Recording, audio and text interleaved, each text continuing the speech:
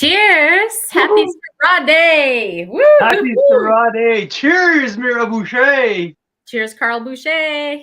There we are, finally. We've been waiting for that day for a very long time. We've been talking about it for a very long time, and here we are. It's not our regular Wednesday wine happy hour. That has nothing to do with that. It's beyond. It's a cult. It's a cult day today. It's something that we've been prepping for that for a while, and look at what's behind me. There's a lot of Syrahs behind you, Carl Boucher. Holy cow. Oh yeah, there is Wow. 33 Syrahs behind me. So yeah, this is exciting. This is I can't wait to dig into that. So yeah, for people who don't know, we're here. We're on earlier than expected, and we're gonna go live, and we're gonna be on for way longer than we are usually our 1 hour happy hour. No. We are gonna be on for at least 5 hours. So we're on for a long time. We have special guests going to join us from all over the country. Winemakers are going to come in and explain, chat with us about their philosophy. It's Syrah Days. It's International Syrah Day. But what we do here at Carl's Wine Club, that's what Mira and I had the vision for when we started Carl's Wine Club. It's to champion the voice of the Canadian wine industry, to be out and loud about what we do best in Canada. And our wines are phenomenal, but our Syrahs, especially our Syrahs, are freaking world class. And today we have 29 of them from Canada, and we have 3 from other countries. Obviously, 1 from the Northern Rhone in France. We have 1 from Australia, and we have 1 from Chile. So did I get the Chilean one? Yes, exactly. Yes, I did. I wasn't sure if I did the Tuscany one. So anyhow, for a total of 33 different Syrahs. We have vintage going back all the way to 2003. So yeah. How do you feel? Are you ready for that? I am. Ken says, hope you have water and cheese snacks ready. And Ken, we got better. We got a cassoulet. We got a cassoulet on the stove. Yeah. So if you ever had a chance, or if one day you have the chance to go down to the south of France, where Syrah is everything there, in the Rhone Valley, one of the classic dish they do, it's a duck cassoulet. That's slow cooked beans with sausages and duck. So that's what we have. So because it's Syrah Day, and Mira said, what should we do?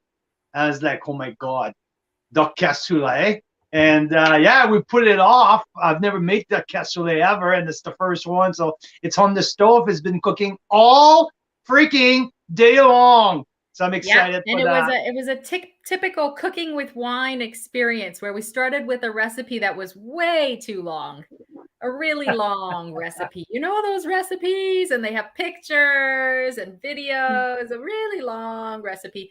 Anyway, about halfway through, we gave up on the recipe, but it turned out really good. Hey, Carl?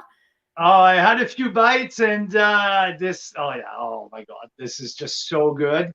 You can't go wrong when you slow cook a whole bunch of meat together in a pot and just let it all some simmer herbs and hours some and hours. cracked peppers, and it's just cream duck, so it's just cream Syrah. So it's going to be amazing. Very awesome. All right, so and we're giving away Enovinos tonight, who, by the way, saved our lives. I was just thinking, Carl, imagine if you had to decant 33 Syrahs. What a nightmare that would be, with how many decanters. And what you're rinsing them and emptying them and pouring it back in, and which one was this one, and yeah. So I have these bad boys. You just aerate it as you go. It's pretty awesome. I have these bad boys breathing now for 3 to 4 hours already. So I've been opening up bottles for a good hour and a half. So what are you looking forward the most for today? What's your like your vision. You've been like, I know you've been looking forward to that day for a long time. What Well, are you looking forward the most today? as someone who's never tasted these international Syrahs that you speak of, I'm looking forward to seeing what those are like side by side our Canadian ones. And I'm really looking forward to tasting the 2004 Syrah we have in the lineup because Okay. I want to learn more about, what does my palate think of aged wines, I guess. I guess. I So guess. far, Yeah, I've that's the. tasted a small handful of really well-aged wines, and I liked all of them. So Oh yeah, no, I had a peek at the '04 when I just cracked it because it's not a pop one, it's a crack one. So yeah, let's put it that way. For people who followed us on social media, I already sent post on it. Is the 2004 Tinhorn Creek Old Field Collection Syrah. So I already cracked it. I had a taste of it, and this is wow. Wow, wow, wow. So stay tuned for that. We're going to have that later on. I want to have some suggestion here. I want the members to tell me what you guys want us to taste right now, because I'm going to give you some random names and I want you to tell me what you're very excited about, and we can start because there's stuff from every region. I think we have 6 or 7 wines from Niagara. We have wines from the Similkameen Valley. We have wines from Kelowna region. We have wines from obviously the Naramata Bench. We have obviously the bulk of our Syrahs are from the south of the Okanagan because that's where it's come from, right? I think that's the region where there's the most potential for the Canadian Syrahs. So the bulk of it are coming from down there. So we also have from Lake Erie North Shore with Mushadre. So we have that. So we have different vintages all the way from 2004. We have some from 15, 16, 17, 18, 19, even 2020, the pre-release that we're going to have a peek on. So yeah, it is absolutely exciting. very For me, one that I'm really, really, really looking forward to it. It's the 2016 Erie Lakeshore Mushadre Surah. That's the one. That's one that I'm really looking for, and the other one is the Vanessa from the yes. Similkameen. And I don't think we've That tried either of those, right? So that's exciting. yeah, this is new because you guys know about like what we usually go like. We have our regular. We have the Black Hills. We have the Black Marquette. We have the Desert Hills. The Mount Bushfree. Oh, and also there's another one that I'm really freaking thrilled that we did a recording this afternoon with Yes. Ross. Their brand new single vineyard, Okanagan Falls. Yes, yes, they used to have that terroir series with the Similkameen, the Golden Mile, and the Black Sage Bench, but they just added the fourth one. It's the Okanagan Falls, and I tasted it this afternoon, and it is. I'm not telling you, so not yet, not You yet, have to not wait. yet. So yeah, this is pretty cool. Hey John is here, so good to see you, John from Ontario. So from Ontario, we have Melville from Derrick Barnett.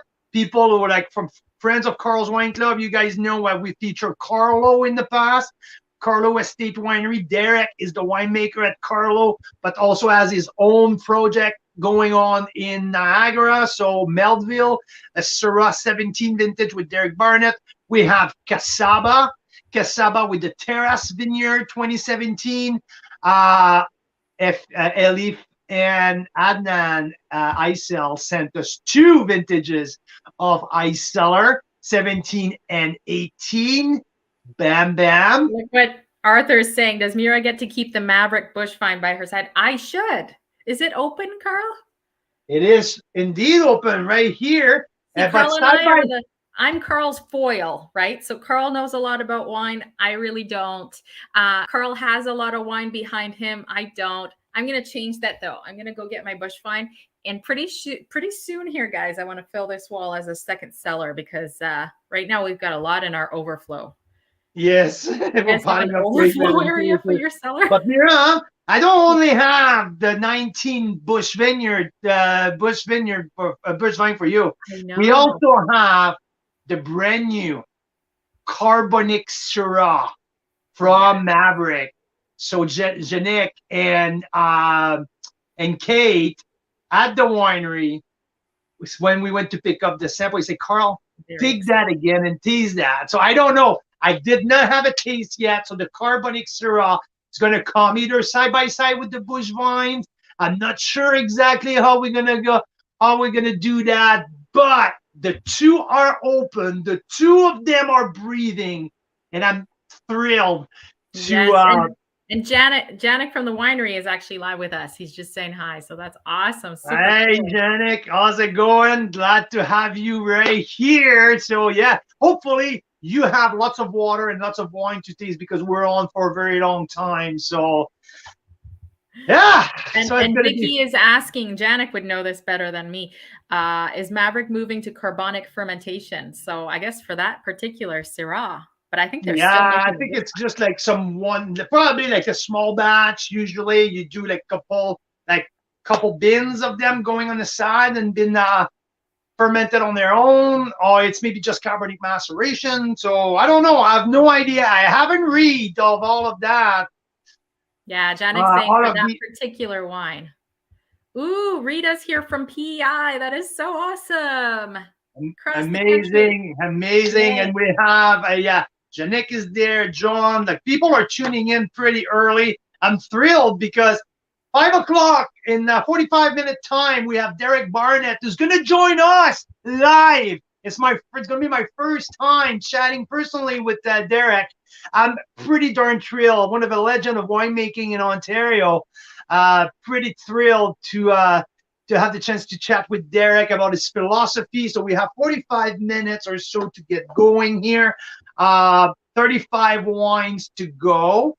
So what I want to know here, Crazy. how about, I don't know. So I got this. Is this like my kid's craft box? You can see it has some paint on it, dried.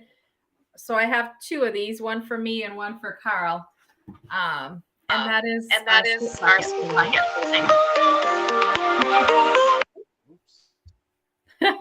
You're still there. Rita's saying, how can you win a wine narrator? Just by leaving a comment. So I'm going to put your name in, and then if you won afterwards, we're giving away 3. I will private message you and send it off to you. So our first guest tonight is Derrick Barnett from Ontario. Second guest, we're going to have Jeff Undermark. Jeff is the director of winemaking for Mount Bushry. Following, we're going to have also Ezra Seitz, CEO at Summerhill Pyramid. So when we talk about the Summerhill Pyramid and Surah, that's mean we're talking about Spadefoot Toad Surah. And today we have in the lineup the 2016 Spadefoot Toad. So I'm pretty darn thrilled to have now. We're going to chat with Ezra all the way, I think probably 7:30 Pacific.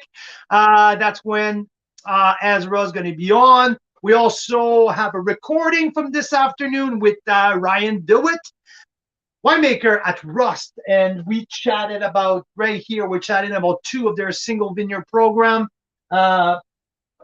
So yeah, so this is our 4 guests for tonight. We're going to be on for around 5 hours. Mira, what should I start with? Because I have 33 options here. Okay. So are they all open? They are all open.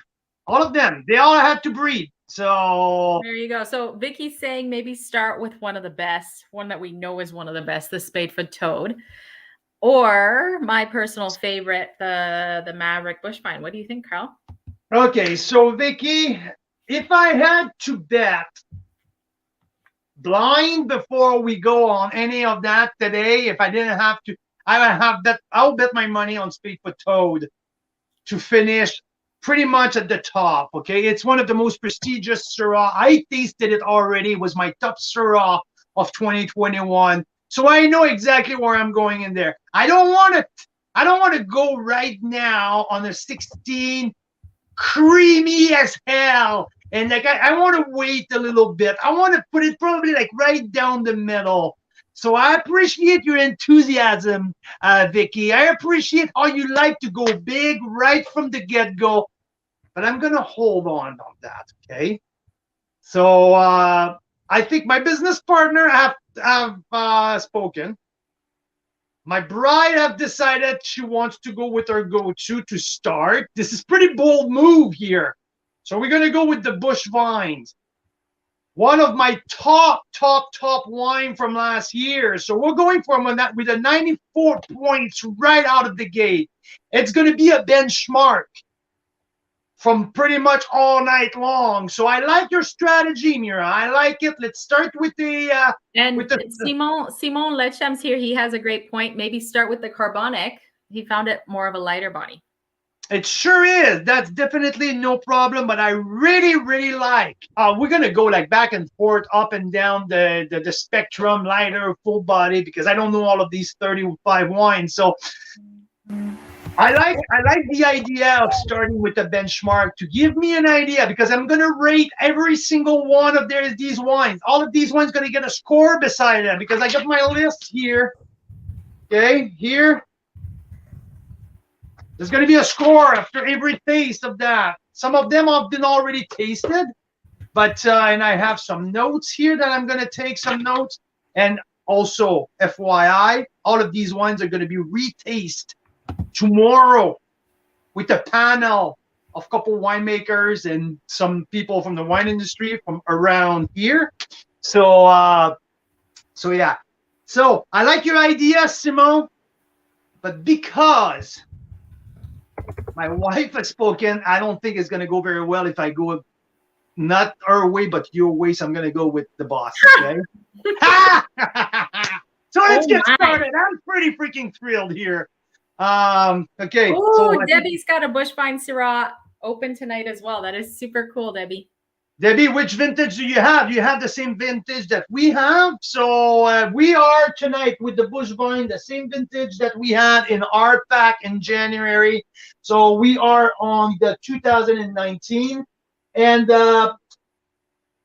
so which other wine? We're going to go two at a time.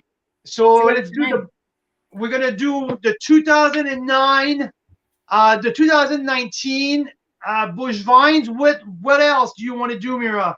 Well, should we do the Carbonic with it? I want to wait a little later. Later? Okay. I don't want to do the two Maverick right out of the gate and being done with Maverick. I want to talk about. We'll come back to talk. Okay. How about we do one of the two vintage of Ice Cellar? Sounds great. Let's do it. So one with Bush Vine Syrah, and we're gonna do. Let's do the 7. Should we do the 17 or the 18? 18. 18. Okay, let's do 18. Ice Cellar. There you go. Bring your butt around here, and I'm gonna pour you. You want me to go, or you want to come? No, I'm coming over there because I left my water out there, and perfect. So we're gonna start here with two different regions. We're going Niagara. We're going Wismer Park Vineyard on the 20-mile bench, a warm region of Niagara. So the 20-mile bench, 2018 Surah from Ice Cellar, one of our star winery that we featured last year. Last year we had the 17 in our pack, and now Adnan and Elif has sent me the 18 and the 17. So we have both going on. Later on, I will sure do both side by side. But right now, we're doing the Bush Vine Syrah from Maverick Estate Winery down in Oliver, Canada's wine capital. Oliver, BC, right down south of the Okanagan, on the Golden Mile. So here with the Bush Vine Syrah, Mira's #1 wine since the beginning of the year, our favorite Syrah. So we're starting with the benchmark here. We're starting with the high bar. So let's get to it. So this one in January is one of the first wine that I tasted in 2022. Is quickly become one of the highly top wine in Carl's Wine Club. 94 points that I rated it. It's been breeding for a while now.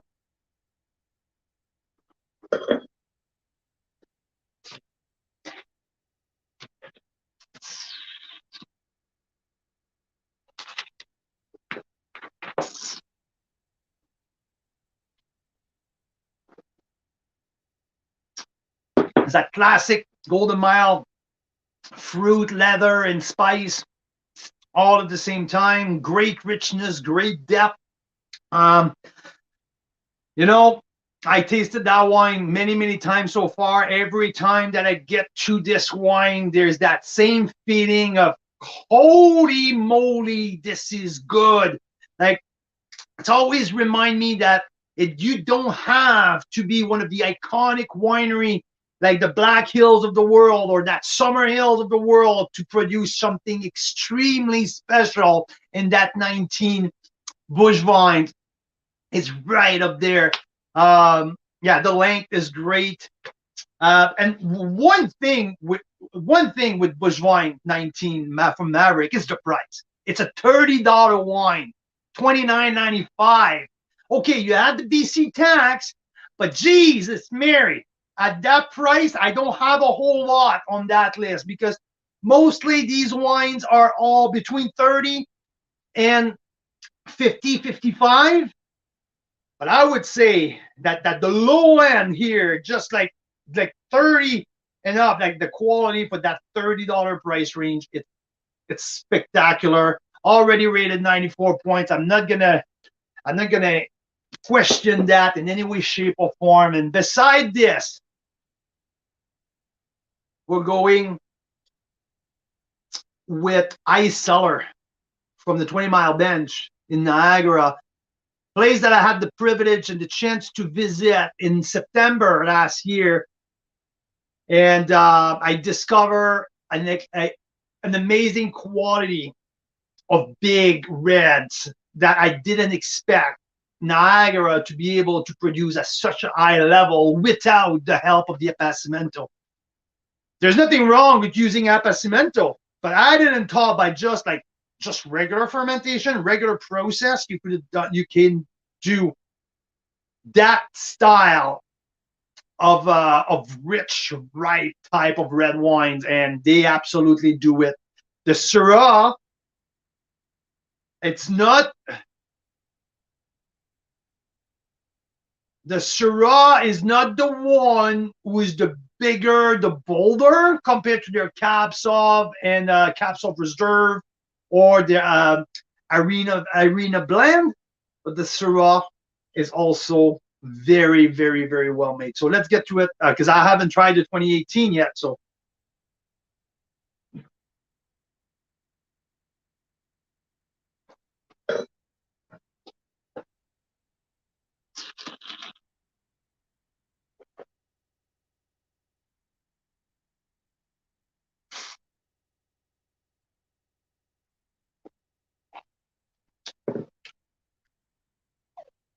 whoa, wow.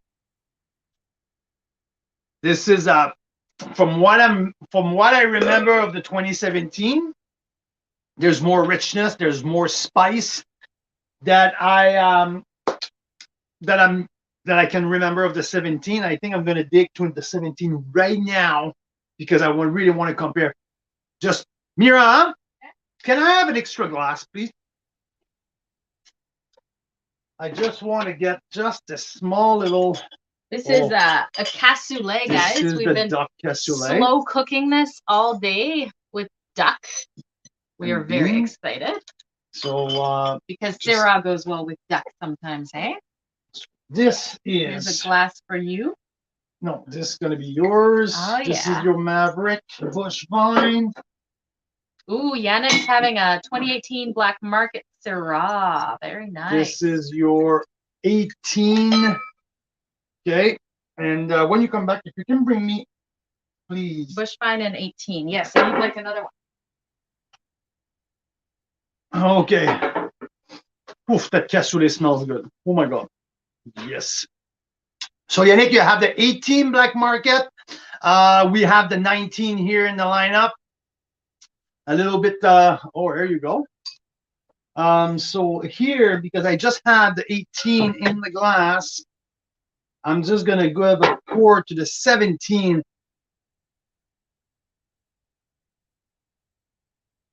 Ice cellar. So, I knew there was something different. There you go. So, these are from two different vineyards. The grapes are not coming from the same place.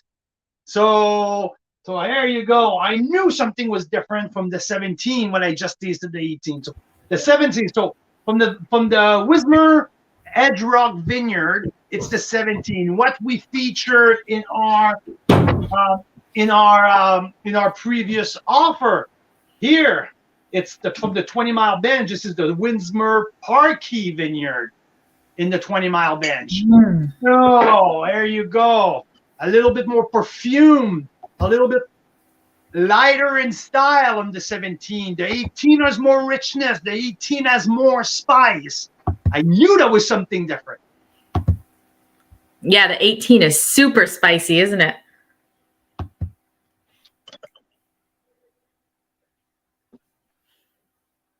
Completely different wines. Wow. From the 17, completely different. Now I have to tell you, I had a sip of that after I had some of this duck cassoulet. It makes it 10 times spicier. It's crazy.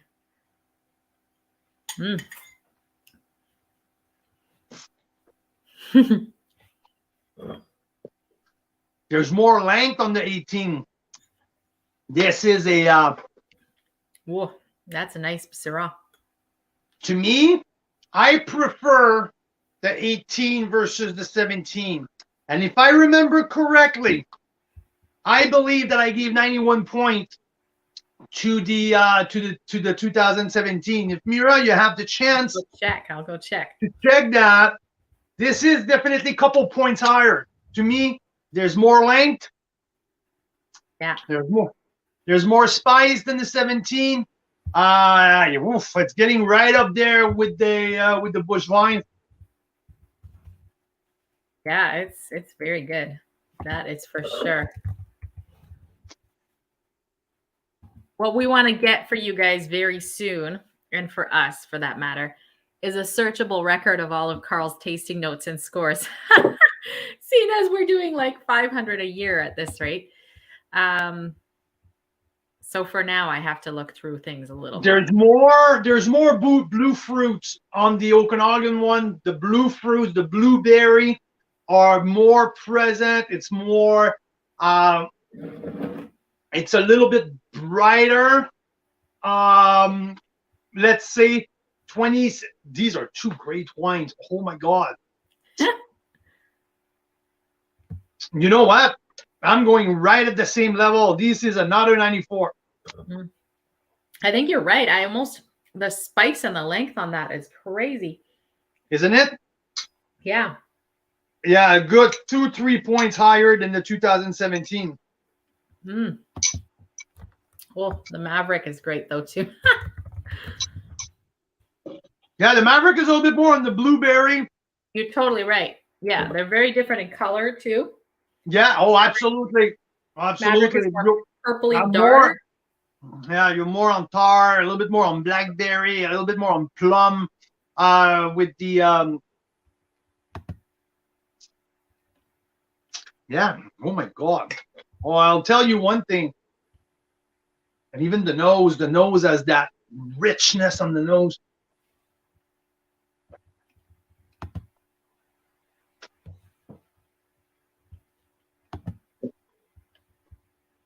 Yeah. Well, I have to tell you, Ice Cellar has done it again. Man. Absolutely fantastic. 94 plus here. Wow, we're starting off with a bang. Totally. We weren't expecting that. We were not expecting that because the thing is, okay, so there is a stigma. I know there's a stigma around Canada being able to ripen the big reds. You know, some people don't believe it. I think pretty much every one of the wines we have in the lineup tonight dispels that myth pretty quickly on its own. These ones specifically, but there's an even bigger stigma, I think, that, okay, sure, maybe you can do it in the South Okanagan where it's an official desert. But what about in Niagara, you know, where it's more cool climate? So this wine from Ice Cellars right here dispels that myth and on its own too. And something I need to double check something here. Yeah. So the big difference here. We're at almost over like 1 point different in alcohol level. Ice Cellar clicked at 14.6% alcohol. Bigger body, heavier, more alcohol. It's this is an absolute big boy here, riper. Yeah. Oof. That is a. But I knew when I smelled it, I knew that was not the same thing that what we had in what we had with the 2017. That something was completely different, and I just realized it's two different single vineyards. It's still farmed by the Wismer family, who owns lots of different vineyards or like across Niagara, but this is the Parkey vineyard instead of the other one. I think is the Edge Rock vineyard. So completely different place, different fruits. That 2018, there's 125 cases produced. Tiny. Okay. So the 17, Carl Boucher, you gave it 90 points. 90 points. Other critics have given it 92. But I totally agree with you. I mean, I don't have the 17 here in my glass like you do. But yeah, it's completely different. 18 is like, wow. And they are different vineyards, aren't they? So maybe it's a style thing too. Maybe we like them spicier. But they're in the Vinemont Ridge appellation for the first one, for the 17, a little bit higher up. Vinemont, I know I recognize Vinemont Ridge appellation more for their Pinot Noir or Cap Franc. And now seeing the 20 Mile Bench right down below make not more sense, but make the profile of that one make more sense for where the fruits are coming from. So yeah, and just in the color, it's a different color as well. And we've talked about the bush vines quite a lot in January. So for me, it's the best value proposition in terms of Syrah. It's getting pretty expensive to produce a high premium quality Syrah, and to keep that price at $30, bang on the nose. The quality, what's in the bottle for $30, it's absolutely mind-boggling. It's mind-boggling, and we've seen a lot of social media posts in our platform when our members got this very specific wine. Not just only because Mira absolutely like was glowing about that wine. Lots of our members posted about it, and yeah, here we are tonight. It's completely showed the exact same profile. It shows that a little bit that dustiness, that dirt, the leather from the Golden Mile and from the Oliver appellation. So yeah, and that's such an important thing to mention, because if you ask me right now, I mean, I love this Bushvine Syrah. If you ask me right now, which one do I want to drink more of? Quite frankly, right now, it's the Ice Cellars, because it's so spicy, it's so flavorful, it's so exciting. But when I look at the price points, this one's 45, right? And the Bushvine is 30, plus taxes, like 30. Yeah.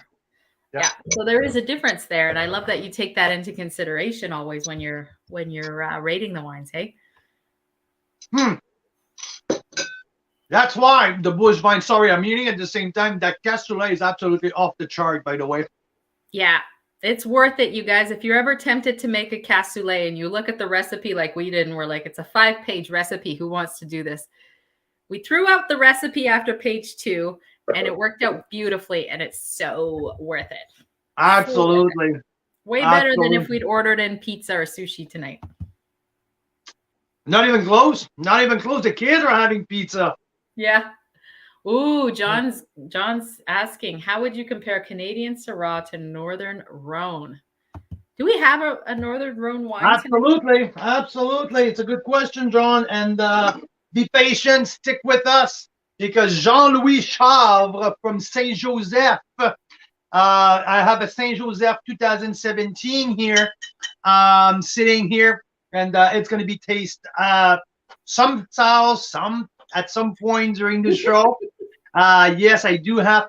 I cannot go into a Syrah tasting for International Syrah Day without having a Northern Rhone wines in the lineup. I didn't put a Coyote or Hermitage in there because the price point doesn't reflect what we have here in Canada. There's no $75, $80 Syrahs in our lineup here. They're all between 30 and 55.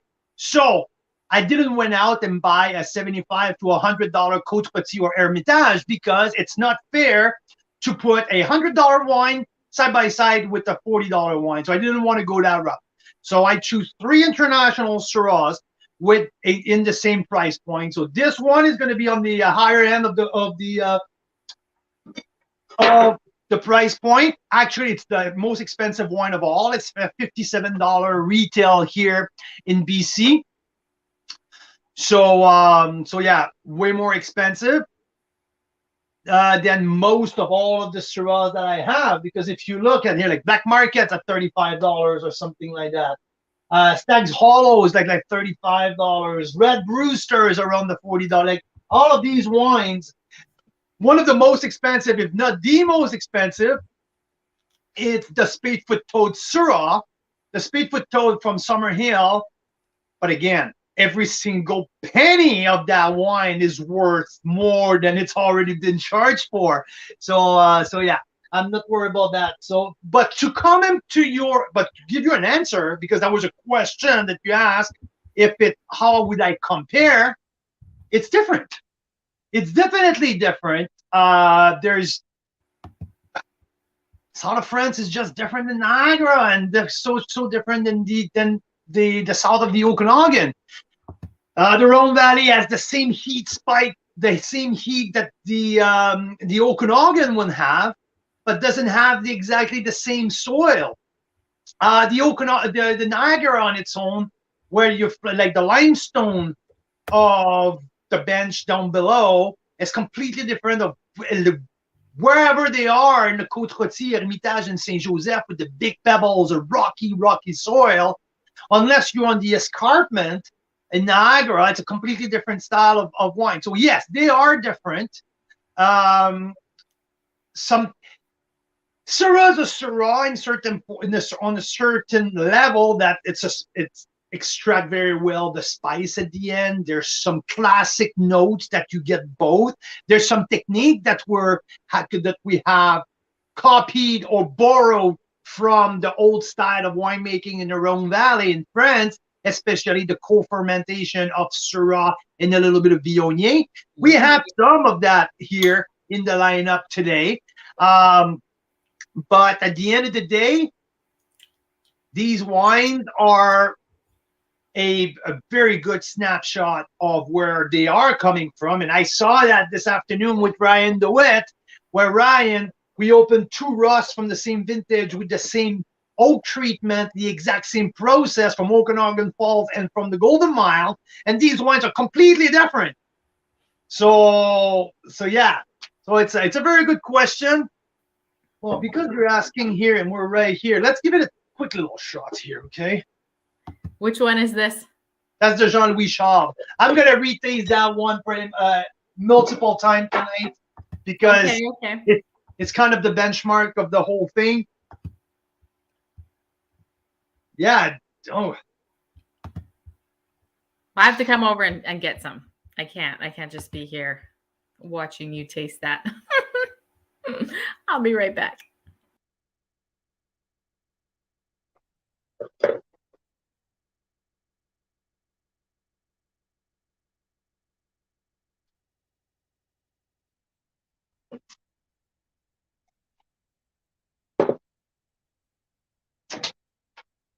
There's definitely a precision on that wine. Definitely, again, there's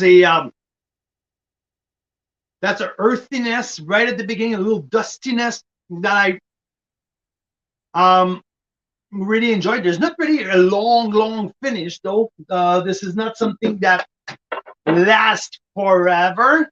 I would say for $57 versus what I just tasted for 30 and 45. This is good. This is really good. There's some blueberry here. There's some blueberry pie coming out. There's not necessarily that that bacon, the grilled bacon that I was expecting from the Northern Rhone. So far, I'm gonna let it sit. It's good. It's really good. It's a really good wine. There's no doubt about that. But so far, my bush vines and especially the ice cellar, it's for the price point, and I find it funny when people say, "Oh, Canadian wines are overpriced." I'm like, I'm having a wine here. It's not one of the top appellations in the Northern Rhone. It's Saint Joseph. Saint Joseph, it's a little baby appellation compared to the Coyote and the Hermitage.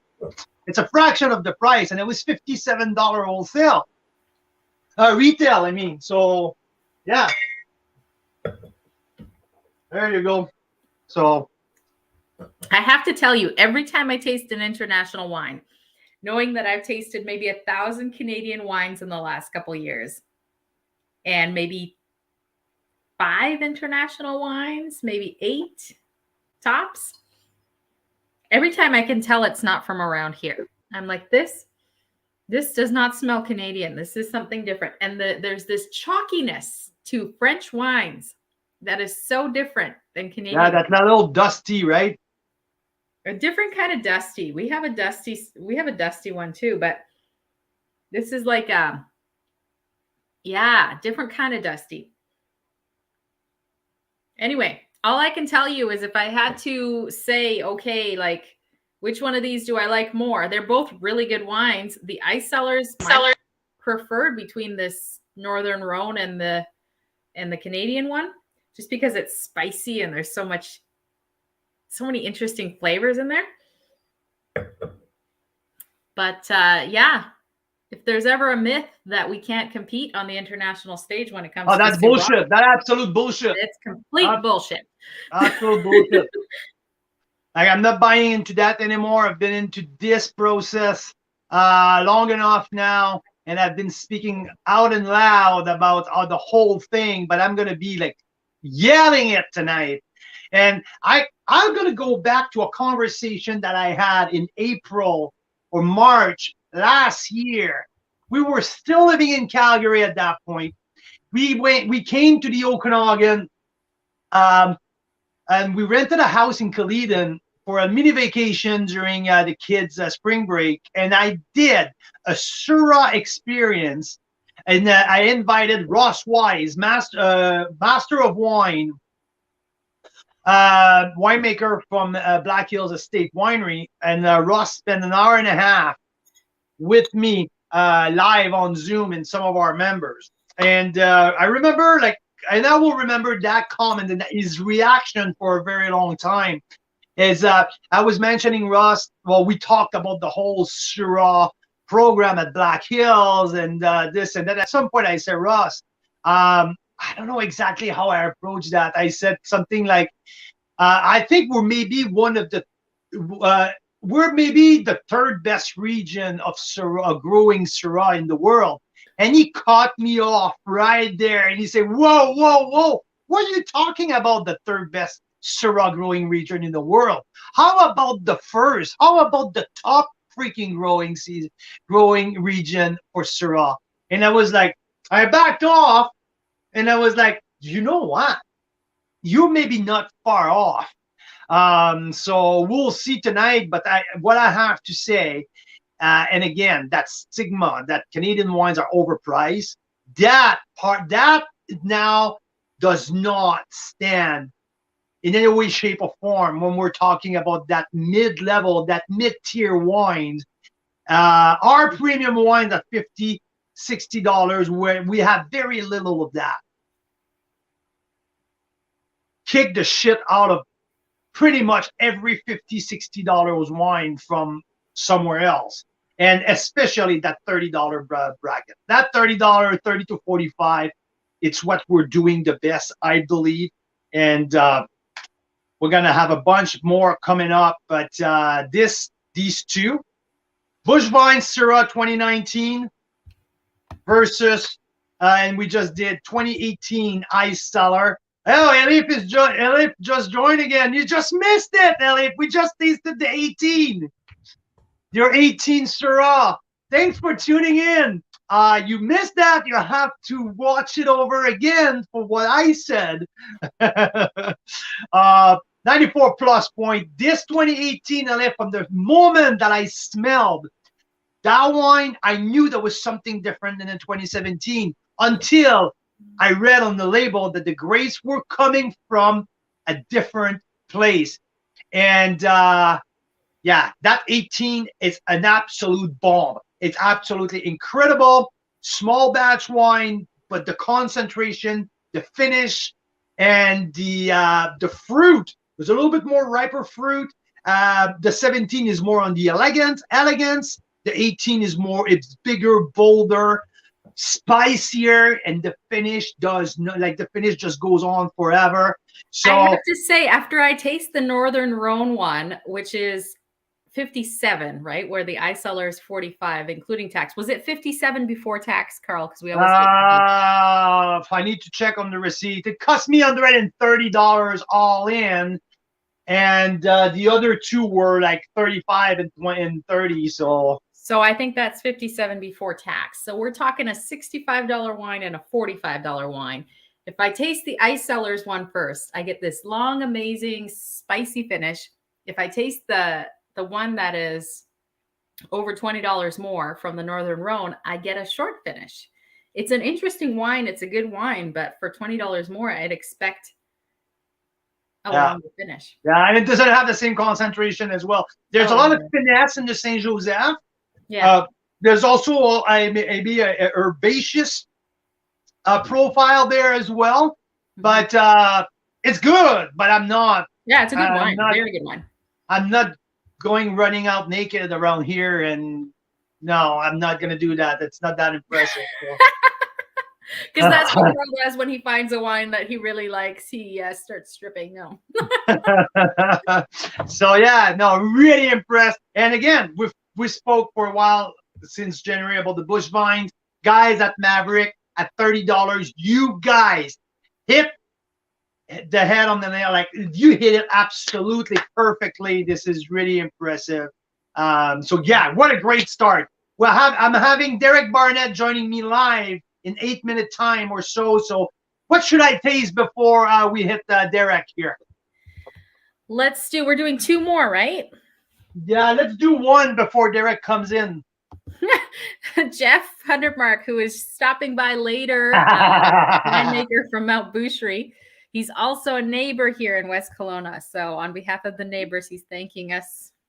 Yeah, if Carl ran around naked every time he found a great wine, we'd have some issues on our street, I'm sure. That's why the police are driving up and down our street once in a while. Okay, let's go Osoyoos. This is the only wine we have from Osoyoos, so I want to give it a try here. Lakeside Cellar 2017 vintage. Let's do that here. And Mira, if you want to come, I'll give you the Lakeside, and I will give you Derrick's wine as well. Oh yeah. So we're gonna have two 2017 side by side. Let's do it that way. Two 17s from across the country. One in Osoyoos, one in exactly. Yeah. Whoa. Okay, here, Melville, Surah. There you go. Okay, so here, side by side here, Osoyoos, BC with Lakeside Cellar 2017 versus Melville from Derrick Barnett here. Fruits from Niagara Peninsula, the Barrel Select. So, Barrel Select. Barrel Derrick Select Barnett. from Derrick Barnett. There you go. And what's this one? Lakeside Cellar, Lakeside Cellars from 2000 Osoyoos. Osoyoos, BC. Woohoo! So And we got our son here, our new teenager. Yeah. Woohoo! Hey, all right, come on. There you go. So we got the cheers from Josh. And don't be too worried with a 5-hour live marathon. You're probably going to see the other two as well showing up here and there. So, okay. So I believe this here, the perfume is so different. This is crazy. Now we're talking two extreme of the spectrum. These wines are so different. These wines are so different. See, this is how you really learn about wine, Carl Boucher, because when you're tasting wine side by side from totally different places, this is where you realize, like, wow, how different things are. So you're telling me that I have to spend 60 hours putting a $35 bottle marathon for you to learn about wine? This is pretty time consuming, but guess what? I'll do it because this is pretty darn freaking fantastic. Yeah, the perfume with the Niagara here, it's completely different than what I've smelled from Ice Cellar. Completely different. There's more flowers in that Derrick Barnett, that Melville They're both wine so than, delicious. so yeah.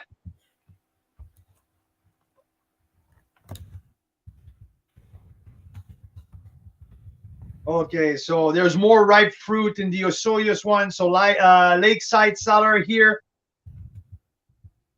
Yeah, ripe fruits, definitely. A little bit of dark chocolate I get in there. Some red velvet cake.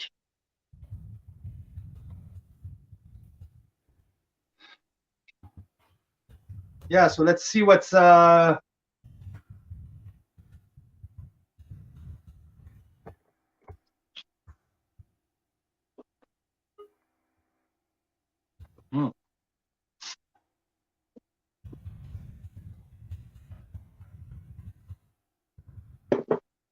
grippy. This is a grippy ripe fruit. Yeah. Classic spice at the end. These are noticeable tannin. Noticeable here.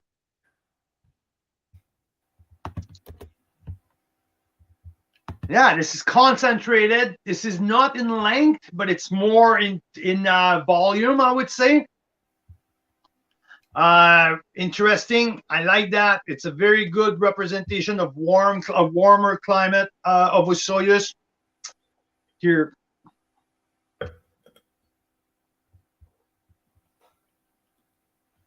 I'm just gosh, these are such great wines. Yeah, these are great. I even like, I don't know how do you have the price? I think this is a, I'll tell you in a second here. So which one are you looking for? The Lakeside? Yeah, Lakeside Syrah 2017. So that one's at 27. So 27 before tax. So this is another $30 wine. This is another $30 wine. So you guys, if you want to go shop Hermitage and Côte Rôtie, you better start to shop in future or whatever you call it, because you won't find wines at that price. This is not a crazy length on this one, but I won't say cut short. It's on ripe fruit, definitely more blackberry, cassis, pepper, bright acidity. 2017 vintage. Now we're talking about a 5-year-old wine. This is showing very, very well. If we're looking for a good value Syrah, oh geez, darn, that is fantastic. This is the 92-point wine, like no doubt about that. Maybe, yeah, 92, no doubt, easy. Like I said, this is not the most complex wine of all. But from a warm wine, ripe, spicy, oh, you get everything you're looking for on that wine. That's for sure. What do you think? It's beauty. They both are here. The ones that we got the Melville open and the Lakeside, right? Yeah. We have someone on, Mira. Mm-hmm. Derrick Barnett is in the house, and we've got. I think we have a special guest. We have a special guest. Derrick Barnett is in the house. Bring him in. Woohoo! Hello, Derrick. Hello. Remove this. How's it going? That's okay. Can't complain. Oh, there you go. Great to have you on, Derrick. Thank you so much for taking the time. Inviting me. Thank you. Thank you. Hey, we're having the first crack at your lineup of wine here. Well, first and foremost, I want to introduce you to our people. There's a pretty nice audience here across the country. Some people who know your work out in Ontario. So Derrick Barnett, owner, winemaker at Melville Winery, also winemaker at Carlo Estate Winery. Our members know Carlo because we've done some stuff with them before. So some of our people already know your work. So Derrick, good evening. How's things going for you? Yeah, as I say, okay. Can't complain. Can't complain. How's the It's almost over. I should be happy for that, right? Winter is almost coming to the end, but maybe not so quickly. But hey, life is good. We have one of your friend here is tuning in, our neighbor here, Jeff Undermark, who lived down the street from us. Jeff is saying the goat is in the house. That's awesome.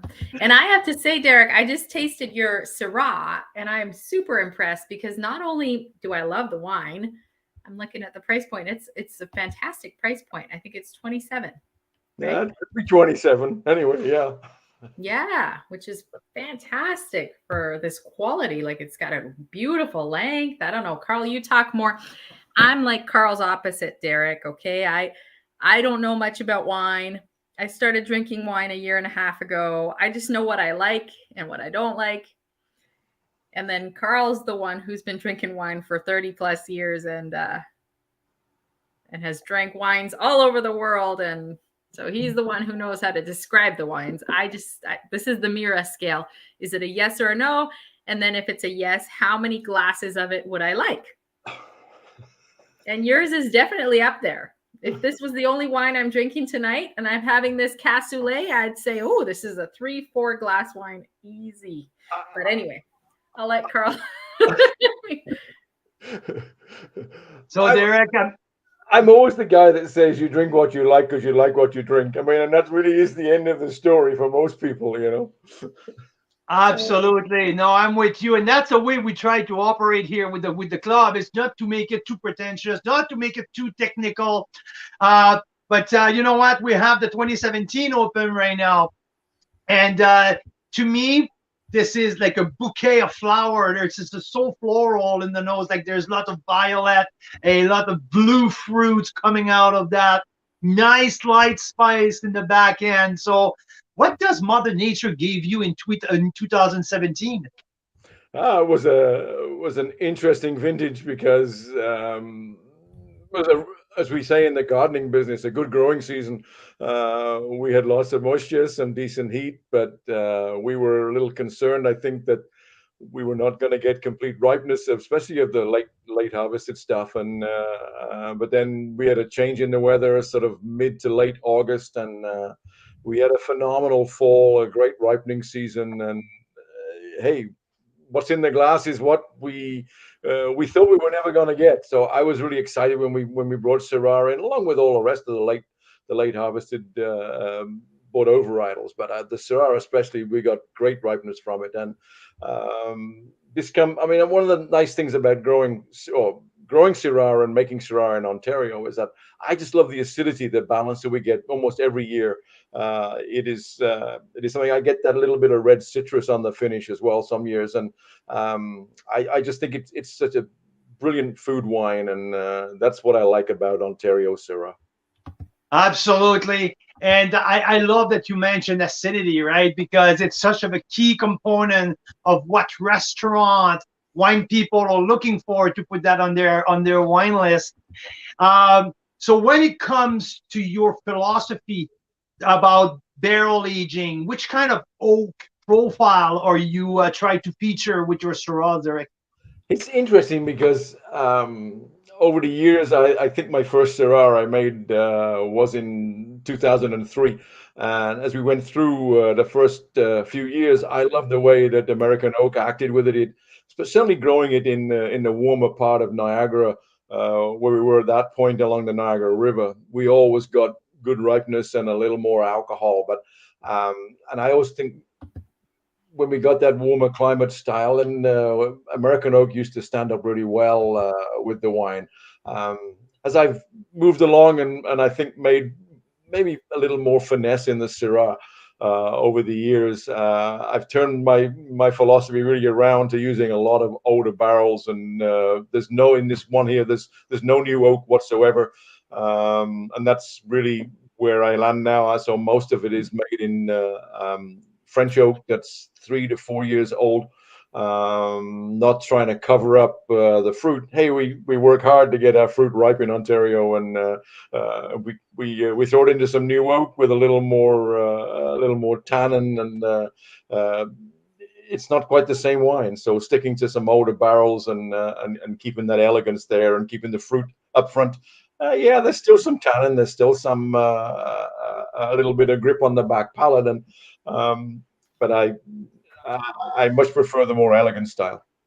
Well, I think we all talk for me personally, but I think I always expect and I want that light tannin, that nice grip who pull me down like at the end, like maybe not right up front in my face, but that nice grippy finish brings my expectation exactly where I want to be. When we're talking about vineyard source in Niagara in terms of Syrah, where do you usually look for when it's time to source your grapes around? I've become pretty consistent, and I love the Niagara River, but there's nothing left there that I can purchase. That little bit of a warmer site, and grapes grew well there because they were protected through the cool and winter months as well, a little more with the river. Now what's in this particular vintage is a little bit of Syrah from the Lincoln Lakeshore, which really where you find a bit of acidity, and then but the majority of it comes from the Niagara on the Lake area, 4 Mile Creek viticultural area. So we get a little more of that ripeness, and we need that fruit up front, and that brings it. Yeah, no, totally. I just tasting Ice Cellar a little bit earlier tonight, and from Adnan Isel, and the vintage of the 2017 has more like I can relate of what it does with your 17, and when I taste his 18, it's way much riper. There's more. So I haven't tasted your 18 yet. Is it the same type? Is it like just what Mother Nature gave to Niagara in 2017 versus 18? Yeah, for sure. 18 was a little bit riper at the end of the day, and it's much, I'm not going to say a bigger wine, but it shows more upfront fruit and a little bit softer, I think, with acidity. And yeah, it's just what we get. I mean, hey, I've been making wine for 30 years, and every vintage is different. That's what makes it fun in Ontario anyway. I mean, no matter where you are, but I find in Ontario, we kind of, some years we struggle, some years we don't. But with the Syrah, a lot of it is site specific, and a lot of it is, if I go back 5 years, is way less Syrah planted than there was 5 years ago. It in the right spot, in the right vineyard site. I think it's got a really good, could have a really good history here, but it's just we have to put it in the right spot. So I like that Niagara, the Niagara on the lake area. It just has a little warmer growing season. Maybe a little bit more consistency, right? It's easier to plan year in and year out because of the heat unit, a little bit more consistent. Hey, Derrick, what's your do you have a good knowledge of what they're doing about Syrah out of the Okanagan? Is it something? I drink very little of Okanagan wine. I rarely. The last time I was there, I saw Jeff. That was what, 3 years ago. That was the first time I'd been to the Okanagan. So Wow. the problem with traveling here is, hey, when I should be in the Okanagans in the summertime, what are we doing in the summertime? We're selling wine, doing business, and not so easy to travel, and not. Uh, Maybe I make excuses. But I have One not. day, though, maybe. I'm sure we would like to tour you around. That's for sure. Yeah, and at the very least, I think, Derrick, what we need to do is we're coming out to Niagara the end of June, right, Carl? Yep, we're going to be there from the 20th to the 30th of June. And it might be fun to have us bring a bunch of Okanagan wines, and we can taste them all together with a group. And That'd be awesome. That'd be awesome. Yeah, I mean, I have not had the experience to taste a lot of BC wines. That's for sure. Well, you know what, Derrick? I will be with Jeff later, and I will make sure that I put a couple of Jeff's Syrahs in the box. And when I'm there, we'll make a point to do it together, and we'll send Jeff a little video of us tasting his wine. How about that? That sounds good. But in terms of international wine, Derrick, what's your biggest influence? I know that you're in Niagara, you produce Niagara wine. If you sit back and you try to dig a little deeper into the grape itself, what's your biggest international influence? I think that over the last 20 years, I've drank a lot of Northern Rhone Syrah, and I think that, in a good year, the wine in front of you is, for me, I can drink that 7 to 10 years from vintage quite happily. It's got that balance, and it'll age really well. And we're never going to make wine like they do in the Rhone. That's not possible. But what I like about their wines is that for the most part, and I drank them way more than I do now, but back in the 80s and 90s, it was just the fact that they were really approachable, and they had lots of elegance, lots of finesse, and they were just great food wines, and even today still really decent value. Not great value as they were of those years ago, but certainly there's still decent value in those wines. Derrick, I did because I wanted to put a few international into our lineup today. I have 29 Canadian Syrah, but I got a couple of international. I have a Saint Joseph from Jean-Louis Chave here, 2017. But you just mentioned something about price value proposition. These are getting up there in price. This is $60 retail, and you know what? It's not a top premium wine. So when people tell me that the big problem of Canadian wine it's the price point, I call bullshit on that narrative, because we offer great value from what I'm looking around for premium wine on the international platform. What we offer here, it's pretty darn good value, I'll tell you. Yeah. Our history has not been long enough yet. We have not grown out of the 80s and 90s and into the 2020s yet. I think it's coming. It's coming. The new generation of wine drinker, I think, is understanding a little more about wine and price points and quality and value, and I think that's changing slowly. But I do believe we make some of the best value wines that you can possibly get in Ontario. I mean, if you want to put up, you put these $27 wines up against anything, I think they're great value and should be drunk readily, but that isn't always the case. But you know what? And also our vineyards are getting older. Like across the country, the vines are getting deeper, and so we have more and more aging potential. Our staff, our people who make the wines are more experienced, getting better education. Now, Brock University, Niagara College, Okanagan College here, they have better teacher. So I think that now we're producing higher quality with better aging potential. So more and more, I see what I'm drinking from new release. These wines have 10, 15 years of aging potential, easy. So, and we have something that not a whole lot of wine region have. It's the acidity. Yep. You know, if we ask our friend down in California, they will pay a lot of dollars to get the level of acidity that we have, right?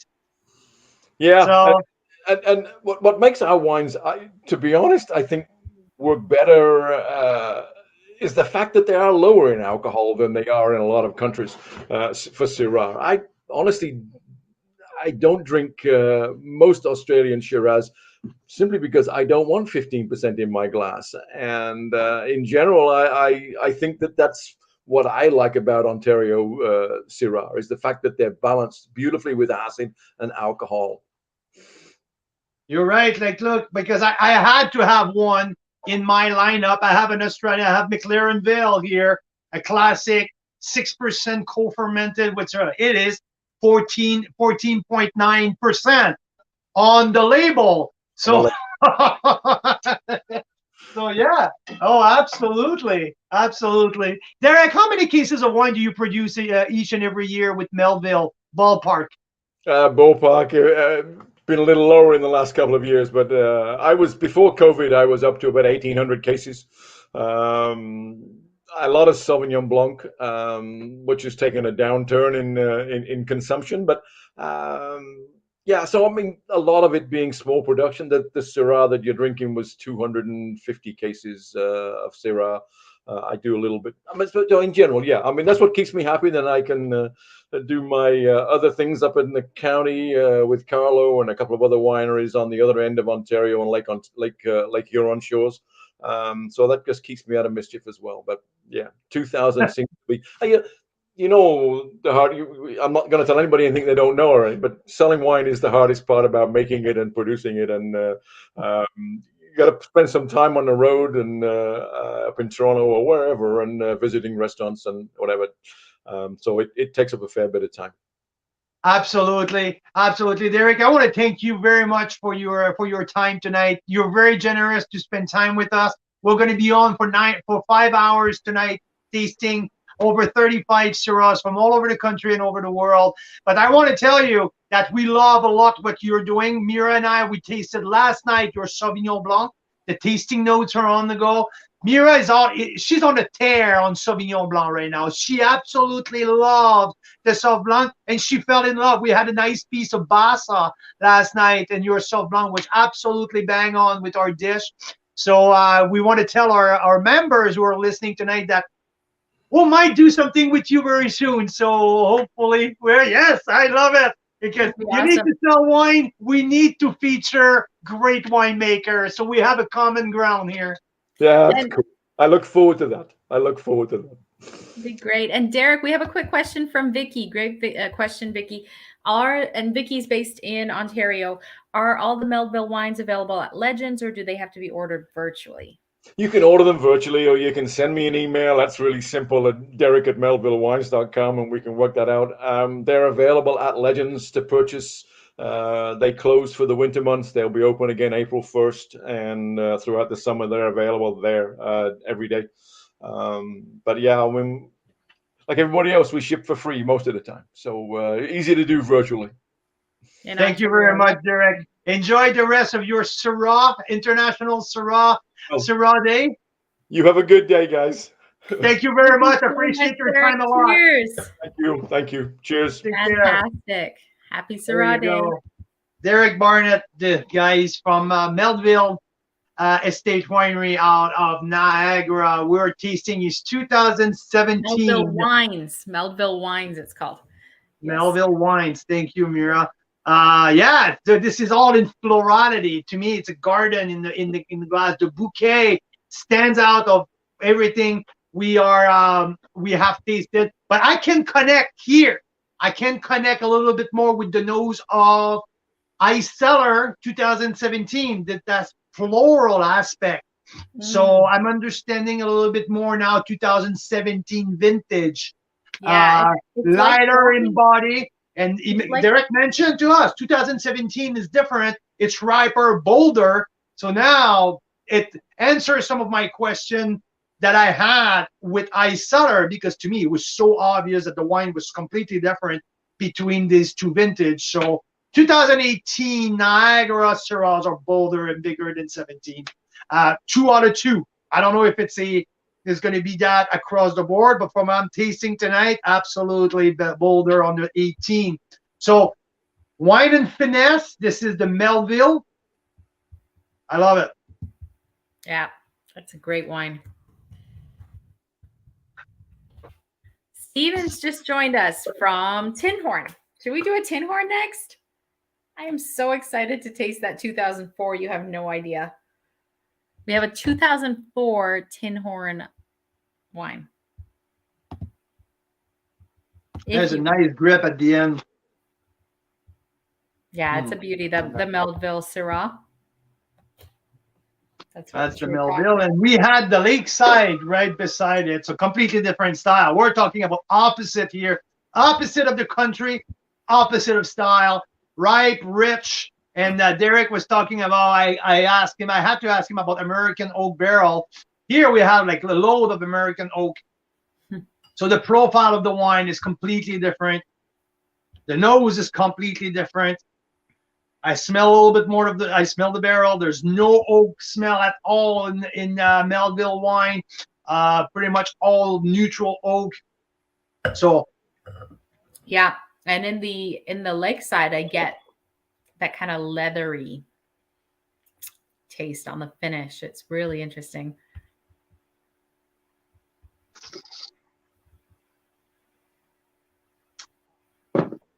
Grippier, a little bit grippier with the Melville. Like the snap is a little bit grippier, brighter. You mean the lakeside? You mean the lakeside is grippier than the Melville? No, the Melville is a little bit grippier than the lakeside. Lakeside is more in rich fruit. It's more on texture, and it's definitely like the barrel effect. I taste more the fruits, the flower, the elegance into the Melville. So completely different style. Completely different style. Mm-hmm. And then we've got the lakeside is this one. Now that what's interesting about these two is they're both $27. Although I think lakeside is before tax and Melville is after tax, because that's how Ontario and BC wines are with their taxes.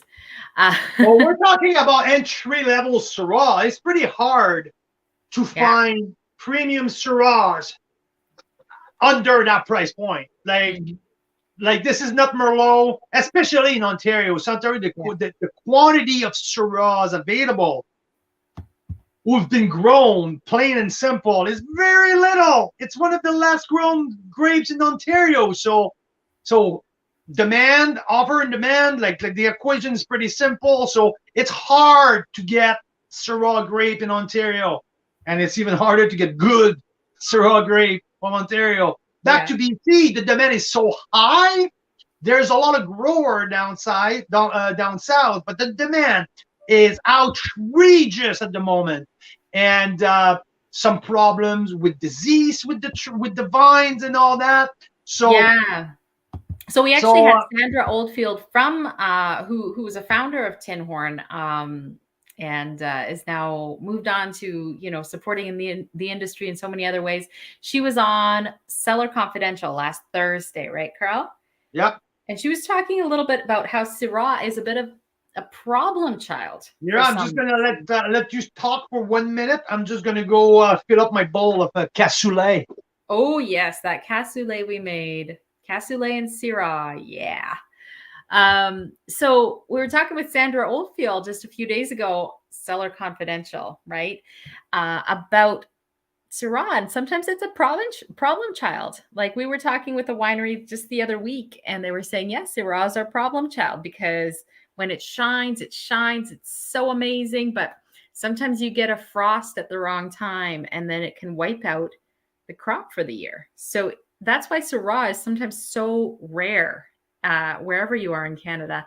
And it's a little bit pricier because it is a little harder to grow. It's a little more, when it shines, and when it doesn't, you don't put that vintage out that year. So that can be a big hit, especially on a smaller winery financially. So that's interesting. I mean, we keep saying, we were talking with Ross Wise at Black Hills Estate Winery, and he was saying, Carl said, well, Syrah, the South Okanagan is one of the top 3 places in the world to grow Syrah. And he said, no, it might just be the first. And it's so true. There are some Syrahs out of the South Okanagan that are really, really outstanding.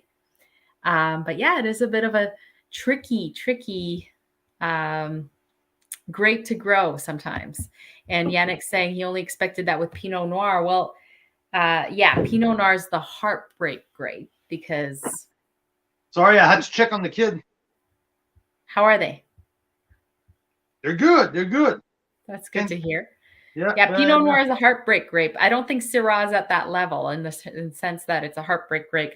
They call this Pinot Noir a heartbreak grape because you can lose the whole crop really easily, right? You can get a little too much rain and it cracks or who knows what, right? So Pinot Noir is priced usually a little higher because you need that extra skill and risk involved with it.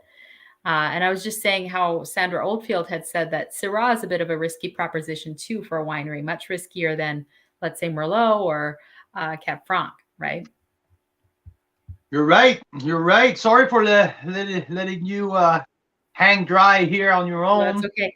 And Elaine's asking if Syrah is thin-skinned. I don't think it's thinner skin necessarily. No, Pinot Noir, it's thin skin. Oh, sorry, if Pinot Noir is thin skin. Pinot, yeah. Pinot is one of the thinnest skin. That's why the color of Pinot is always lighter in color because the skin is so thin that it doesn't get a lot of color extraction to it. I know, but I was talking about how Syrah is sometimes a harder grape, especially in Canada to grow. And she's asking if it's also thin-skinned, and I don't think so. I don't think that's no. It's a thick skin, robust. Yeah. So no, the problem with the Syrah? It's not the grapes. It's the vine. It's the tree. The tree is finicky. The tree gets some disease where that's the biggest problem. So the grape, like a fungus, right?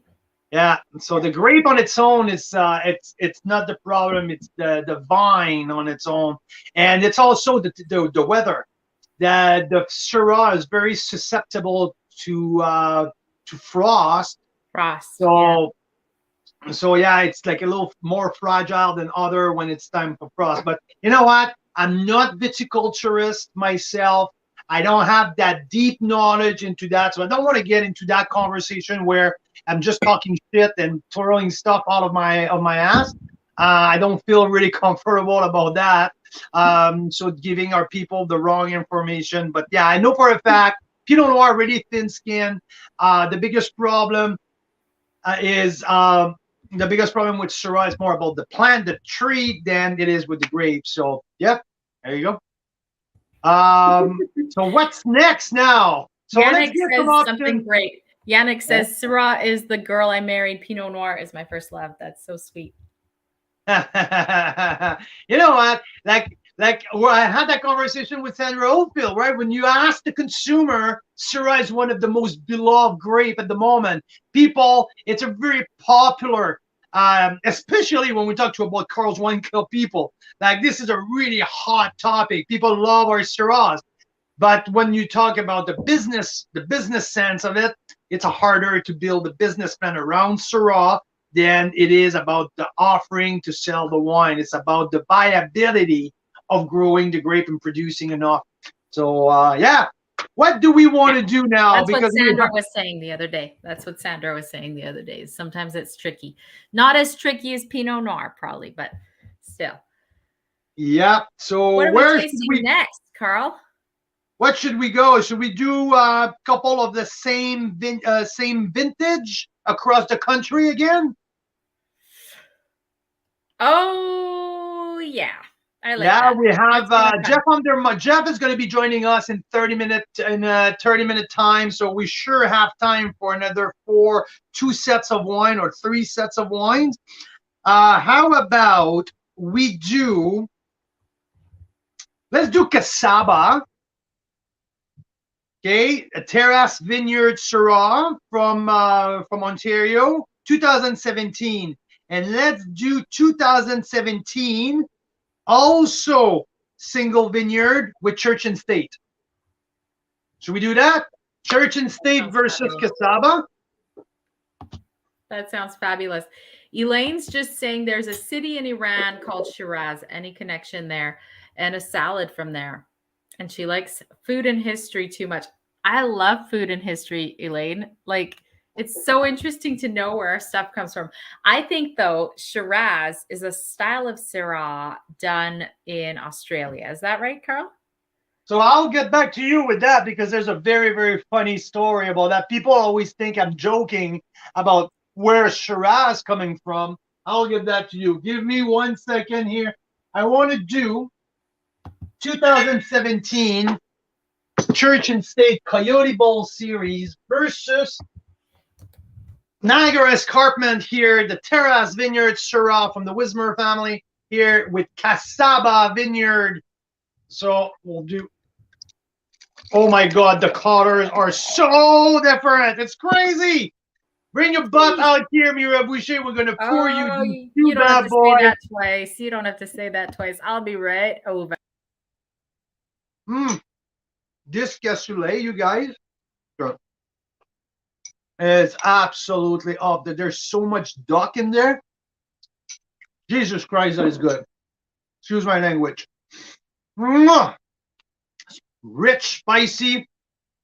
So now, what do I have here? So we're going to 2017 vintage, 2017 vintage across the country, 2 different wines, 2 different regions. Before I started these 2, let's tell Elaine the Syrah versus Shiraz. What is the difference between Syrah and Shiraz? So, years and years of training staff in restaurant, hotel, years and years in doing wine tastings for consumer, years and years of doing education and telling people. I get that question every single freaking time that we're talking wine and when Syrah comes to the conversation. So what's the difference between Surah and Shiraz? So what's the difference? There's no difference in the sense that the Syrah grape and the Shiraz grape is the same grape. The thing here, it's Syrah is from the northern Rhone, the Rhone Valley. So with the Rhone Valley here, when they started to export the grape, when they started to develop Australia, early in the 1900s. So some people brought the grape of Syrah into Australia via boat, got to Australia, and those poor Aussies could not pronounce Syrah with the Aussie accent. It turns out to Shiraz. So Syrah always been the French way, la Syrah, and the poor Aussies cannot pronounce Syrah. It turns to Shiraz. So the Shiraz wine now that's from the word history of it. Now, in terms of stylistically, now some people will say, but stylistically, it's completely different. I completely agree with that because the Aussies took the style, their own style of Syrah with their own climate, with their own terroir, their own soil, their own method, and they perfected through the years to make it their very own style in their very own region. When we talk about Shiraz from Barossa Valley, McLarenville, these are extremely hot regions, and their Shiraz have a completely different expression than the Syrah from the Northern Rhone or the French Syrah can have. That Syrah also will have completely different perspective, completely different flavor profile when you get them to Washington State. But that Shiraz now, some people, even here in Canada, sometimes some of the winery will call their Syrah, their certain of their wine, they're going to make it bolder, richer in oak, and different style. They're going to call them the Shiraz. So now Shiraz can be pushed to a stylistic more differentiation than Syrah, because the Australian Shiraz brought their own style completely different to the French Syrah. But in eponymy, no, how do you call that? Like the history of a word, Oh, etymology, etymology, right? Yes. So anyway, the etymology of the Syrah versus the Shiraz, that's the same name. It's just the poor Aussies were never able to pronounce Syrah, and it turned out Shiraz. And now it's a style thing. And Steven's got a good point. Typically, but not always, Syrah sees French oak and Shiraz sees American. Now that's where we're becoming, like, we're talking stylistically. Yeah. But Which is developed after the exactly. after these poor Aussies are not able to pronounce it. So which one do you want on which side? Well, here. Put these out a little bit. Okay, let's say just the way it is there. So we've got these. cassava. This is cassava. Look at just the color. Yeah, I can tell the difference. Yeah, you don't need to pour me that much. Like seriously, stop. You haven't been, so you can. Okay, so here is what we have here. Cassava, and this is Church and State. Yeah, okay, the deep purple is the Church and State, and the more purpley, lighter style, it's the cassava. Okay, both single vineyards. So enjoy your cassoulet, and let's keep it going because we're having a lot more to go. Let's see. A friend from Iran told me that varietal was indigenous to Persia, Iran, and it ended up growing in the southern Rhone. Yes, I'm not saying that from the history of history, the Syrahs were from the Rhone. I know that's where it developed as a world-class type of grape varietal. So, yeah, you might be right, Elaine, on that one. And I'm not a grape historian, so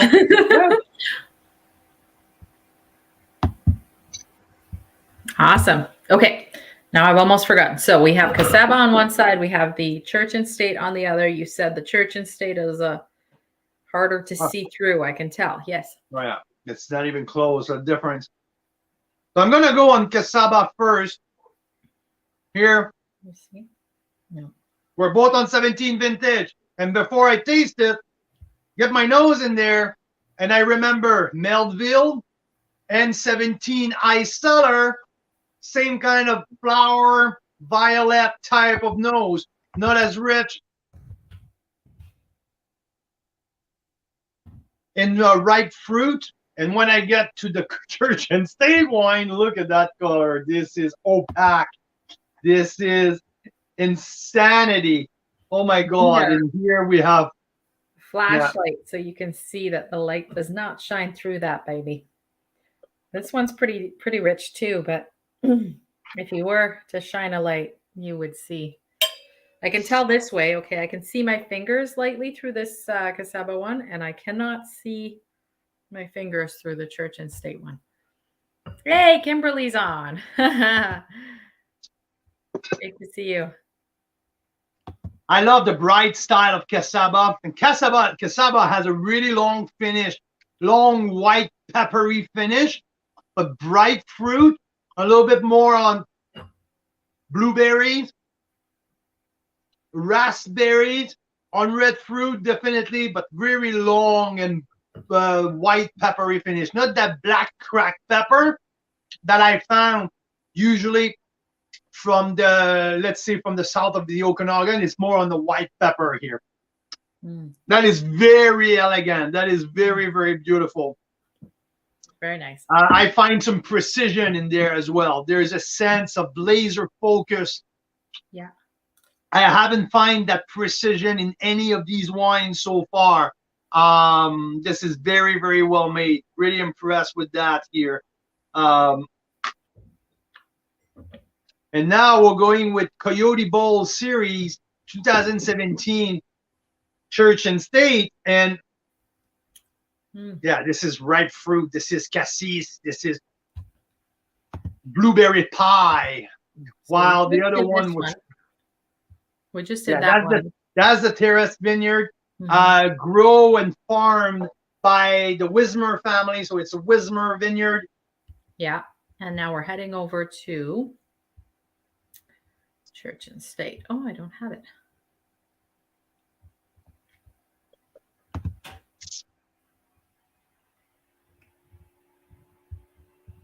I don't think we have this Church and State one in our original list.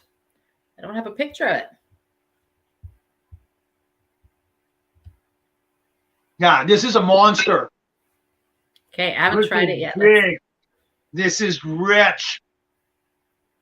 This is jammy. If you ask me about the style, I would say this is get close to Shiraz style. Mm. Oh yeah, that is like grippy for a long time. And it's a 2017. This can last for a long time as well, in the sense that it's big, it's juicy. Best ever Shiraz I tasted was 06, 07. Amon Ra. Yeah, Amon Ra, absolutely. Ben Glatzer is one of the legend of winemaking in Australia. I do had the privilege to taste many of Ben Glatzer's wine. Also, I had the chance to taste a couple Grange from Penfold in my lifetime. So 2 vintages of Grange. And now the price of Grange at $800 a pop. And you ask me if it's worth it, I say definitely not a chance. I will take any of our Canadian the price. Now Grange is special. Grange is very special, but Jesus Christ, at that price now, I'm just running away from these kind of things.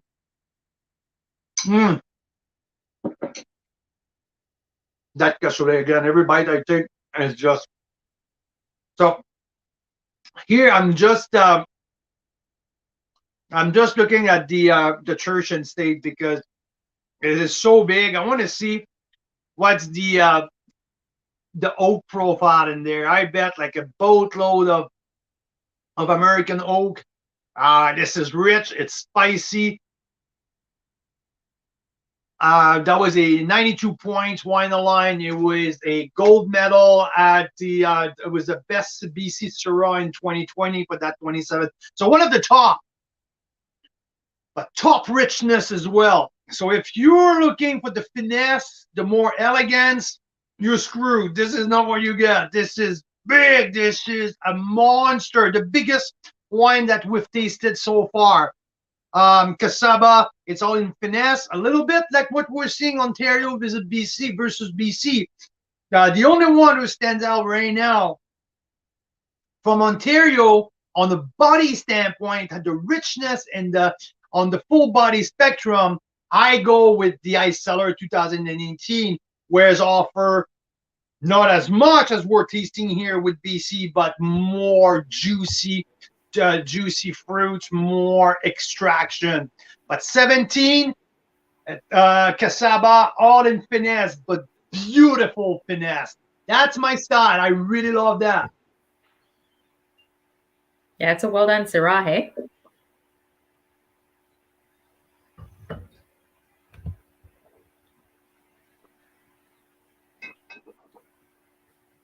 And let's put the price in perspective again. The Coyote Bowl is almost double the price than the Casaba. So $33 all in for Casaba, and Church and State, you clock in at $62. So it's really high up here in one of the most expensive wine of the night. For people who like rich wine, come on, you get exactly what you're looking for here. There's nothing else but richness, concentration, full body, spice, fruit extraction. That's what you get. I'm often looking for a little bit more balance and elegance in the wine, but depending on your style, I'm going with 91 points here with the Coyote Bowl. There's still balance and equilibrium. Because you get richness, but you got length, you get power. This is powerful. This is, I think, to me, the word to describe that wine the most.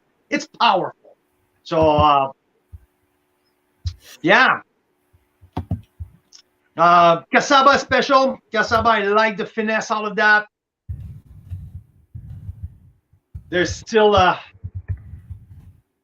there's a lot of oak on the nose still with the Coyote series, so it needs maybe a little bit. It's 17 now. I will maybe think another year.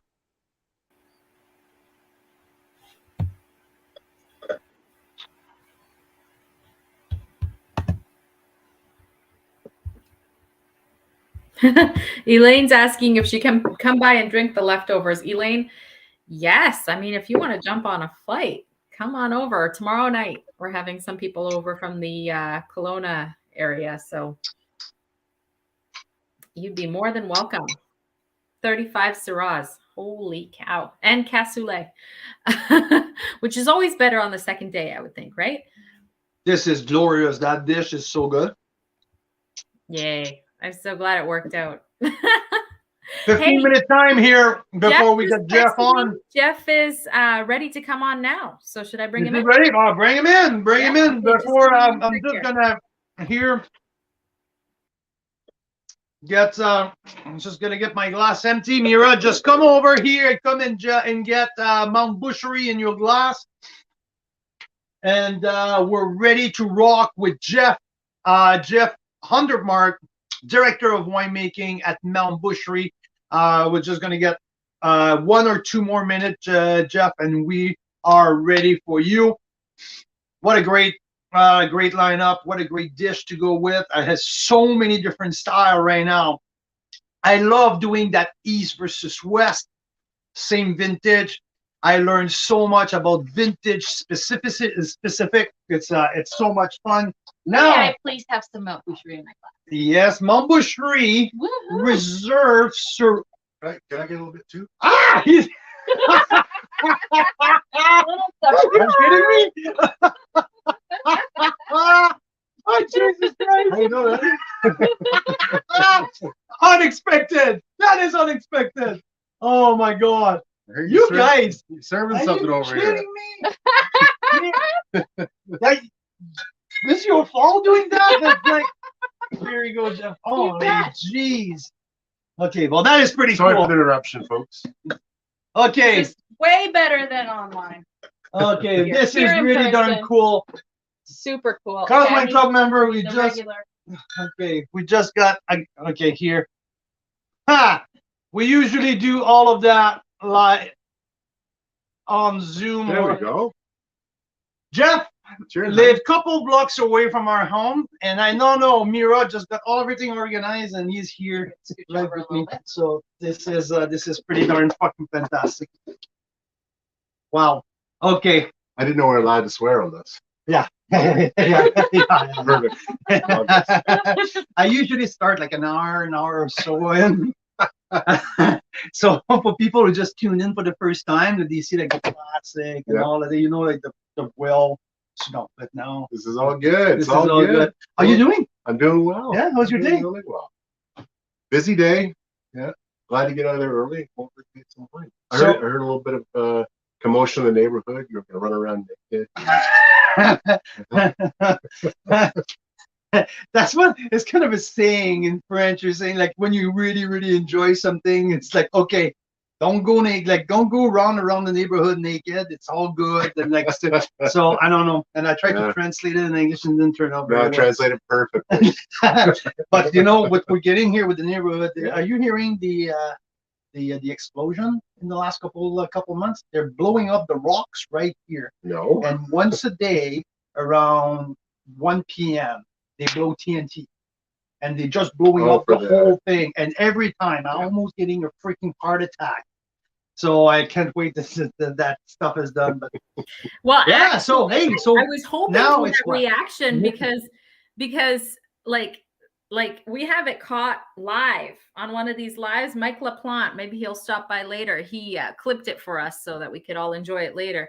But I literally walked into the room just like you did once there, Jeff, and Carl jumped up 3 feet in the air, and he's like, swearing. So we didn't quite get that reaction, Carl, but It was pretty close. Yeah, no, come on, it was completely like no. He's a seasoned professional. Yeah. There you go. Hey, so mid-February, what are you up to at the winery these days? A lot of bottling right now. Okay. A lot of barrel blending. Okay. Yeah. Looking at the vineyards, we've got a couple of vineyards that we're replanting. So we are planting. So we're trying to arrange all getting the wine and stuff into. I just took a tour down the Similkameen. One of our vineyards, brand new vineyard we have down there. Well, not a brand new vineyard, new planted vineyard down there, and just looking at all the setup for it. So it was spent the day down the vineyard. Always the best part. The second best part of the job as a winemaker. The first part obviously is tasting. Yeah. So the Lazy River Vineyard. This is another one north of that. Yeah. Okay. So North Costin. We just technically call it Newton Road right now, but it's right near Reese Pender's place. Okay. Yeah. The farm. Yeah. And so that's where that vineyard is. It's about planted now about 45 acres. We will be planting 45 acres here. So it's a huge amount of land planted. We have a few acres, yeah. Wow! And so down in what are you focusing your energy on in the Similkameen? You know? So right now the new plantings are Gamay Noir, okay, and Cabernet Franc, okay, and Trousseau. Oh, Trousseau, the little Switzerland. You got it. Oh, wow! Yeah, you guys are pushing the novelty. Gonna have some fun. Yeah. Who brought that idea? Is it your idea to get the Trousseau? I'm not that smart. I'm not that smart. No, actually, you were talking to him earlier, Ryan.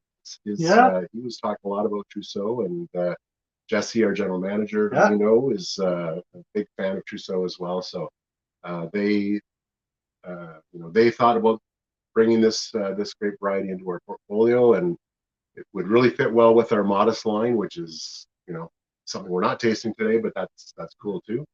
And it's a great variety that's kind of just hipster enough that maybe my kids will think I'm cool. Yeah.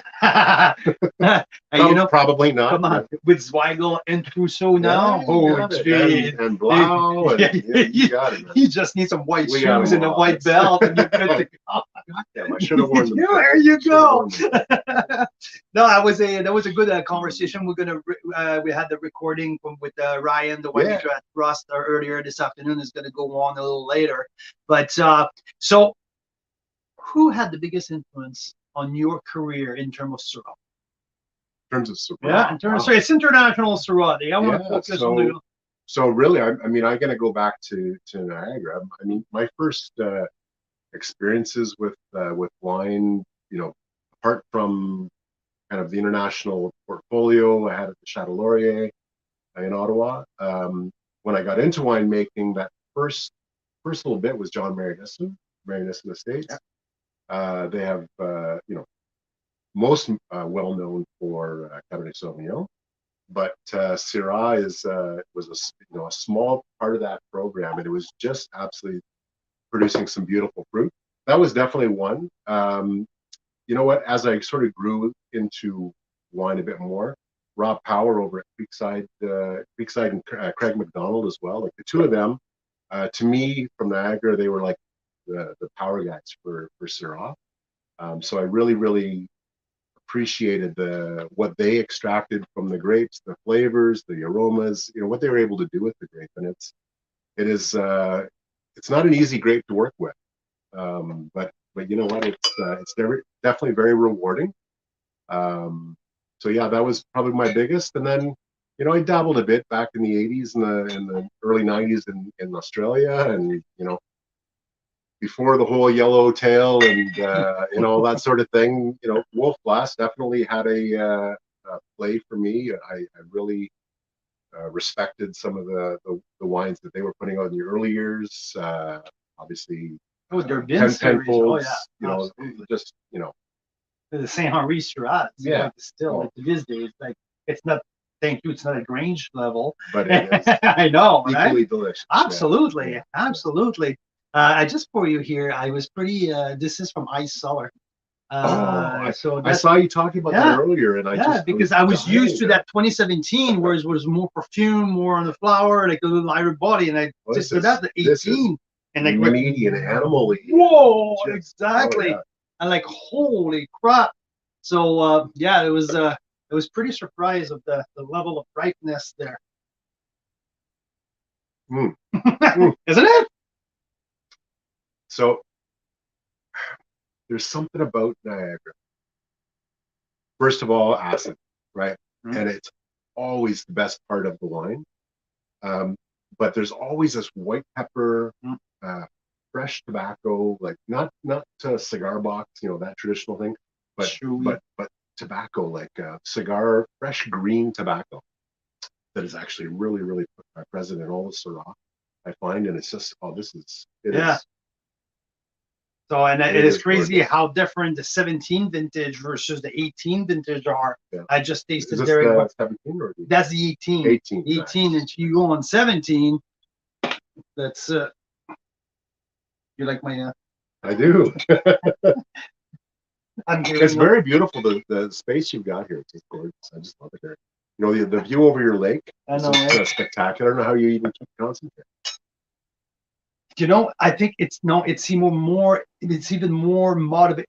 Did you see that? No, absolutely nobody not. saw it. I think at the beginning we were working from the office just for what you mentioned. I can't focus out there now. We're working 100% at the dinner table. Seeing outside is just like such a motivation. It's just such a pleasure. A couple of times a dinner, it's like, okay, enough. Let's go for a walk. Yeah. And so we just go for a 5-minute walk. And Jeff, I thought you were talking about the room you're in right now, the cave. Oh, you know what? The view from the cave is I thought you were being sarcastic. So you have what people don't see is all the boxes and the mess around there. Oh, don't steal the romance. This is beautiful.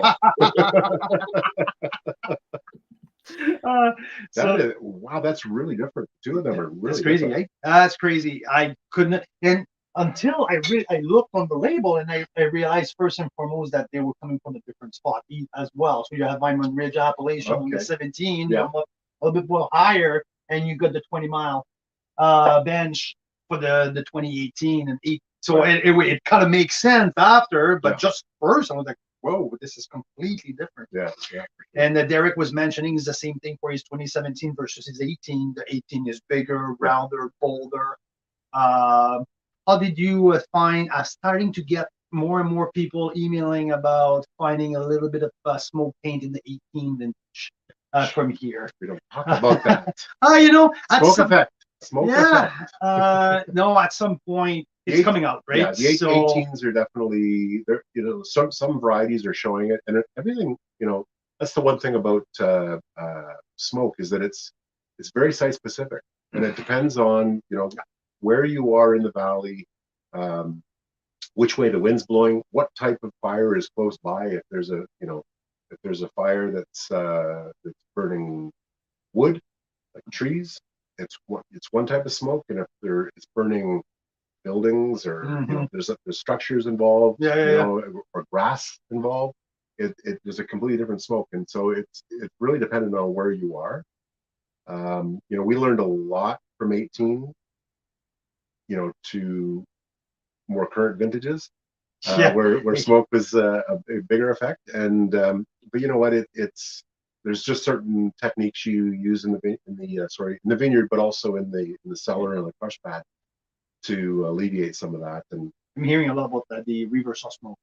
That's kind of your last line of defense. Reverse osmosis is definitely last line of defense. There's a lot you can do before that. I don't know if you want to get into that at all. No. It's just I was just curious because today, because now we're tasting a bunch of 18. I have not find anything yet, but it was the experience last couple of weeks. I just got some emails about that, but I think this is pretty clean. What I'm tasting today, pretty clean. It's quite the lineup. It is. And I'm going to treat you to that after. Here's a little Saint Joseph here. That's the only reason why I came by, to be honest with you. But you have also to get a little try of the 2004 from Sandra. I had a peek to it a little earlier, and that's crazy to me. Yeah, that she was the first to go 100% twist cap, and the freshness of these old vintage, it's mind-boggling. Yeah, it's mind-boggling. Yeah. So you guys at Mount Boucherie, you have, I would say, pretty much like half of your wines are going to screw cap at the moment. I would say over half. Because we put our in screw cap. We put most of our, all of our white labels. So the entry level, which I think we have some. This one. So this is all in screw cap, and then the modest wines are all in screw cap. And then the rust entry level, not entry level, the current more approachable, easy, everyday drinking wine. And then we put on, the reserves under cork and the original vines, that sort of thing. But for no other reason other than to me, honestly, it's marketing. It's more marketing than it is function. Maybe we start looking at other closures. One enclosure that Stelvin Lux capsule is a beautiful one that maybe we look at moving forwards as well. But there's just something about the romance of the cork. It really is just a piece of Let's talk about the dressing. Let's talk about Let's do that. Because my first top 10 wine that I released last year, the 2018 vintage, was in my top 10. I haven't had the chance to taste the 2019 yet. It's my first on it. I had a quick sip earlier. This is the reflection of 19 vintage to me in a nutshell. Oh, yeah. This ripe fruit. This is balance. I just love the 19, the balance of that vintage. So tell me a little bit more about 19 for you guys. Yeah, well, so for those of you that don't know, I started with Mount Boucherie and Rust Winery back in 2018. That was my first vintage start to finish. Very interesting start to it. And then 2019 was my first vintage as the head winemaker for the company. And it was quite the vintage to start with. 2019 was a big yielding year, lots of fruit, lots of all the kind of the best things in grapes to make wine from. And it was really special. Like, I think 19, I'm very young in the BC winemaking side of it, so I think 19 for me is, like, so far my favorite year. Some of my favorite wines, very big juicy style wines. Not a whole lot of you really had to be careful with when you're harvesting grapes, the pH of the grapes, or to make sure that you're not picking too flabby and having issues that way. And I think for the most part we tried to, or I think we were pretty successful at harnessing that acid and also capturing all the sun, which was it was really prevalent that year. In the Mount Boucherie Reserve line here, that's what we're tasting here, 2019. What's the dominant source of grape for this wine? So we have we have 200 acres worth of vines or land for planting. We've got about 150 acres that are actually currently planted. Primarily, the grapes that we have for this come from three sources. So apart from the rust portfolio, we have grapes in the Golden Mile, we have grapes in Okanagan Falls, we have grapes in the Similkameen Valley, and we have grapes up at Mount Boucherie, West Kelowna. But we also contract two other vineyards that are predominantly contract. One is on the Eamesville bench. Here I am sliding back to Black Sage. Yeah, sorry, it's the wine. Sorry, Black Sage bench, and then the other one is also in the Okanagan on the Gold, or just south of the Gold. And but the predominant grapes for this particular one come from Similkameen, so our Lazy River vineyard, and from the Okanagan, Okie Falls property, but also Gold Mile. So the three vineyards they're all barrel selection. So the reserve wine is all barrel selection, and then whatever doesn't make it into the reserve will go into our white label. So we start out to make all reserve wine. That's what we start out to do, is all of it to make reserve wine. We give it all the same oak treatment, all the same care on the crush pad, all the same care in the vineyard, because we don't know which of those lots are going to come in as the best, right? So then we will go through around this time of year. We'll go through and we'll taste the barrels and find which ones we're really liking a lot. We'll try a couple of barrel blends together with other vineyards and to try to figure out which is the premier wines for our reserves. Once we've decided which lots we're going to choose for the reserve, then we say, okay, well, the rest is going into our Cabernet Merlot blend or into our single vineyard or single lot, I should say, Syrah, Merlots, that sort of thing.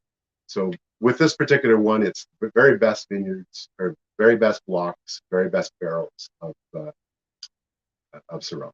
So mostly Similkameen, Oak Falls, Yeah. Golden Mile. Very, very short answer to a very long one. That's perfect. I have 5 hours to fill. Anytime, man. Anytime. No, this is like I mentioned, like there's the balance, there's the spice, it's undeniable, the white pepper, the lingering in the end. There's a complexity to it. There's also an approach, it's approachable. It's not something who's austere, will push you back. It's when it's just been released. Yeah. So there's an approachability in there, but there's also, I can feel it, there's a aging potential, like there's easy potential. Yeah. I think like this 2019 is a different monster from the 2018.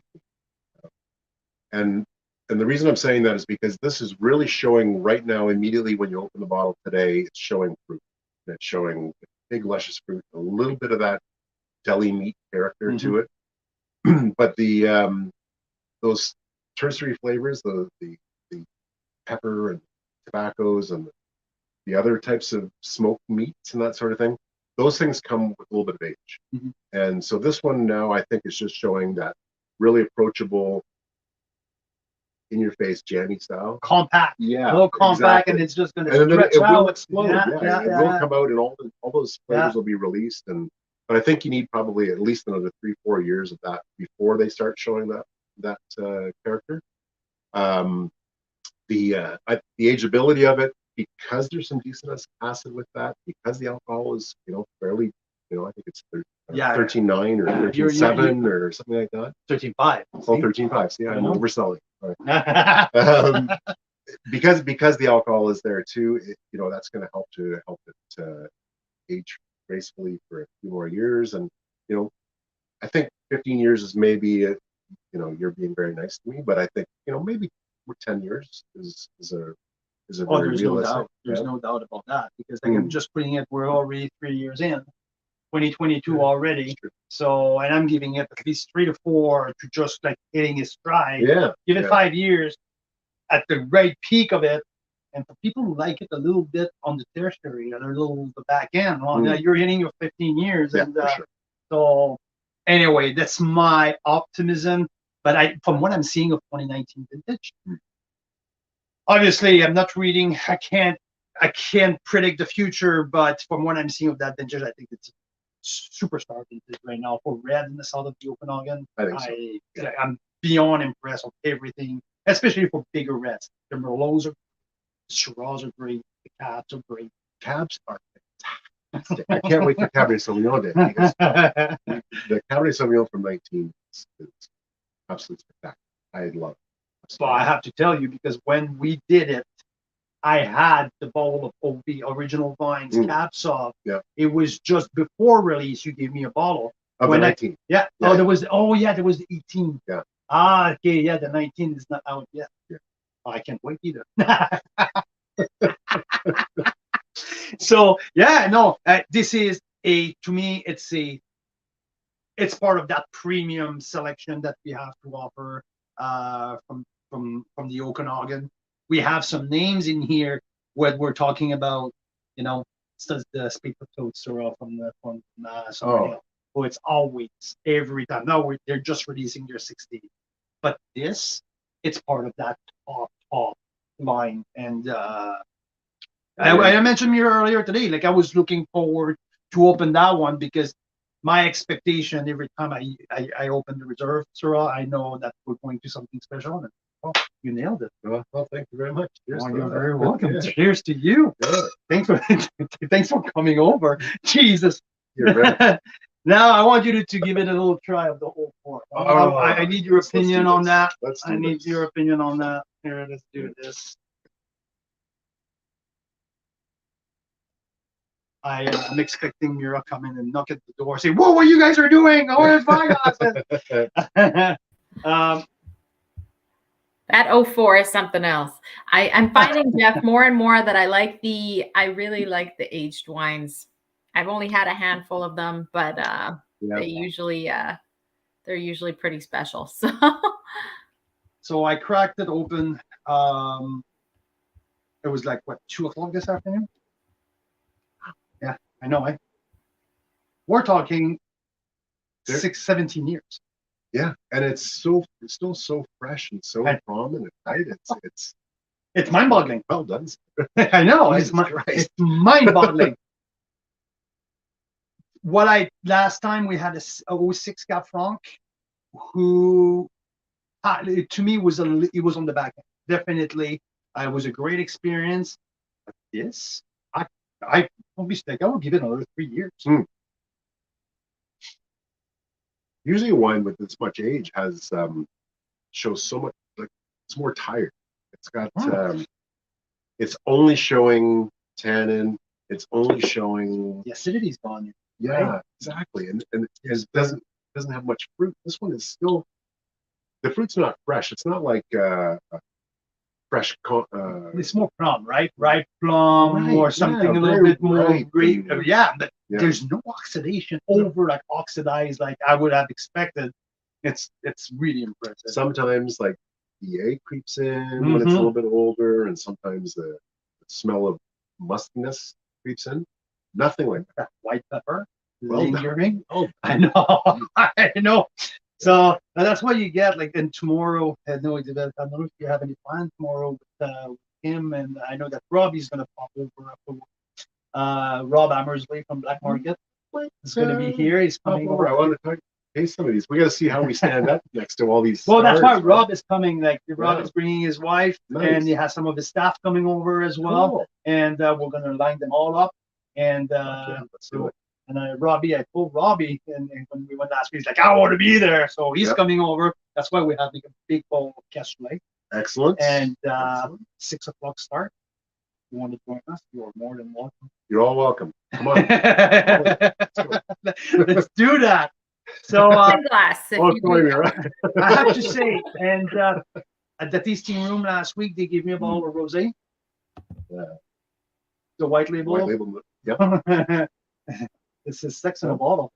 Sorry. She's like, shit. They gave it to me a couple of days before Valentine's. Wow. This is delicious. Yeah. Thank you. That can be a summer favorite. Dry, raspberry, rhubarb, it's just sexy. It's just so well. Well, thank you so much. We have traditionally, you had it in the past. Traditionally, it's been kind of a bit off dry. We're drying those wines up now because I prefer sort of Provence style rosé. I think the market.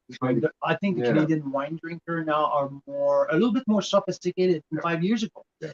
And this is from what we're seeing with the cup. The demand. People are scared of the higher RS. Right.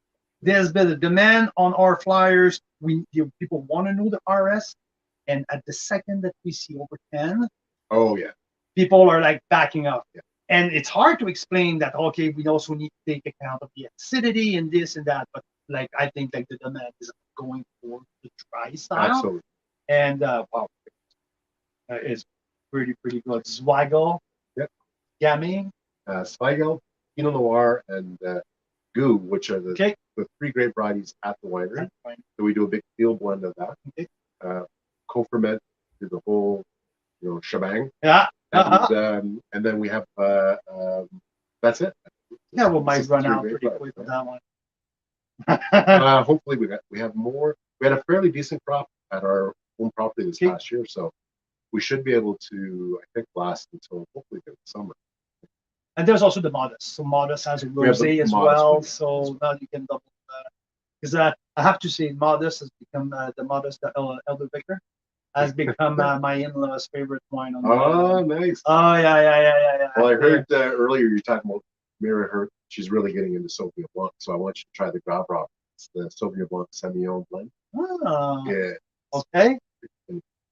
So, I Sauvignon Blanc is probably my white grape to make the most, and it's We'll have to get into that. definitely. Because, I'll see if I can bring a bottle. Maybe if you come by tomorrow. Yeah, why not? Bring a bottle over just to cut the palate. once in a while, we'll have to rinse off the whole That's right. thing, right? Yeah. So yeah, and That'd be make my sure. responsibility. Okay, so cassoulet, Surah, and a bottle of Sauv Blanc. If you guys can make it, will be fantastic. Thank you so Thanks, much. man. I Congrats. Oh, by the way, 93 points, Carl Wine Club. Ah, 93 here. I got robbed. On the reserve. Come on, it's 87, but just Monday. That is fantastic. Thank you, man. Thanks for walking over. I appreciate You're it. welcome. Hey, I swam half the way. It was kind of a triathlon. Yeah, exactly. I really appreciate that. Thanks a million. Yeah. And we'll see you tomorrow. Yeah, you too. Thank you. Have a great day, everybody. You're out. You're Cheers, gonna thank walk you so Jeff much. out while I'm gonna keep going. Yes, So- I will. You're gonna have to answer to Debbie though. Which wine is Sex in the Bottle again? Oh, which one is Sex in the Bottle? Ah, Debbie. We're talking Mount Boucherie Rosé. So the brand new release just was released last week.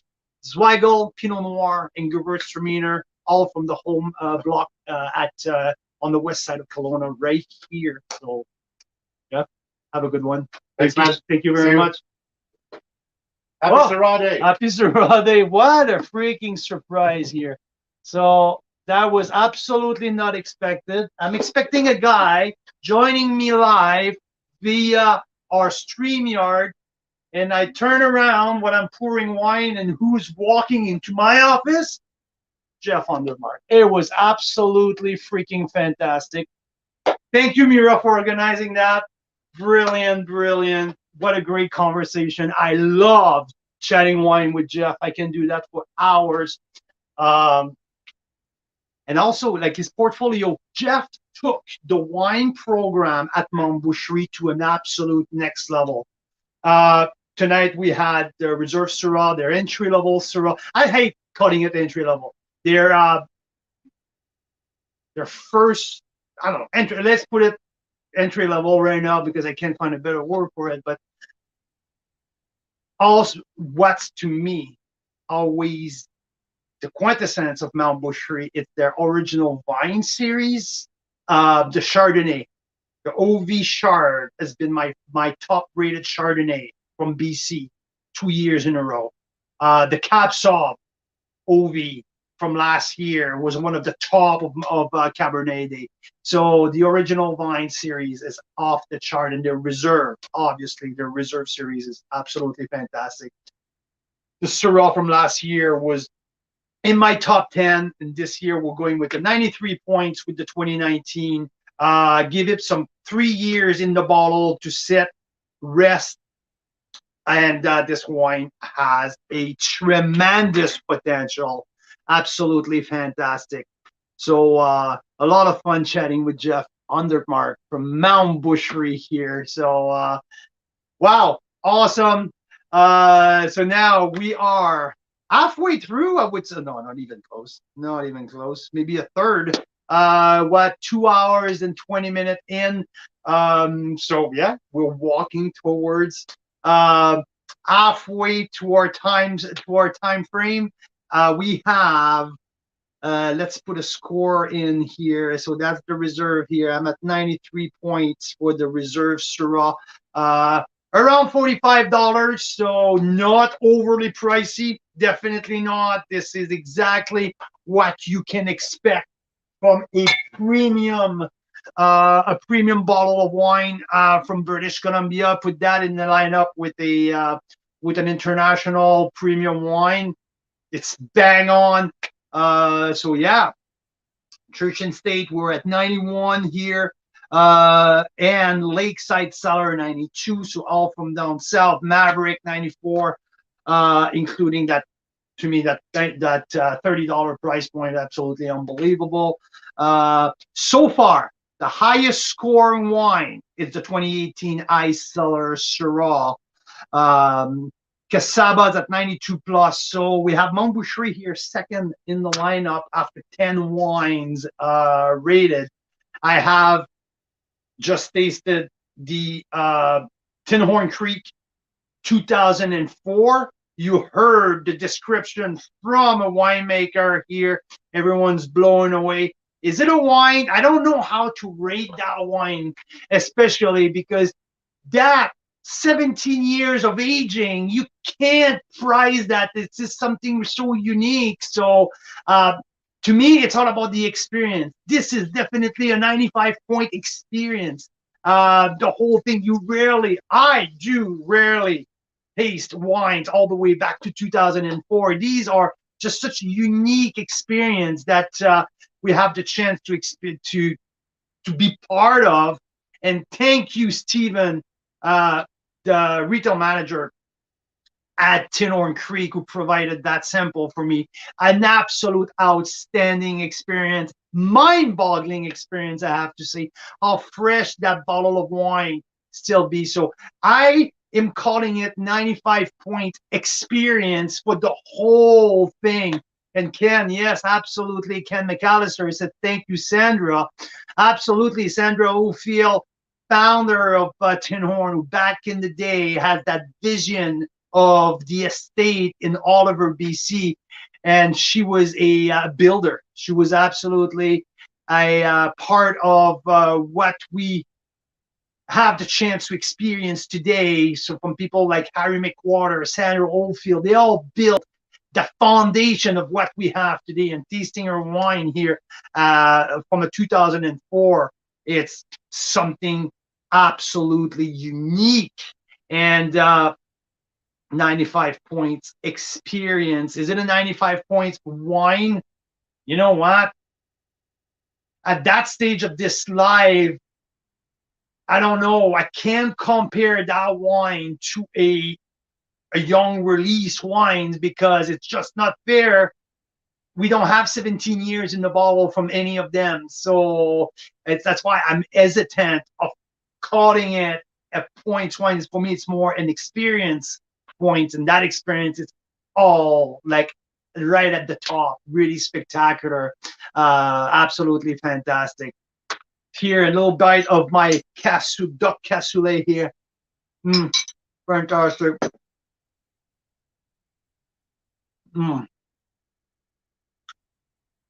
And little bone. Yep.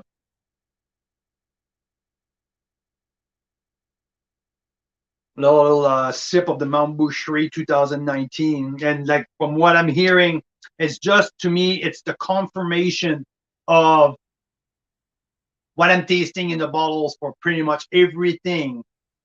2019 Okanagan Valley Reds. Having the chat here with Jeff Undermark, my winemaker, director of winemaking at Mount Boucherie, that 2019 vintage was fantastic. Good crop, great, fantastic overall. So, and that's the reflection in the bottle. And here I have it with Mount Boucherie Reserve. I want to give that wine 3 more years in the bottle just to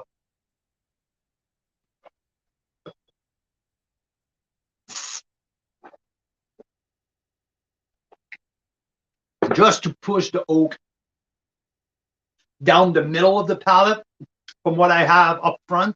But the potential is absolutely fantastic, like every time I taste Mount Boucherie. So cool, I like that. Here is some comments here. Paula Mueller McCaffrey here. It's a happy Syrah Day. Just poured a glass of the Maverick Bush Vine 2019 in celebration. Well, we're right here as well with you, Sandra. Paula, we have the same wine here, one of Mira's favorite. So just gonna free up some space in my glass here, and we're gonna get going with a few more. I don't know. I'm not sure if I have the chance to try I didn't score the Mount Boucherie entry level, the white label. No, that's how I want to call it, the white label Mount Boucherie. So This is the baby reserve, let's put it that way.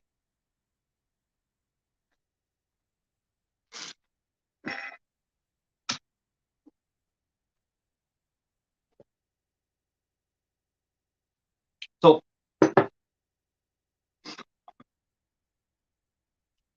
this is $25. So we're talking here half the price of most of the majority of these wines from the 2019 vintage. Great snapshot of what we can do in the Okanagan.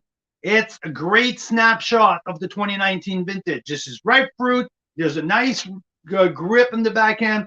There's that classic spice pepper that you can expect.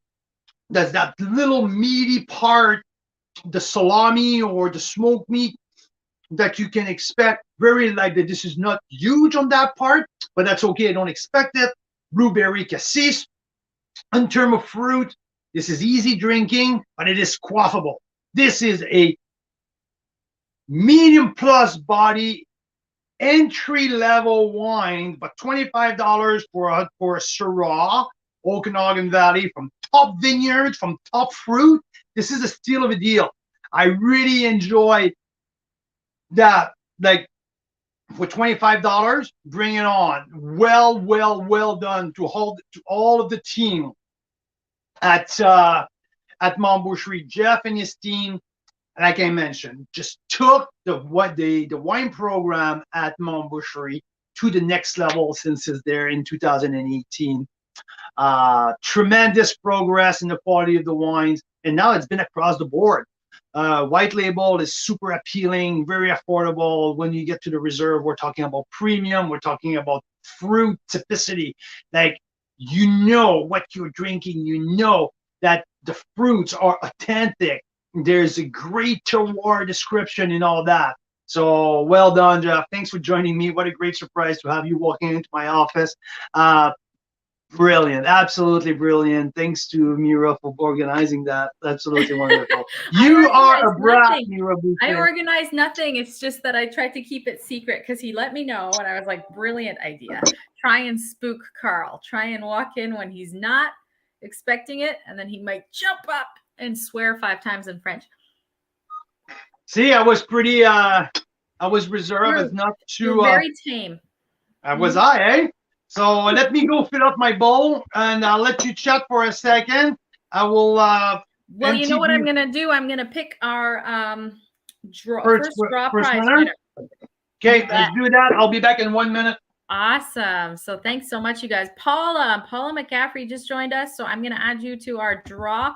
We're drawing for an Enovino, which is an aerator that we couldn't do this night without, because imagine trying to decant 35 Syrahs. Cannot.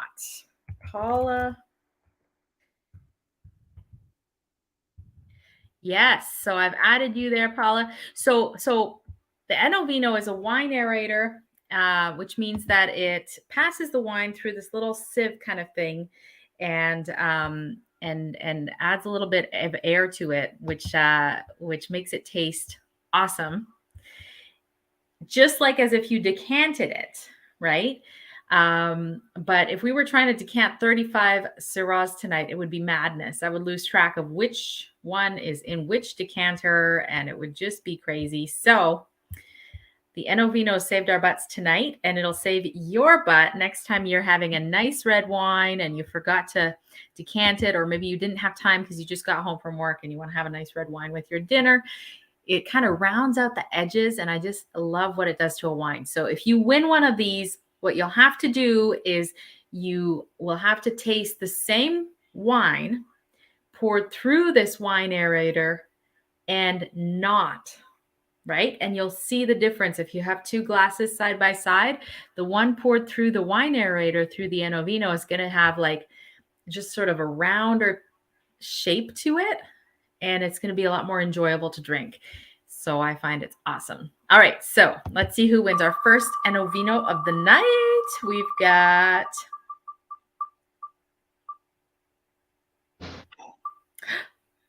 Ken McAllister. Ken, congratulations. I'm going to message you in the morning to send you your new Enovino. So congrats. That's awesome. Good stuff. And we're going to draw for 2 more of those. So if you'd like to win one of these Enovino wine aerators, they're worth $35 each plus tax. And we'll do a draw for 2 more. All you need to do is leave a comment and we'll add your name to the draw. Okay, that's awesome. Yay, Ken's still on. Congrats, Ken. That's great. And Elaine, yes, you won one earlier. I'm glad you got to use it and you like it. That's so cool. There you go. Wow. This is such a good start. We have so many great wines here. And I think Jeff is pretty excited to join us tomorrow as well. So it'll be cool to have him and Kim joining us. Yes, that is so awesome. Yeah, absolutely. So here, I might be the less educated wine guy tomorrow in the group. So that's gonna be a good group. That's Anyone else? Be awesome. Let us know. We made enough cassoulet, I think. So I think we're good. Oh, I think so too. So we are here. I'm just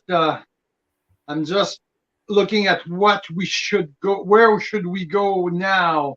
Right. Do you have any? We have Ezra coming in an hour now. An hour time. Ezra Sykes from Summerhill Pyramid. We're gonna be chatting about always the potential to be the wine of the year or the wine. Definitely one of the wine of the night. I have my expectation to the roof.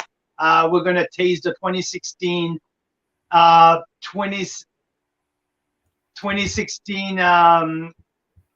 Speak-for-Toad Syrah. So now next, Mira, do you want to lead me somewhere, or do you want me to find some? Let me just think here for a second. The one that I was like, we should really taste. So Stephen Pollack from Tin Horn is on with us, and he's arguing with his brother who manages the wineries at Desert Hills, the tasting room at Desert Hills, I think. And he just mentioned that the 2 vineyards are across the street from each other. So that might be a really neat one to taste side by side. Which one? Desert Tin Horn and Desert Hills. Tin Horn and Desert Hills? Yes. That would be fun. That's cool. I like that. I had so Adam is Adam tuning in as well? Have you seen Adam tuning in? No, but I think they're chatting amongst themselves. I don't know if they're at the same place together. So unfortunately, something happened with the 2011. It was corked. So, and this is not a knock to the winery. Like sometimes if the wine is faulty or something, like if the wine has been badly made, I don't mention anything. I don't want to create damage to the brand. But unfortunately, the 11 was had a cork taint in there. So I'm like, when I opened them, there was the only one among the 30 wines that I opened that was corked. So yeah, but I have the 2019. So yes, let's do Tin Horn Creek 2018 vintage versus the Desert Hills Three Boys Vineyard Syrah. So here 18 Tin Horn and Desert Hills here. So if Adam is watching here, thank you, Stephen, for letting me know.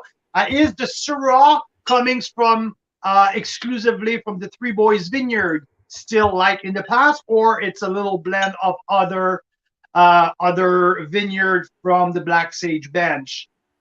Here, so because back in the day, there was the vineyard appellation on the label, the Three Boys Vineyard, who's one of a very famous vineyard in Oliver on the Black Sage bench, one of the oldest vineyard down there. So yeah, so here we have the Desert Hills on one side, and I have the Tin Horn Creek. So the brothers battle here between Desert Hills and Tin Horn.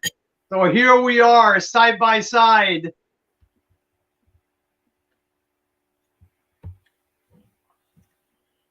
So tell us your initial reactions, and then I'm coming over to get some.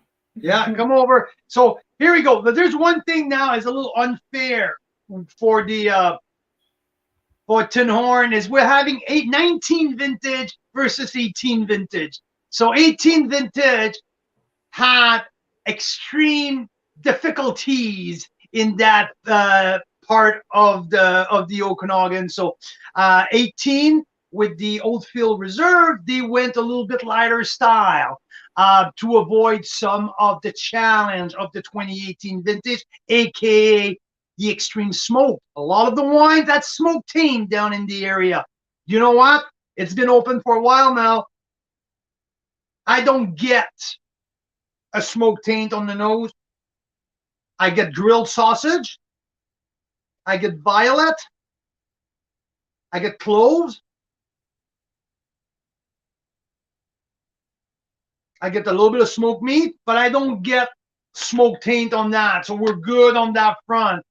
And I have the spectacular 2019. To be honest, and I mentioned it already 2 or 3 times on the show since the beginning, I am a huge fan of 2019 Reds from the south of the Okanagan. Huge fan. So far, I've been blowing away. I've been blown away by many, many, many bottles from the south of the Okanagan. So here, Three Boys, well, I don't know if it's a Three Boys single vineyard wine from Desert Hills, but I got purity here. I got blueberry. I got sage. That fresh herbs. So my first impression, these are clean. This is the Desert Hill is really, really clean. So 2019 versus 2018. Whoops, I got the visitor here. You have a guest that would like some wine, please? Beautiful, yes. So let's say 18 on your left. Okay, on my left is the 18 from Tin Horn. Okay. And on your right. Not so much, Carl. Like less. Oh God. Okay. Okay, so we see the difference of color as well, right? So on the 19, you got more the deeper color.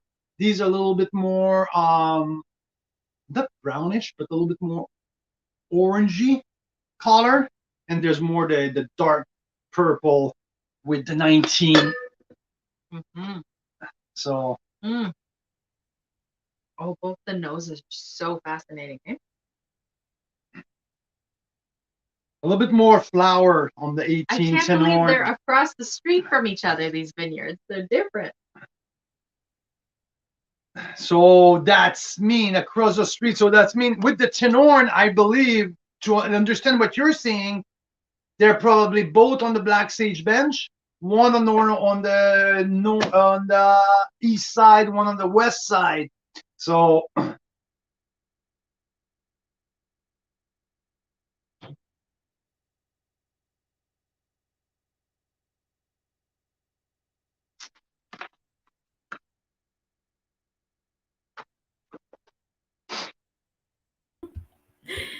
So Elaine says, bet you're a treat to go produce shopping with. Yes, I do smell the fruits. It's really funny because that's how I tell if they're ripe or not, you know, especially in the summer. okay. So Tin Horn, medium body. Okay. More medium body. This is the Tin Horn here. Medium body. Like again, flowery. Grilled. I really like the texture. Nice texture. Creamy. Yeah. You're right with that. Classic white pepper at the end. Clove as well. A little bit more of the Christmas spice at the end. Yeah. Yeah, and let me just pull up the prices here because so the Tin Horn 18, right?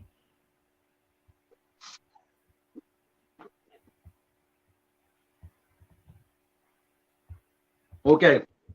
So 19. Desert Hill, grippier, obviously a year younger, riper fruit, different style of vintage. These are really different wines. When it comes to scores, I would say I'm scoring a little bit more the vintage here. I'm definitely going higher on my score in the 2019. To me, it's a more representative vintage of my expectation of Syrah. Tenorn as that 18 style. It goes a little bit off the beaten track of what I'm used to try from Tenorn. So not a bad wine. I tasted it before. I think I had 90 points, if I'm not mistaken, from prior the other when we did the offer a couple weeks ago. I think I'm around that 90, 91. For the tin horn? Yeah. Yeah, I'll tell you in a sec here. But I think more precise wine here with Desert Hill, a little bit more focus. I got a little bit more fruit definition.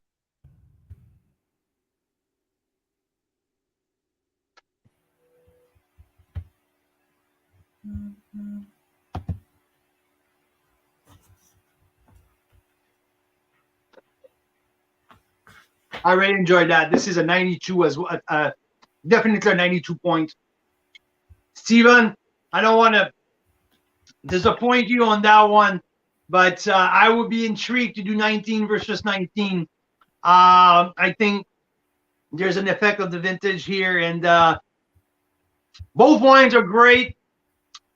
I think there's a very beautiful fruit description here. There's a nice roundness, nice creaminess on the Desert Hill. Tin Horn gets more on the elegance, but also very good. So yeah, here we are. You gave the tin horn 91. 91. So 91 for the tin horn and 92 for the Desert Hills 2019. $40 for the Desert Hills. Yeah, banging there, right at the $40 mark. It's worth every penny. Good value. 92 points. And Tenorn at 91. I will put it more at 90 plus for what I have here tonight. So Steven's saying rematch soon for both 2019s. Yes. I love that because like I bet that I hope people understand the whole thing here. Because you guys are not across the country. You guys are side by side across the street in terms of vineyard.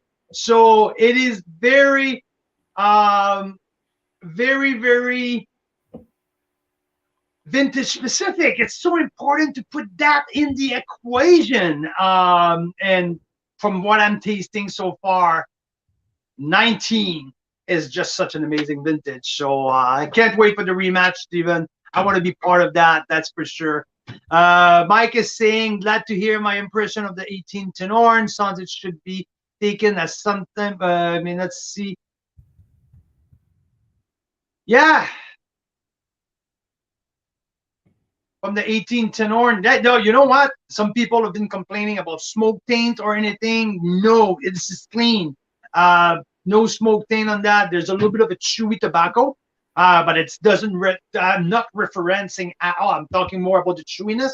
And no, yeah, it's a great wine. It's just a different style. It's a more elegant. Absolutely. Oh yeah. 100%, 100%. That's why I was mentioning like it's a little bit off the beaten path on what I'm used to with Tin Horn. And I'm sure that was an answer to what Mother Nature and the geographical incident happened that year around. So yeah. Yeah. But there's a beautiful texture in there. There's a beautiful texture. Mm-hmm. I actually really like that. It all depends on what you're planning to do with it, right? So This one with our cassoulet. So I have one more I bite of our couldn't find the cassoulet. What did you do with it, for God's sake? Oh, sorry, I put it in the fridge. It was cold. I'll warm you up some. That's all good. That's all good. So here, I'm just trying to. So the cassoulet with the Tin Horn Creek. Yeah. It's a beautiful match. It brings out spice from the Tin Horn wine, and it's really nice. I love it. Jeff said he ate the cassoulet. Oh, too bad, Jeff. That won't be in the left for tomorrow. So, yeah. No, this is an intriguing. This is very, very, very interesting. I love what we just did. Yeah. Desert Hill versus Tin Horn Vineyard from right across the street. Again, we just wish we had the chance to do same vintage, but two very different style of wine. And to my opinion, it's exclusively related to the vintage. I believe that Tin Horn has done something great with what they had available. So well done. And with Desert Hill, now this is a great reflection of the 2019. So here we are. Boom. So we're well into this now. 6:45. We're 45 minutes away from Ezra Sipes joining us. Ezra, CEO of Summerhill Pyramid, and to me, he's just such a great person to talk to. He's just so intriguing. He's just so authentic. I love every single minute of every conversation that I ever had with Ezra Sipes. I am so looking forward to have him on. Is he coming over? Not that I'm aware of. Okay, thank you. He doesn't live in the neighborhood, so I think he'll probably be tuning in. Thank you. So you know what? I will do two of the 2020s, okay? We just got two 2020 wines. Let's do the Maverick Carbonic Syrah and the winemaker cut Bohemian Syrah. How about that? Sounds fantastic. Okay, so you get those bad boys poured out for yourself. Which one do you want to start with? I will do the Carbonic first from Maverick because I've been pretty intrigued with that wine. I can't wait. So Carbonic 2020. Yeah, and I mean, we're no winemakers, but carbonic means just a different way of the fermenting, right? Yeah, example, it's fermenting is also in the maceration. So, and I have the Bohemian here from Winemaker's Cut. So here, just 1 second.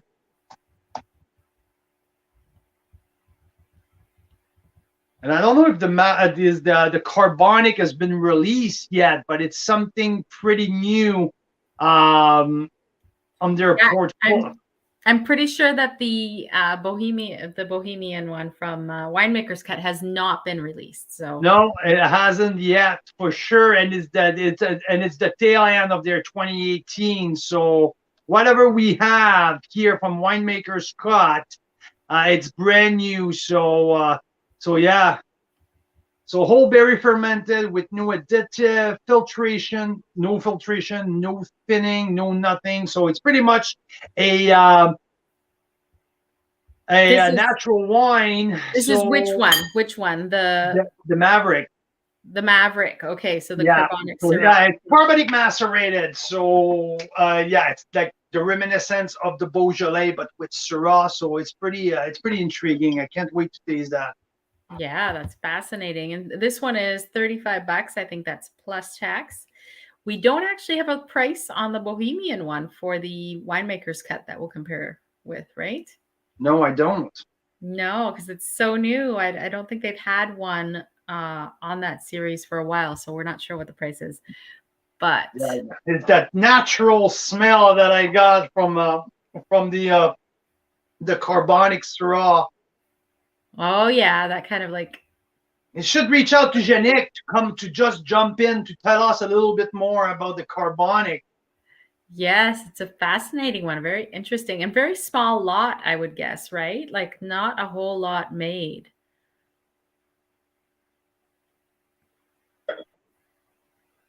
Yeah. Well, I'm coming over, Carl Boucher. I'm coming over and getting some of this Carbonic and the Winemaker's Cup Bohemian Syrah. And I can't wait to see. Yeah, this is unique. There's this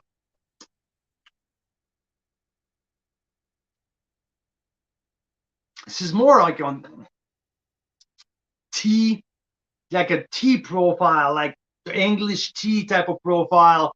I had that little like fizzy at the beginning. Right at the beginning, there's that little light fizz, who's just sparked the beginning of what I have. So it's funny because I'm so not used to that carbonic maceration type of thing. And I was talking with Jacob Lipinski in from Big Head back last year, and he was telling me that so many people use that carbonic maceration to give some texture to their wine, and they refuse to admit it. It's something that really like you shouldn't do that. And for some people, like they really like they embrace that that technique, and especially to help to create that soft and creamy texture.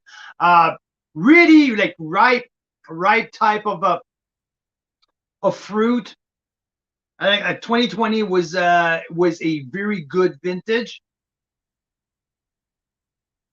I like the spice at the end, but I got some black olives.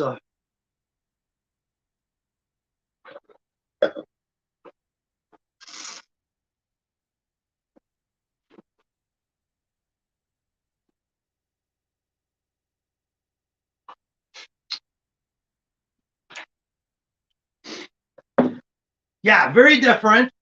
Doesn't have the same depth, the same depth, the same complexity that I got with the 2019 the Bush Vines. I would like to see that age, give it some time. I would like to see 89 plus here with the carbonic maceration.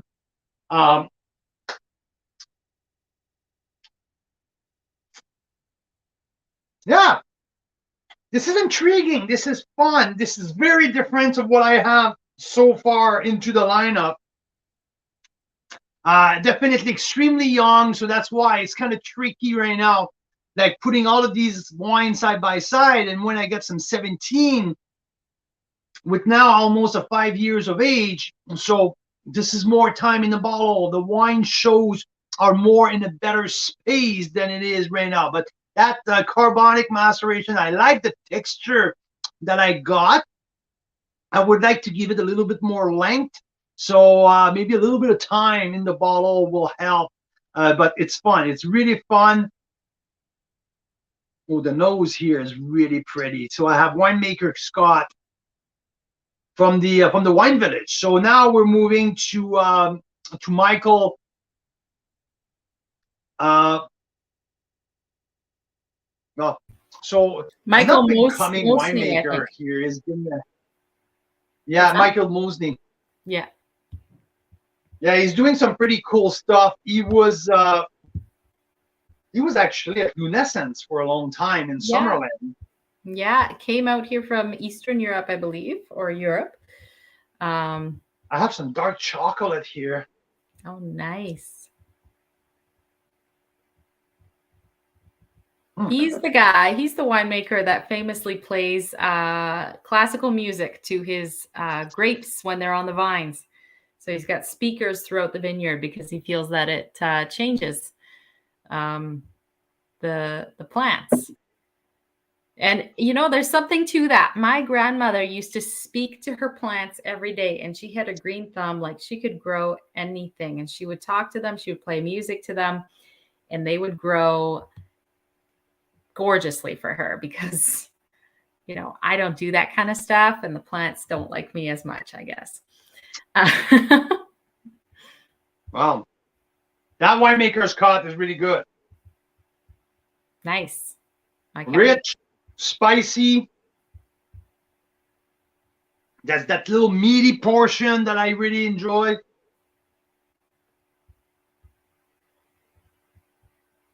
Very new world, I would say. There's nothing too crazy. Like there's not that. This is the Bohemian one because we've got another winemaker's cut open as well, right? Yes, I have also the 2018. This one is the Bohemian that I have, the 2020, the brand new release. But opening up, it's pretty easy going. It's showing very well at 91, 92, 91 plus 92 points. Great. Freddie knows.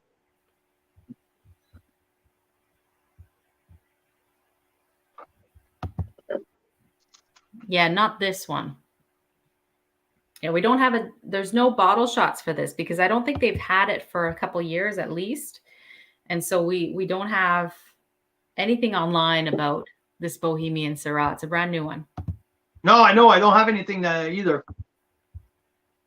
Well, then the only thing we can do is taste it. So I'm coming over. I'm coming over to taste it. Yeah, that's what I'm doing here. I have a good length. I have a good complexity.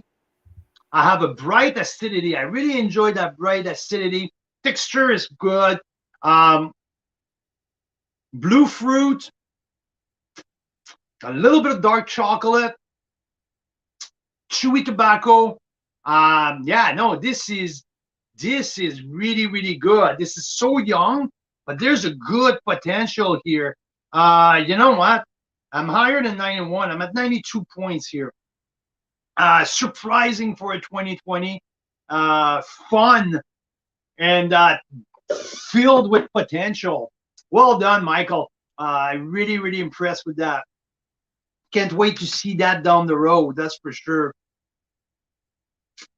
I don't know about price point, but I would say if the regular Syrah is around $32, I don't see the Bohemian to be like that. But I think from what I'm reading, that the Bohemian line is a blend of 3 different vineyards. So Michael sources grapes a couple different places from the south of the valley. So and yeah, he's located at the Oliver Wine Village. So super cool spot. I'm sorry. Where there's like now I think there's 12 different wineries in their little spot at the wine village, doing everything from there. So it is really, really cool spot. There's shows down there during the summer. There's a brewery. There's a restaurant. Now I think the Okanagan Cottage are going to be there also for in the future. So students are going to be there. They're looking for vineyards so they can teach student viticulture. So the whole concept is fantastic. And so Michael has now Winemaker's Cut operating out of the wine village. Also, Times Winery has another location there. And Kimip has a location there. And there's wineries like No Fate or something like that. They're making really high-end wine, very high, like more higher price point. Winemaker's Cut. There's also Nice, who's there. So yeah, a nice lineup of wineries are established themselves at that cool little place, like all small, tiny wineries, all around the same spot, in the same area, in the village. So pretty cool. Here we are, 2 more down here, 7 o'clock Pacific here. We're at 10 o'clock Eastern. Uppercase, you're right. Uppercase are right there as well with Michael Michael Anderson, very talented winemaker. I like what Michael's doing at Uppercase. Needs a little bit more refinement in terms of source of grapes, a little bit more age. But Michael, what he did with Tumble Wine was pretty fantastic. There was a on Oak Chardonnay was fantastic. His Riesling was great. So yeah, no, a nice upcoming winemaker with Michael Anderson at Uppercase, right at the Wine Village as well. So nice. Okay, so nice. Oh, yeah. Nice. Where'd you put your bowl? Oh. My bowl? Yeah, I brought you some cassoulet for you. Oh, 1 second. Thank you. Warmed it up. Thank you. So winemaker Scott Bohemian. So this is yeah, I really like that. So what do they saying here? It's my first time experiencing here with anything winemaker Scott. I have my first contact email connection with Michael 2 days ago, and pretty quick I picked up some sample this morning in at his house. So it was a pretty quick thing here. But I love what I'm seeing, especially from that Bohemian. So here you have Carbonic Syrah from Maverick, and here you have the 2020 Bohemian from Winemaker's Cut. So Deanne, yes, you're right with the Wine Village. Really cool spot down there. We went a couple times on there, spending some time there. It's a lot of fun. So, what do you think? Did you had that little fizz here at first? Yeah, it's kind of like it just strikes your tongue in a different way. I can see what you mean. It probably is a little bit young.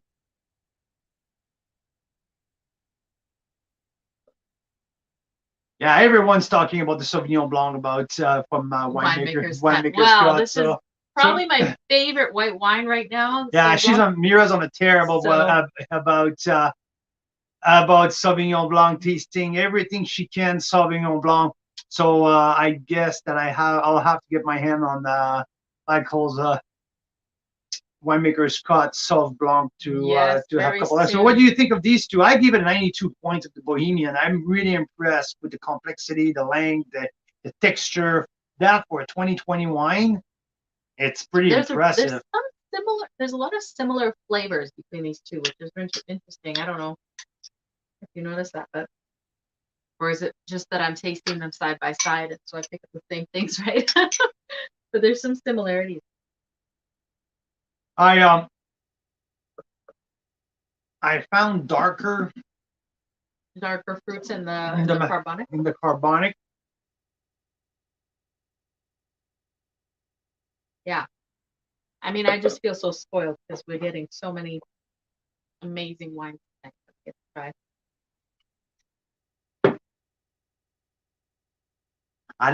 I feel more rich pepper, like jumping out of the glass, but they don't last as much as I'm seeing the complexity and the length on the Bohemian.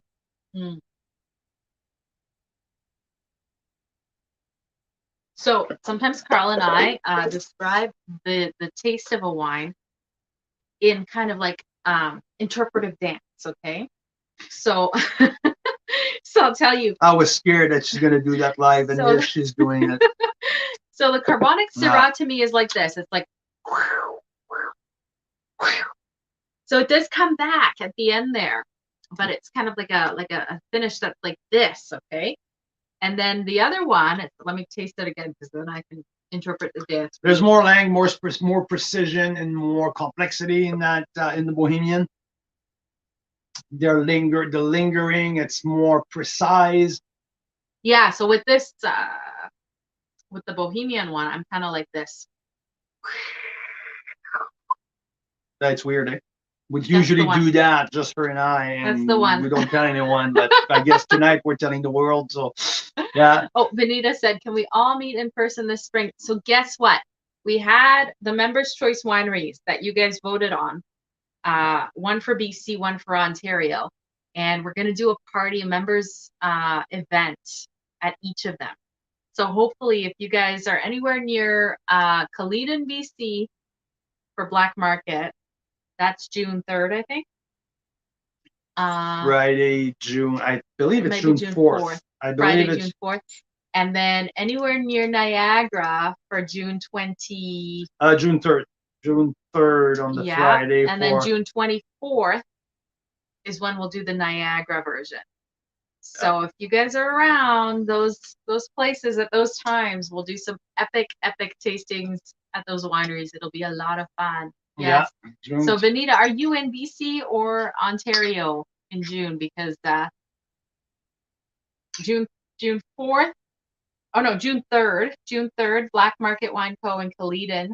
And June 24th, Bellaterra Winery, Bellaterra Vineyard in Niagara. So Ontario. So Ontario. So June 24th, if you're near Niagara or you can make your way down there, that will be our get together June 24th. It'll be lots of fun. So that while I'm on Winemaker's Cut, I'm loving the 2020. I think it's brilliant. This one here. I wanna dig right back to the 2018 to see what we have here from 2018 vintage. And again, I get more violet, I get more flower. It's more aromatic, less deep fruit.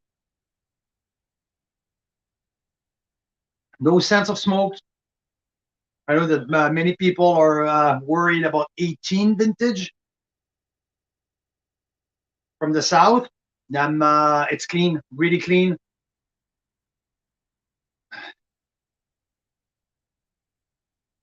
Benita, Oh yeah, really, really clean. I love that. Benita, that's a great question about a group discount hotel we can get if a group of us can come. Yeah, we can inquire about that. We haven't done that yet. We probably should next week. So let's get in touch.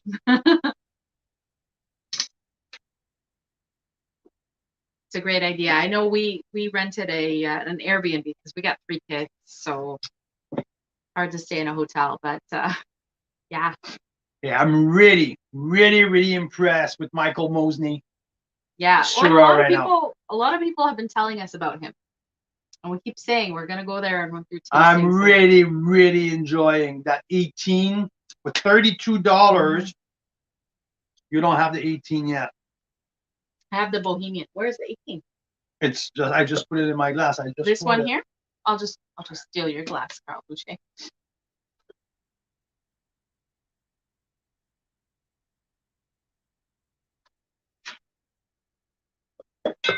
I'm really enjoying that 18. Oh, the finish is interesting. Yeah, grippy. There's more herbs. There's bright fruit. That's a little bit that meaty part that I really enjoy. Yeah, that's okay. So it's one of the first one here that I get that dominant smoked meat, curd meat. I shouldn't mention smoked meat. I should mention more the curd meat. Yeah, this is classic Syrah. Okay, so from the 2018 vintage, BC, not Ontario, BC 2018. It's maybe the top Syrah 18 BC vintage so far. Wow. I really, really, really like that.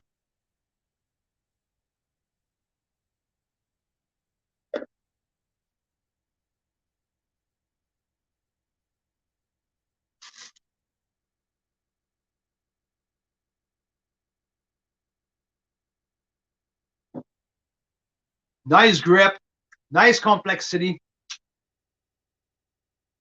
nice fruit characteristic, but there's also the layer of herbs, the violet on the nose. That, yeah, really classic. I really, really enjoy that. Well done, Michael Mosney. The 2 of your sample are really right up there. 92 plus for the 2018. I'm really enjoying that. Wow. So 2018 or 2019? What do you got there? Because I thought we had the 19 regular Syrah and the 20 Bohemian, maybe. Sorry, I got a piece of cartilage in my. Oh, I know. I got one of those too. It's a real cassoulet, you know, like real duck legs in there, all that Oh, kind of stuff. yeah, I didn't took all of the pieces off, so yeah, when it broke down, I got some. Anyway, it's the 2018. That's what I have on my list here. 2018. 18. Okay, so ignore what's on the screen. I have 19 on the screen. No, it's 18 on my list. Price is probably the same, 32. Yeah, plus minus a couple bucks, but we're good here. Yeah, this is classic. This is really good. So while speaking about, we have an 18 here, and I would like to compare 18 from the south as well. How about I'm going to Black Hills Estate Winery?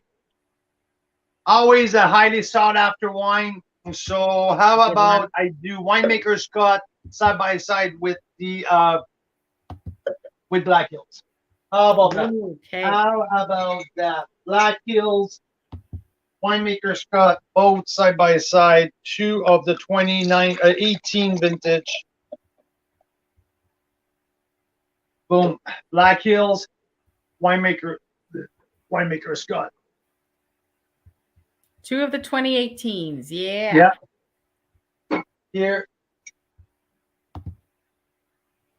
Here. So, oops. Black Hills.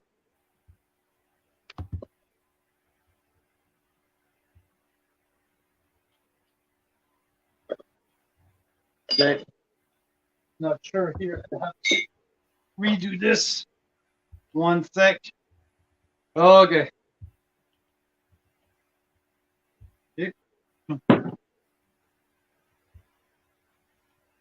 Okay, so Diane Brown there likes our, you know, my interpretive dance with the sound effects.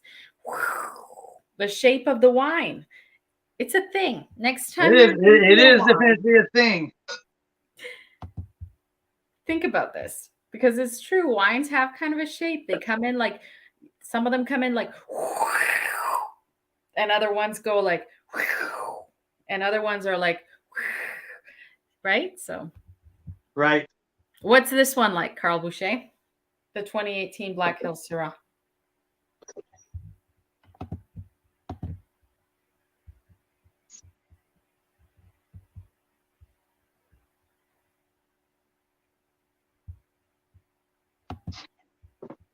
Uber spicy. Oh, yeah.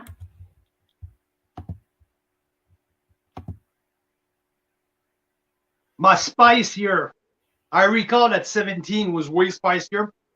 17 was super spicy. I remember that. Right? Yes, I remember the 17 being super spicy. 17 was like right there. Okay, again, 18 clean. No smoke taint. This is Black Hills. This is right in Black Hills wheelhouse. There's some fresh. There's that sage component. There's that ripe fruit, the black pepper. That's what they do to me. They're so consistent year in and year out. I believe that I give them 92 points. I give them 92 points again. Not uberly long and complex, but like concentrated. 18 was a little bit more fruit forward, if I believe, than 17 was. So not as like that smoked meat, like that cured meat aspect that 17 had.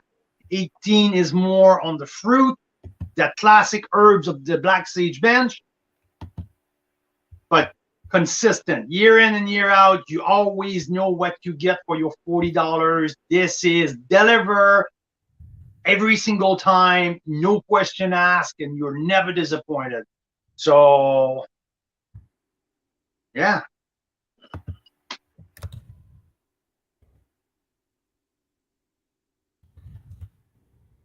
Awesome. There's a little bit more. There's more flower, violet in the Winemaker's Cut. There's more elegance. Winemaker's Cut. I like the grip like the snap at the end, who's bang on like Syrah. But again, that Black Hills is on the ripe fruit. Mm.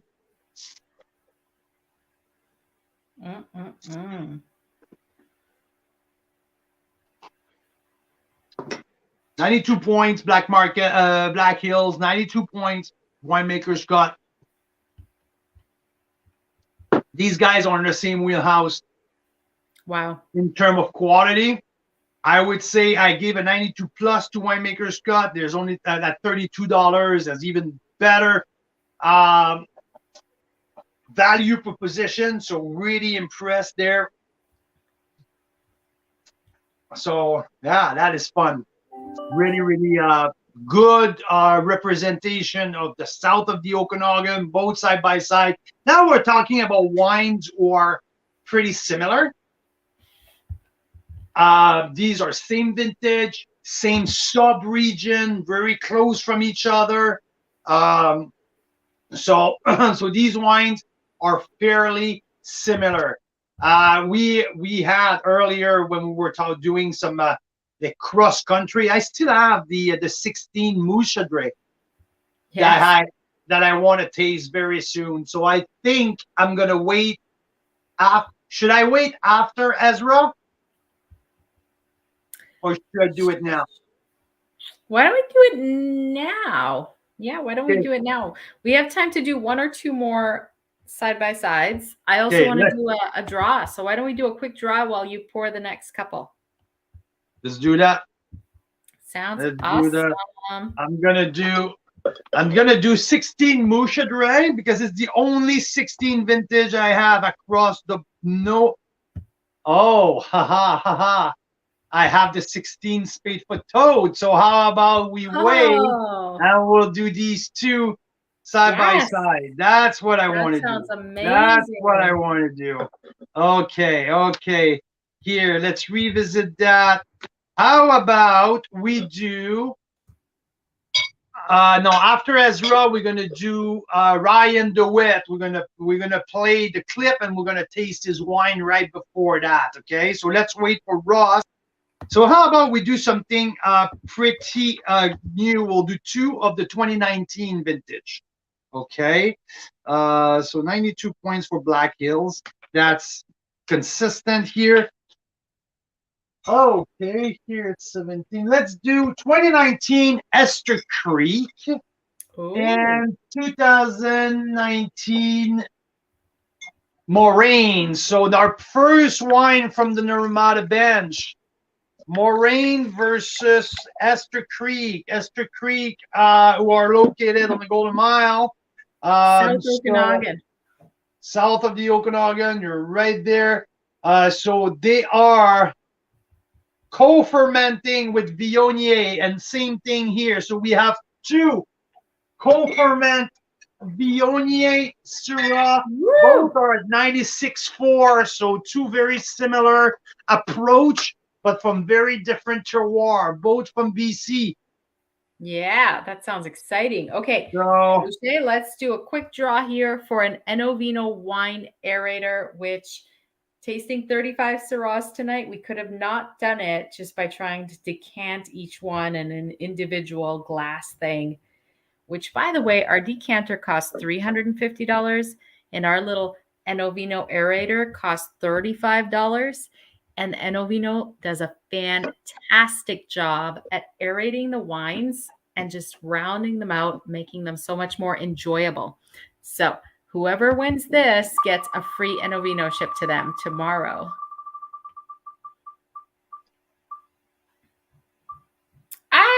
Steven! And you know what?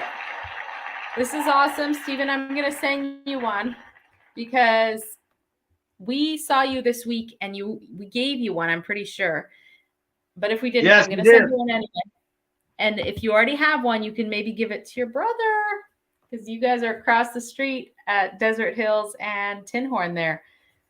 So congrats, Steven. And let's spin one more time and see who else wins.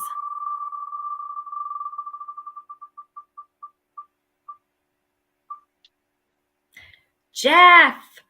And Jeff is coming over tomorrow. We just saved the shipping. Yeah. Right. So one more, Rhiannon Davey. And I think I missed an S on your name. Sorry, Rhiannon.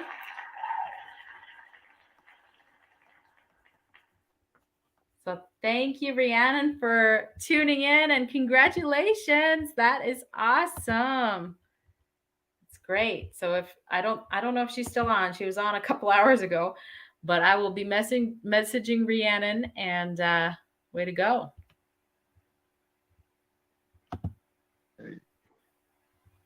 So we're having here another great, it's another great value wine. So I'm pretty thrilled. Esther Creek, it's from the south of the Okanagan.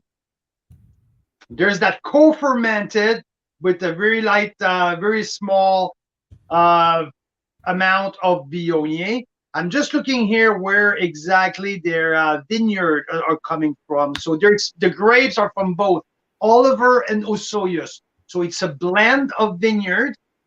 This is ripe. This is to me, the exciting part of that wine. First, it's $30. So very, very well priced. I really like that. But there's a mix of herbaceousness, flower, and that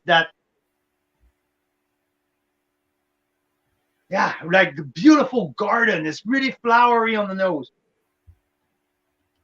Definitely that blue fruit, that blueberry, blue plum. I really, really like what they have to offer here for $30. I really, really, really like that. So the one in your glass right now is which one? Esther Creek. Esther Creek. Okay. I haven't tried anything Esther This Creek bad boy right over here. a year and a half right now. When I tasted the Garland and the Judge, they're two top wines. But I recall when I did the same tasting that it was back then, it was at least 18 or 17 vintage that I tasted. But it was, I remember my nose clearly, great value proposition for that Syrah. And that's just coming up again tonight. That's not that overripe fruit on the nose. It's a lighter blue style fruit, but there's a blend of flower and herbs.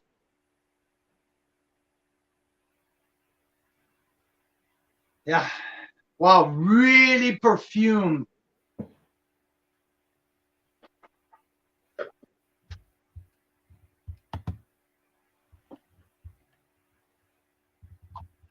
On the nose, though, there's a ripe fruit.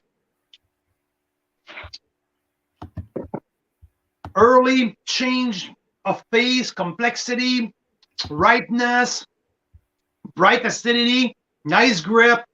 This is a very overall package where it's really pleasant, really, really pleasant.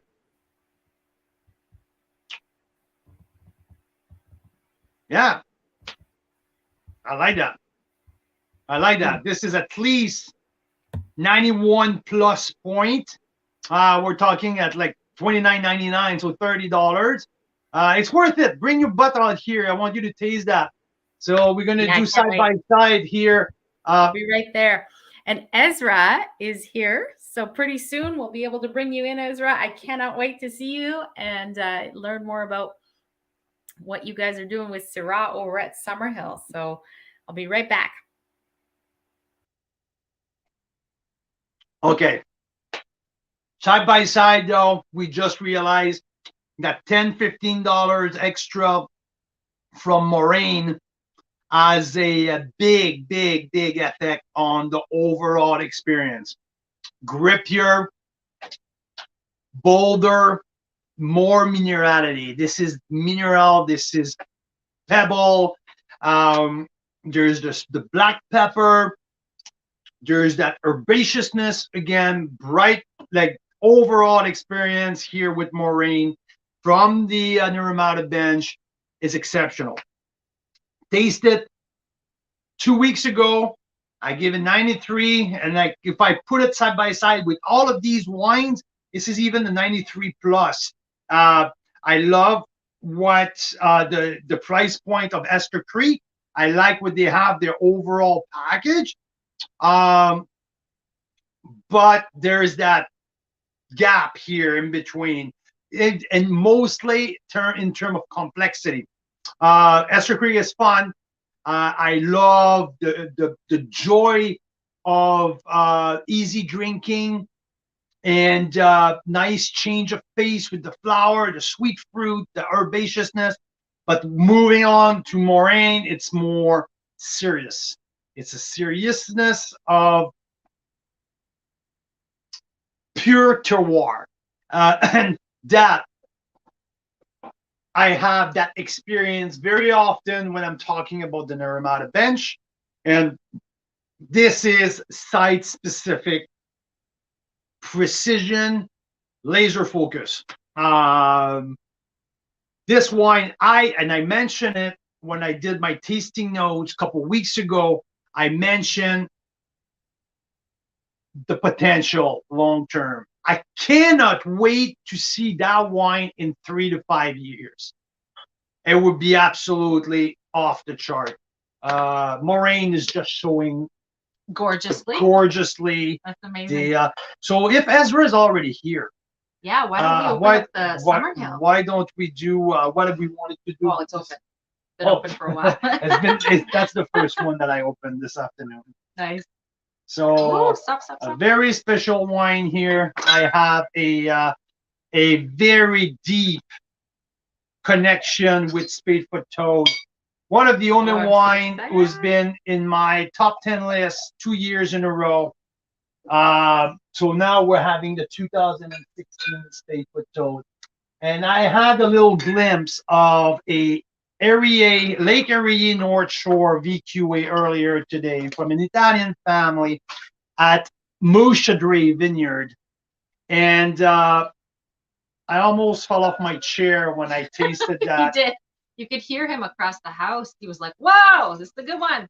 And because I did not really have any expectation, I was excited for them to send me sample. This is my first glimpse of what they do. And I was like, whoa, wow. So I was really impressed. And because we only have 2 2016 vintage in the whole 33 wines, I think it's worth it to put them side by side. Again, this is not a competition. I'm not putting these wines side by side to see who's going to win, who's better than the other one. This is not the goal here. Every single wine we have are world-class wine. Every wine we have here are all 90 points plus. These are fantastic. And many of them are different. And what is so intriguing right now, it's to have both sides of the country from 2 completely different wine appellation. Come on, Lake Erie, North Shore.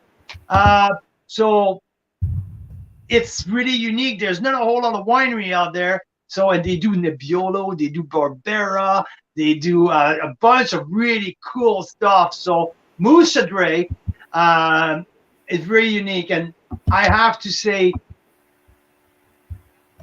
and I told Mira earlier today that if I had to put my money blind taste before we go and all of that, I'm pretty sure that the Spadefoot Toad 2016 will be finishing in the top 3. That's like, it's my gut feeling. It's my understanding. I truly believe that wine is one of the top wine we produce in our country. And it's one of the most beautiful reflection of a very sought after vineyard, carefully farmed every year. So speaking about that, Mira. Bring Ezra in. Ezra, so good to see you. Can we please bring the man, the myth, the legend, one of my favorite men in the wine industry, Ezra Sype is in the house. Yo, sup? Have you guys been doing 3 hours drinking Syrah? Is that what you've been doing? You've been drinking Syrah for 3 hours online with people? 3 hours and 24 minutes so far. That's fantastic. And no spitting allowed in this show, I don't think. Well, a little bit. Carl only spits.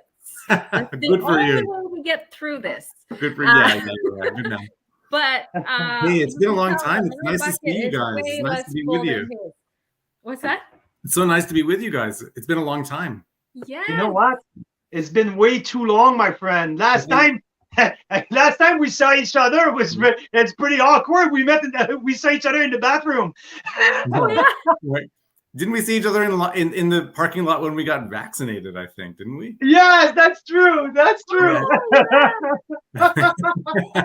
Random occurrences. So, how are you doing these days? Oh, life is good. Life is good. Baruch Hashem. It's a wonderful time of year. We're all getting ready for the new year, and we're tasting all the wines that are going to come out. Michael Alexander, our winemaker, is bringing us blending trials and things like this, and we all get to taste and discuss. And it's terrible for him because he's got to hear everybody's opinion on everything, but it's very fun. So these are nice days at the winery, just getting everything ready for bottling. Exactly. So what's the next round of bottling for you guys? Well, we just put into bottle the Malbec Syrah Rosé, the new estate-grown biodynamic Muscat and Gewürztraminer and Riesling. They're all small runs. I think they might all get into bottle tomorrow, hopefully, if everything runs smoothly. So yeah, it's exciting times. Yeah, because I remember talking with Christian about the Muscat Vineyard, how special and how the expectation is so high around the winery about that very small little plot of land and really, really special. So it's finally going into bottles. It's amazing. It's the second year. It's only the second year that we've made. Hi, Benita. Nice to see you on here. It's only the second year that we have made like a standalone wine. We were making sparkling wines and for our dosages, and we were blending it into the Alive organic white and things like that. And this is only the second year we've made a standalone biodynamic Muscat from this block of grapes. And the first time we made it, it scored in the top 10 wines of competition at the Muscat du Mont in Dijon, in France. So, and all the other top 10 scoring wines were sweet wines because they're so powerful, they naturally get high scores. So this was actually the only table wine to score in the top 10. Yeah. And the second vintage of it is incredible. It's beautiful. You know, Muscat can be so, we're talking about Syrah here, so I don't want to go on about Muscat. That's okay. Come on. It's worth talking about. Is it the Automnal? Which kind of Muscat that you guys are growing? Is it the Muscat Automnal, or do you have a different kind? Well, I don't know. The records are lost to history, but I think we planted it in 2011 with our friend Harold Gowdy, who is now the vineyard manager at Blomidon Estate in Nova Scotia. He's doing really well there, doing really cool things in Nova Scotia now. But Harold helped us plant that Muscat block. We bought some Muscat Blanc, and we bought some Muscat Automnal that year. And I don't know what's where actually anymore. So we got to ask Harold. We got to ring him. There you go. Anyway, you just mentioned we're talking about. I think it's the Automnal, actually. I think it is the Automnal. Okay, I'm asking because Mira's mom was born and raised on the border of Romania and Hungary on the Muscat Automnal vineyard. So it quickly became when we can find Automnal, it quickly makes his way on Vancouver Island to my in-laws. There's a nice little following of Romanians and Hungarians who seek that varietal out. And there's only one winery that does it right now, which is Hillside. And there might be one more that did a couple small batches here and there. They got like an acre of it somewhere, but that's all I know of in Canada. You know, Muscat can be so over the top. It can almost be like perfumey, you know what I mean? And like really so vibrant, almost tastes like artificial flavor because it's such a strong flavor. This one seems to be a little like richer and a little deeper, you know, not all high tones. It's got some sort of like mid palate and you know, full sort of range of flavor. So I think that's why it scores so well and why it got. And it's all about balance, right? It's all about balance. And, you know, I have to say, Ezra, I think Michael is doing such an incredible job with the portfolio right now. I've been talking with more and more people in the industry, and often his name come up. Have you heard about Michael at Summerhill? He's like, he's climbing, he's going like he's raised into his name. His name is just like coming like so hot in the winemaking rank for people what I'm talking about. And I've been tasting his wine over and over again in the last couple of vintage. And you guys are taking the portfolio to an absolute next level. Oh, it's so nice to hear that from you, Carl. I mean, it's deserved. It takes bravery to have transparency in your winemaking, you know, and to be simple and to stand behind the quality of the fruit. You know, that's a courageous thing to do as a winemaker, and to have that sort of integrity and transparency. And it takes humility as well. And that's what I was talking about. It's about humility, right? Yeah, Michael's quite a beautiful man and a great leader. You know, he has a great team who love him and love their jobs, and that care for what people do, that's what creates quality in wine. You know, that and respect for the partners. Yeah. So he deserves the kudos, and it's so nice to hear it coming back from you. Thank you, Carl, for saying that. Absolutely. And I was like, I was excited to mention it to you because like more and more, and I think it happened like 4 times in the last week and a half where people were mentioning his name. So I'm pride. I pride myself to be good partners with you guys because we enjoy everything we do with Summerhill because of you mentioned humility, care for the land, care for what you guys are doing, and care for the people from the Okanagan. Yeah. So don't forget about the people. My goodness, that's what it's all about. That's why we do it. That's why we do what we do. Absolutely. Hey, cheers, you guys. Cheers to you. So International Syrah Day. Because we were chatting with Sandra Oldfield. We did a Cellar Confidential with Sandra Oldfield, who is a veteran of winemaking in the Okanagan. And she really drove home the point that winemaking from the very earliest times is communal, and it is about the people. You got it.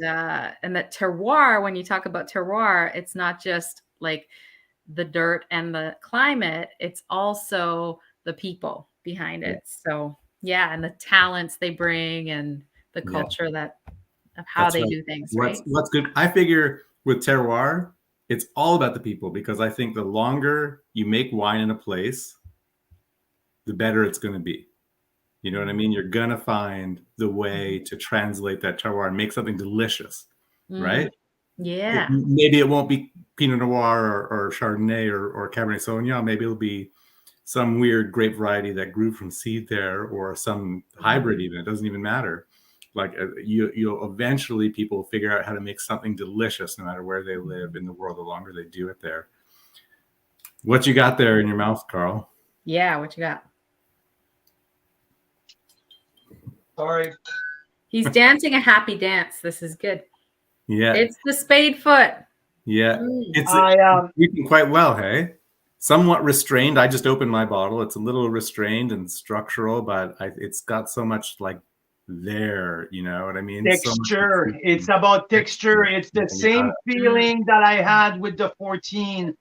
There's something unique that I have not experienced again, not once, in the texture of a wine. And then it's that, and I know that fluffy is not the right term, but there's that mouthfeel. It's incredible. I've never had it again, and it's now it's coming back.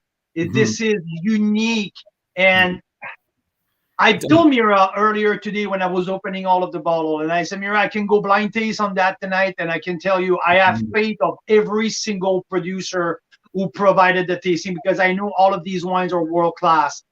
But I will be shocked if the Spadefoot Toad doesn't finish in the top third in my ranking, because my expectations are up there. And I just had the first sip. I just had the moment, and it's exactly when I close my eyes, when I had in my mouth previously a couple of vintage ago, and this is right back at it. You know what word I always come to when you're talking about the texture and stuff like that is density. There's such a density of flavor and character, and like a sugar-free extract, like not alcohol, not water, but all of those other compounds. That's flavor and texture. That's a lot of it. It's a dense wine. And that comes from the grower, from the man himself, Ron Furman, who this is his vineyard, and he's our real partner in this wine. We make this wine with him, you know, as a grower.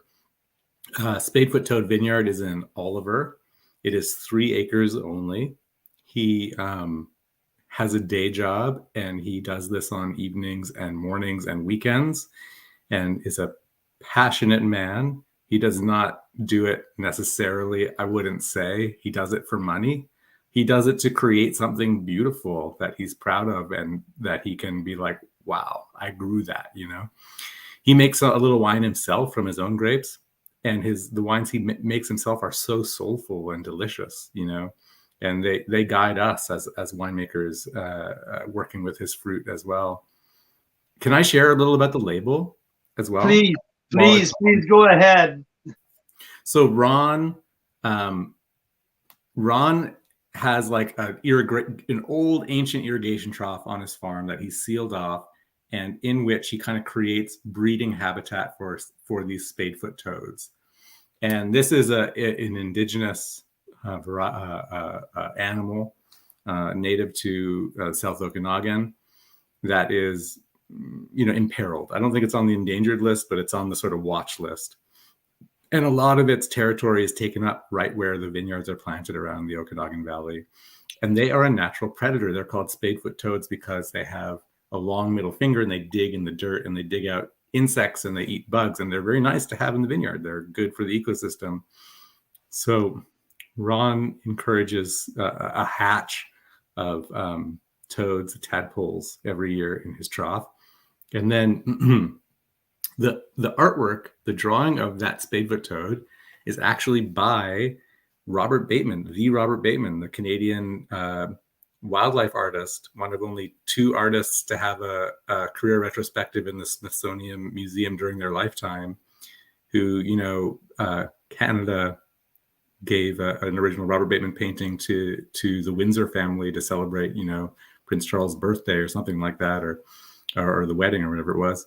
You know, he's a real Canadian treasure artist, a legendary artist in Canada. And this is the only art that he's ever done for a commercial product, is drawing this toad. And we only have it in really small print on the label, but 10% of the proceeds of the wine are donated to the Bateman Foundation. And they work with schools and children to nurture the next generation of conservationists. This is so cool. Yeah, it's pretty nice. So, and Ron Furman, the grower, knows Robert Bateman, and my family knows Robert Bateman. My dad sat on his board of directors of the foundation for quite a few years. But Ron, his day job, this is just total weird coincidence, he has the distribution rights for Freybee's sausages for like the interior of British Columbia. He like drives a sausage delivery van. And Robert Bateman, his wife is Birgitta Freybee Bateman. It's her family business. No way. Yeah. So that is the connection. So, and that is why we did it all together. And it's just like a labor of love for all of us. That is the best story. Isn't that cool? I didn't know that. I know. We don't really tell that story. Like, it's a complex story and it's a long story. It's hard to tell. Usually we just say, this wine good, buy please, you know, so the whole story is a good story. Oh, I love that. And that's what Mira and I, that's what we've been saying since we started the club. We are not in the business of just selling wine. We want to have the stories behind all. We want the members to connect with us because we can bring these kind of story alive. And that's the quintessence of the whole goal here. Tasting some amazing wines, but telling the people story. That's what we mentioned at the beginning, Ezra. Our business is all about people, right? You got it. You got it. So that's nice. Amazing. That's amazing. This wine is absolutely spectacular. And like, again, this is, I have right now 26 wine tasted since I started at 4 o'clock. I have some absolutely great wines from Ontario, some from the Similkameen, Okanagan Fall. This is the top. This is the top, not because the other ones are not good. Don't make me wrong. The other ones are fantastic as well. But this is a level like beyond everything I've tasted today. And I don't know if you're a lot about international wine, but I bought a Jean-Louis Chave from Saint Joseph, 100% Syrah. It's a $65 retail wine. Jean-Louis Chave for 5 generations now. And this is not even close at what we're tasting right here. The depth, the complexity, and you mentioned the density of the Spadefoot Toad is unique of what we are offering in our country. Yeah, thank you so much, Carl. It's great to get to share these stories with you and with your club members. Thank you so much. And while I have you here, if you have another couple minutes for us, I would like to know, when you are at home and you're not drinking Summerhill, do you sometimes go for international wines? And if so, what's your go-to? Well, I tend to drink a lot of champagne, actually. Yeah. But you know what? I actually like to drink. It's nice. I like to drink everything from outside the Okanagan, because I always say you can't appreciate what we have in the Okanagan until you know what to compare it to from elsewhere. But, you know, I'd actually rather talk about some of my favorite Okanagan producers for a minute, because I've been kind of inspired recently. My brother Ari, our local liquor store, beer and wine store just down the street from where we live, has been carrying Reese Pender's Little Farm winery, and we've been having his Pied de Cuvée. I think it's Cabernet Franc, I believe. It is. Yeah, and man, oh man, that is very delicious. That is a tasty wine. So that's when we talk about passion, we're talking about passion here, what we do. And Reese is right there with us, he's passionate. He's one of the best at what he does. He's really passionate about his small little project. And kudos to him to be so determined to make it happen. Yeah. That wine has inspired me. And speaking of Syrahs, I don't know if you have any of Marcus Anson's wines from Daydreamer with you. No, I'm not this year. I have nothing in the lineup, but yes, he is something else as well. Yeah. His Syrah has been an inspiration to me, because I drank it. The first time I drank it, I was like, this is from the Okanagan? Yeah, I think it's Amelia. Is it Amelia's vineyard or something like that? But I know what I had a glass of it in a restaurant, and it really made me excited, because I thought, wow, it did have that little bit of the feeling of Australia. He's an Australian winemaker originally, and it was approached almost the ripeness almost was approaching that level, and I couldn't believe it. But it was still an Okanagan wine. It still had the freshness and more towards a medium body rather than being just over the top, and alcohol as well. But it was so generous, and the way the fruit expressed itself was so beautifully. I thought, wow, this is a direction.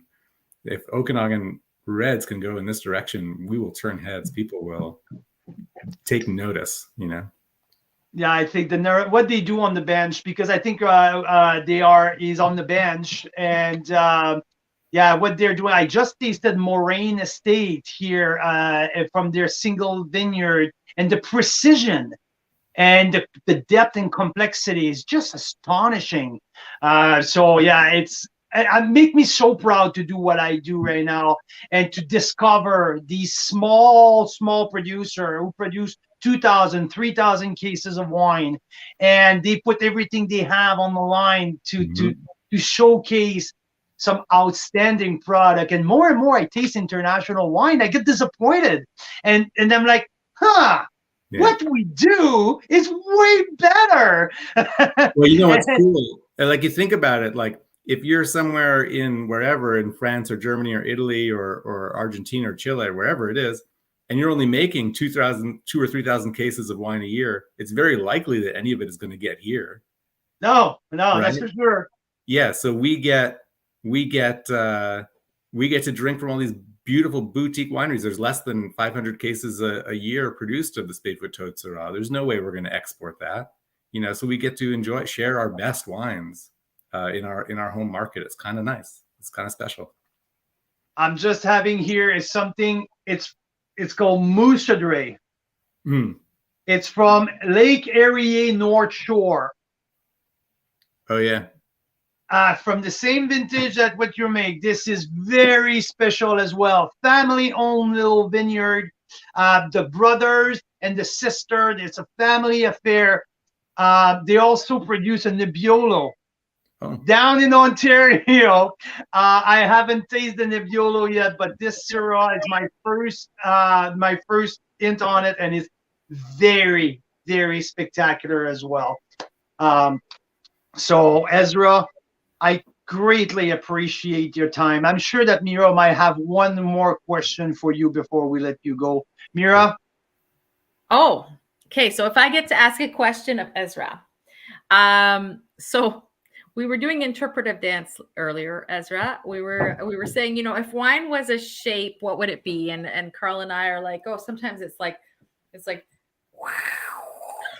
Or like, you know, the wine goes like, it's very precise, right? So tell us, you know, if you had to pick like a soundtrack for Summerhill wines, you know, or a sound to go with your wine, or see, Carl, you regret this. You get me to ask a question. It's way out there. I never thought you're going to do that. I never thought you would do that. And I know the members right now are sitting home and they're laughing. They're like, yes, she did it. Yes, she did it. And I'm like, ah, shit. Anyway, yeah, what is it going to? I have to think about this. I have to think about this. You know what? I got to ask my staff what they think, and I'm sure they're going to have a different answer than me. But see, that tells me everything about your culture, Ezra. The way you do things. Yeah. That tells me that you guys are like a big family. Yeah, but I'm gonna go with an Indian raga, is what I think. Oh, okay, something that really gets you moving. Well, some pure harmony. You know, stick to the scale and play it passionately and with discipline. You know. Nice. Right in that harmony set with a nice drone going on underneath it. Just to create that portal into the other dimension that you can travel right into, you know. So that's that's so true, because there is something very special about your wines, Ezra, which is that I don't know, I this is another far out there thing for Carl, but wines kind of make me feel different things. It's crazy. Right. Yeah. So, and with your wines, I always feel really happy. So thank you for that. Yes. Hey, this is a pleasure, you guys. Thank you so much. Hey, Ezra, what's the next vintage for the Spadefoot Toad? The Spadefoot Toad? The Syrah. The Syrah, the 17 is going to be in bottle really soon. Yeah, okay. And we're actually tasting the 18s too, because sometimes they I think the 17 might already be in bottle, might be released soon. I believe the 17 and the 18 are already in bottle actually, and they're bottle conditioning. I'm pretty sure. Yeah. Good, because Mira and I had that conversation. We want to build a little library of Spadefoot Toad back here. So yeah, and I think you know what's really exciting is something you can only taste at the winery is. We make 1 barrel a year of Cabernet Sauvignon from Spadefoot Toad Vineyard. Under 20, yeah, it's like 23, 24 cases a year. And you can only get it in our restaurant. Is the only place you can get it. And that's pretty cool. And we just bottled the 2019 Cabernet Sauvignon from you know what? We have some guests are coming over from Ontario. Some winery owner and winemaker is going to join us late May, and they were talking about visiting you because they wanted to taste what you were doing. So this is something we're definitely going to put on the. We're going to go visit and taste that. That's for sure. We'll come have lunch or dinner with you guys. That'll be awesome. That'd be so great. Something to look forward to. Yeah. Thank you so much. Thanks for your time, Ezra. We're blessed. Thank you so much for spending time with us. And you know what? You nailed it. 95 points. Spadefoot Toad 2016. Woo! Thank you so much. Thank you. Spectacular. Thank you. Bye, everybody. We'll chat soon. Thanks a million. Cheers. I have goosebumps. That was so fun. I have goosebumps. Every time I do that with him, I get like, oh my God, like my whole spiritual aura just change, and I get in a different dimension, literally, like body wise and emotionally. Oh, is that's just wonderful. absolutely freaking fantastic. The chat that I have with that man, to me, take me to a different level of emotion. Hmm. Whew. And the wine is just like that vehicle to take me there. I don't know. It's very special. It is. It's unique Special and what they're special. doing. It is. It is. Mhm. Spadefoot Toad, they did it again. They did it Bam. again. Bam, bam. This wine, and like I have a few more to go too. But you know what? I'm not sure. Yeah. This is wow. It's good stuff. Wow. You need to bring your butt out here because you need to load up on Mushadre and Spadefoot Toad, okay? Well, I have both. I have both right here. You can. Oh, you did? Oh yeah. Yeah, that's true. What do you think of the Mushadre? Well, this is the funny thing is that, you know, I'm kind of blind tasting them right now because you poured them, you told me what they were, but I've forgotten at this point. They're pretty easy. Like the one with the creamy texture, it's the Spadefoot Toad, but the one with a little bit more floral expression is the Mushadre. But geez, I was so surprised of the profile of that one. Yeah, I was, you know what? It stands up to this one. It's always unfair, you know, to have two wines side by side if they're not, you know, like if you've got like a $20 wine versus a $60 wine or something like that. These two are not totally far apart. They're very good, both of them, and very you know, they're different, but they're both very enjoyable. There is that perfume coming out of Ontario that pretty much all of them have, except the 18 Ice Cellar. If you blind me with Ice Cellar, I'll give you South Okanagan. That this is the weirdest thing with Adnan's wine. Jesus, like if you blind taste me with Ice Cellar, I can never tell you it's from Niagara. All of the other one, Casaba was great. Mushadre is top notch so far. I would say Mushadre is my third highly rated wine on that whole lineup. It is a very good wine. I like how our teeth are purple. Oh yeah, this is crazy. Like I think you can see me from a mile away. Like they're probably like phosphorescent right now. Yeah. But that Spadefoot Toad is. I know exactly which one it is. It is so fluffy. Well, sorry, it's rich, and if I close my eyes with this wine and I'm smelling it, just the aromas, they just take me to a whole nother place. They're incredible.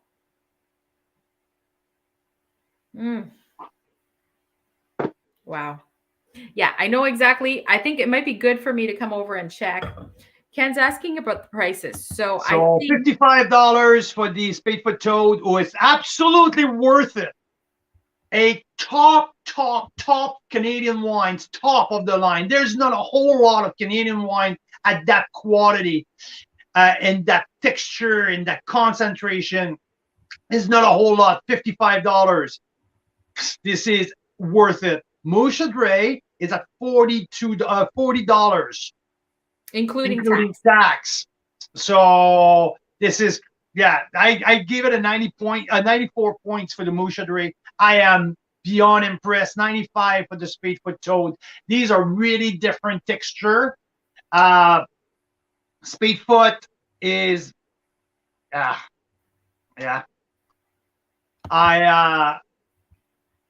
you know, when I tasted the second vintage 06, the 16, I think I gave it 95 or 94 in my first review. And that was so close from one I tasted the 2014. That's maybe that, but it's totally deserved the same type of score than the 2014. Yeah, I think you gave the 20. I think you gave this one that we're tasting right now, the 2016. Maybe 1 or 2 points below when you scored it last, and that was what, about 3 months ago?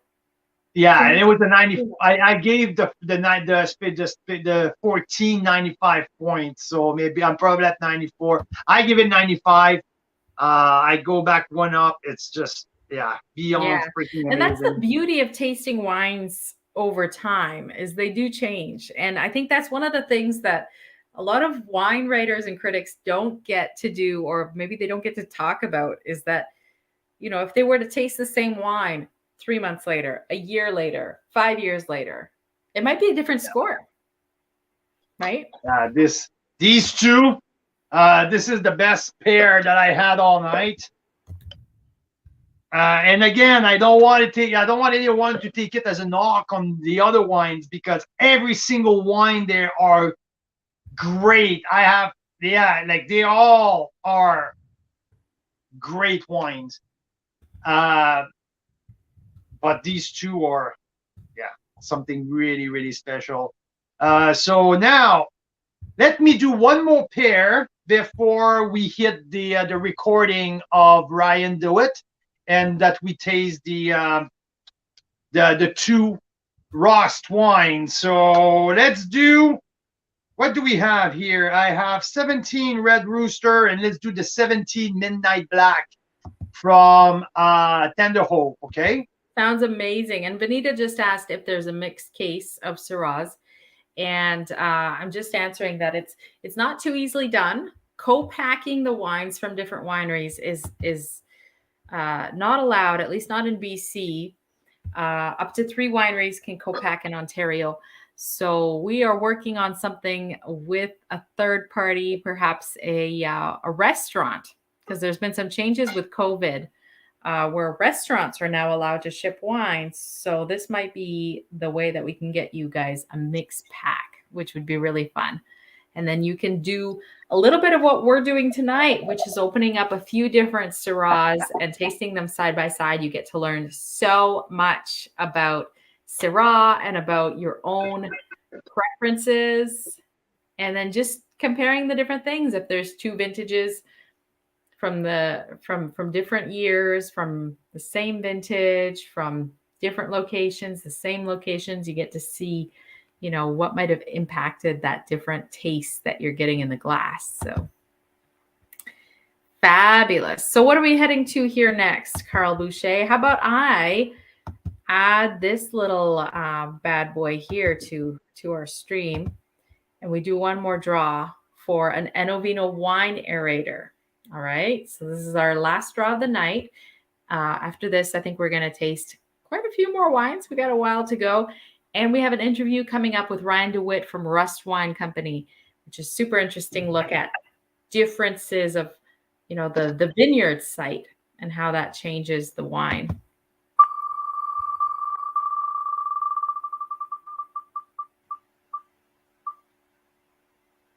Bam, Paula. Woo, Paula. There you go, Paula McCaffrey. That is awesome. I will send a message to Paula very soon. Way to go, Paula. Congrats. Okay, so, wow. I have so much more to give right now. I have so much more to go. I feel so energized. So here we are. Now I'm going into 2017 Red Rooster Rare Bird Series versus our good friend Effie Perrell, right here in the West Bank of the West Kelowna. The special thing with his Midnight Black Syrah is that he sources grapes down to Washington State from a different grower, some long-term connection that he has down there. So he's one of the only one. He's doing 3 Syrahs from Washington State. Obviously, these wines are not VQA because the grapes are not grown here in Canada. But it's a very interesting perspective on what we do here, because basically we are the extension of the Columbia Valley where we are here. And yes, he produced some outstanding VQA wine. The Meritage is its sparkling rosé is fantastic. It's Chardonnays from a single vineyard from the East Kelowna side. So he's not only doing that, but it's one of the part of his portfolio. It is pretty cool to have that. So 2017 both. So we have Naramata Bench here. So the Tender Hope is a 17? Yes, it is. I know that's on Okay. our list. It's 18, but I just look on the bottle and it's 17. So I'm going to go with what's on the bottle. Yeah, that's usually the best way. I think the price stayed the same, so we're good that way. Yeah. So, yeah, I also remember tasting that wine last summer. Fantastic red wine from Red Rooster from the bench. Not exclusively grapes from the bench, though. It's not Naramata Bench VQA. It's Okanagan Valley VQA. There's some great 2017. Right. Great nose, perfume, but also fruit. All of it. There's a good mix of different offering here. There's some cloves and cinnamon on that nose. I have our youngest here. He just wants to put on a tie, so I have to tie the tie.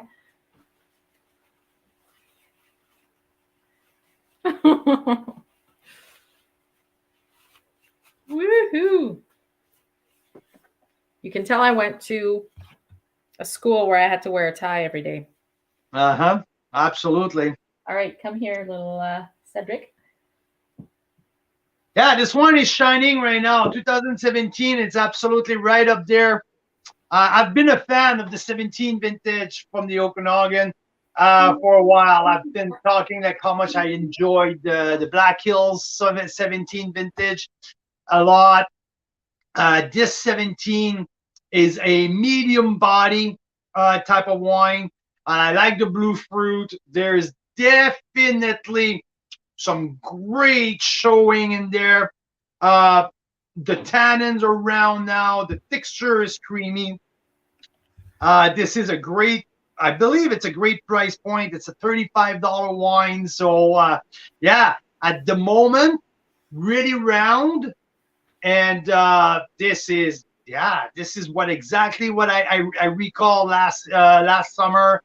If I'm not sure if people have our flyers of Red Rooster, you can open it and look at it. I believe it was 92 point on my score, maybe 93, but it's exactly what I'm tasting right now. Great. Yeah, no, it's a good value. Again, $35. I'm not saying that these wines are cheap wine for people who are not used to pay $35, $40 for wine. But when we're talking about 2017 small batch of Syrah, the price is very, very, very well priced here. So yeah, definitely here, 92 points here on my list. I'm really happy. This is the Red Rooster you're talking about. This is the Red Bird series, Red Rooster, absolutely. This bad boy right there. Yeah. And I have right beside it, I have the Midnight Black, Washington State Fruits from Tender Hope. Right. Which is this one, but you have the 2017. Yeah.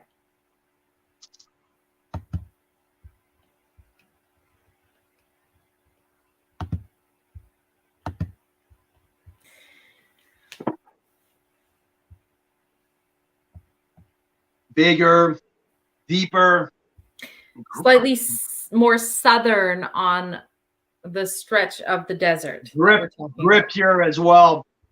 Yeah, this is a great showing. This is a very good showing. This is the best that this wine has tasted so far. I've been tasting Midnight Black for 2 years now, the same vintage, and this is the best that wine has been showing. It is. It's aging well. Yeah. Especially right now, it's in a very, very, very good spot right now. Good length, good spice. Wow, that shows very, very well. Yeah, it just kicked Red Rooster's butt pretty big time. Not that we're comparing, because it's not always fair. Oh, sorry, I shouldn't have done that. It was just like, whoa, damn, like it was like, ooh. Yeah. So what you've got is two different styles, and you've got absolutely, 100%, 100%. and you've got the difference in terroir. So you're talking about Midnight Black being south of the Canadian border slightly, right? Yeah, almost 8 hours down from here. Yeah. So you're getting and Penticton. Yeah, this is the best of that wine that I've seen in 2 years. Oh, that's great. I'm gonna have to come over and try it. So I'll be right there.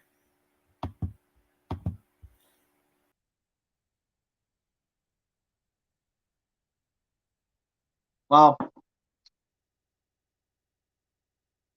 Just gonna give it another shot to the Red Rooster, just to.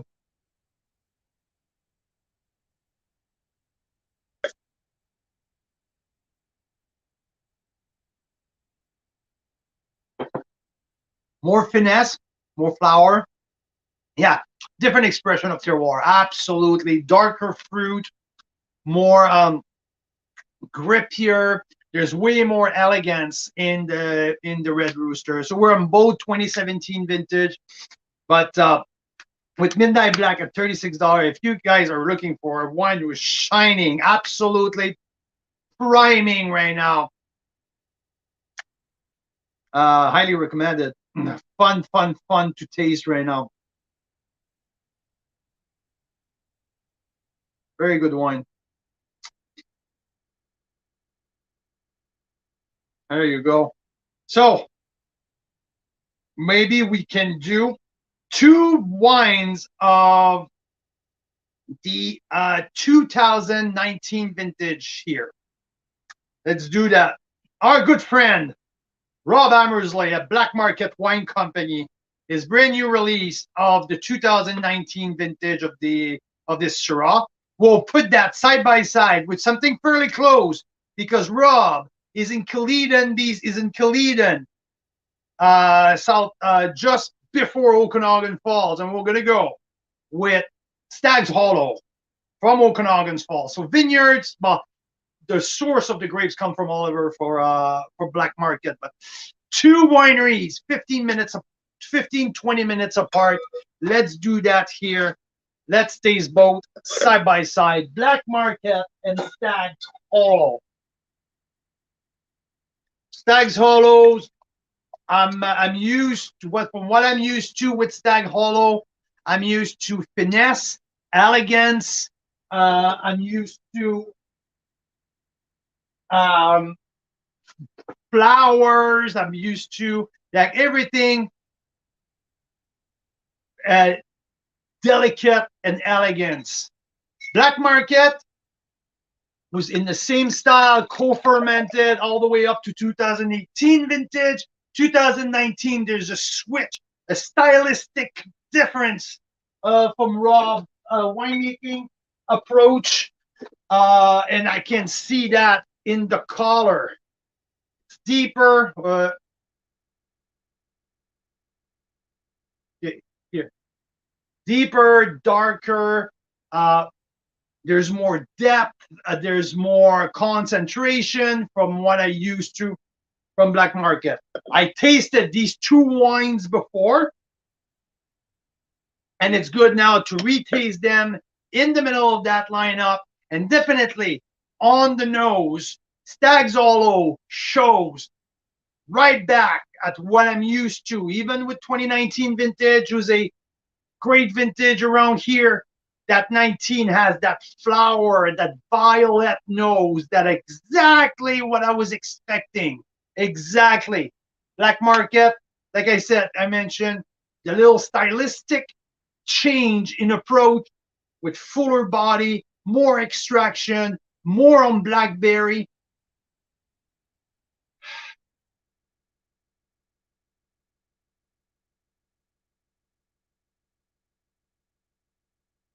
That's a little mint as well, like the after eat chocolate. Hey, stranger. Hello, stranger. How's it going? Good. You know, it says some of your destinations have errors. You know what that means, guys?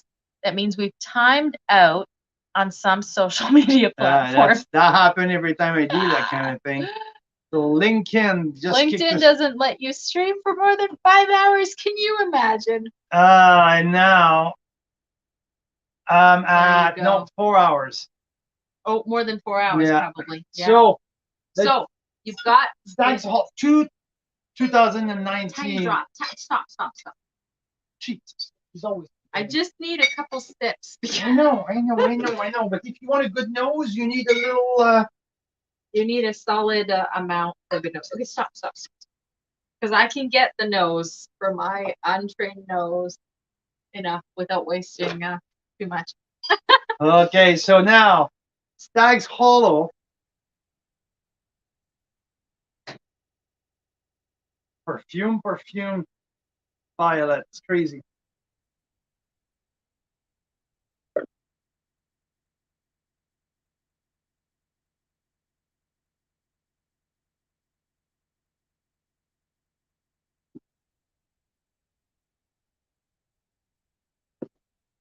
Elegance, but grip, spice. It's a 2019 vintage. It's brand new. This is a good wine. This is a really good wine. That's that minerality of Okanagan Falls, who shines in there. That's that herbaceousness again, shines. The bright blueberry fruit right down the middle. That little meaty.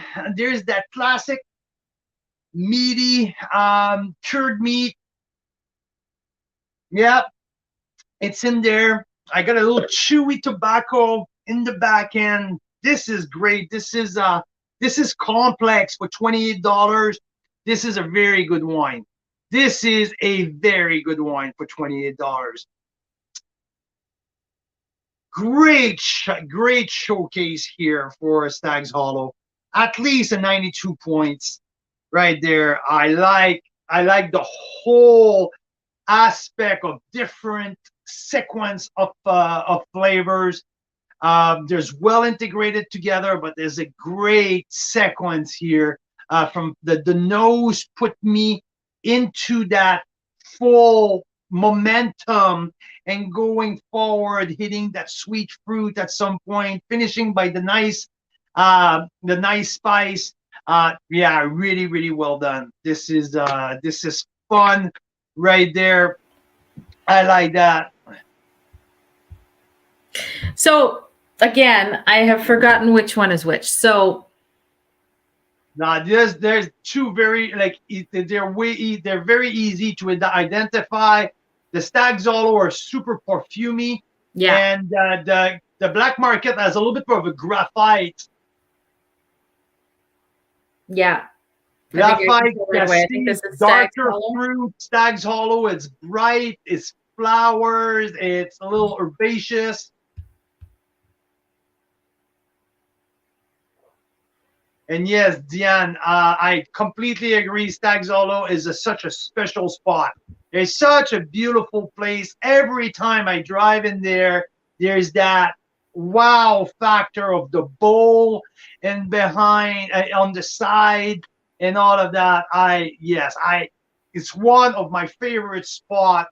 There's no lake. It's not because it's like Penticton right by the lake, or it's like breathtaking. It's not like if it's Summerland. No, it's in the middle of the forest, for God's sake. But just a beautiful mess of vineyard. It is really beauty. And Diane might be talking about Black Market, though, because she lives in Penticton and has been to Black Market. And that one is a beauty, too. And I love it, too, because of the people behind it. A great family. It's family run. We really enjoy that. When you get like fantastic world-class wines and you can support a family that's running this dream of an operation, I think that's beautiful. And they were our number one winery in 2021, picked by members. And we're going to be that's worth mentioning. So let's recap on that. Carl's Wine Club, we went with a full a survey across the membership, giving them three options, giving you guys three options of our top Ontario wineries and top BC wineries. Black Market, Intersection, and Courcelette was the three wineries suggested to the members. Black Market was voted top BC of the year, Members' Choice Award.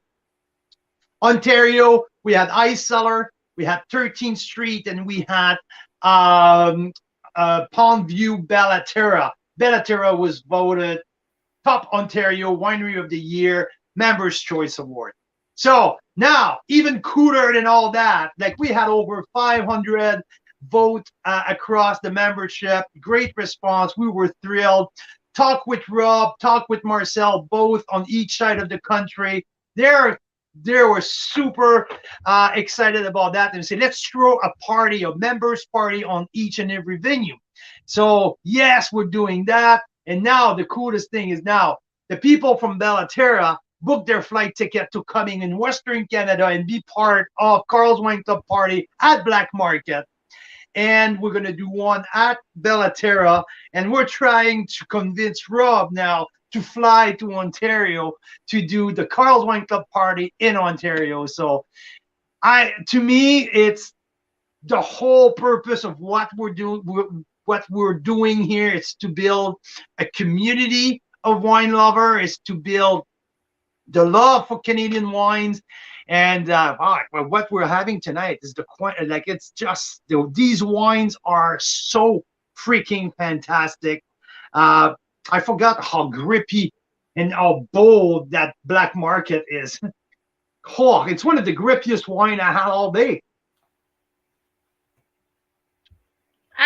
Rob's got a surprise for us. He's going to go to Ontario. That is amazing. You're still here. Rob is still listening. Too cool. There you go.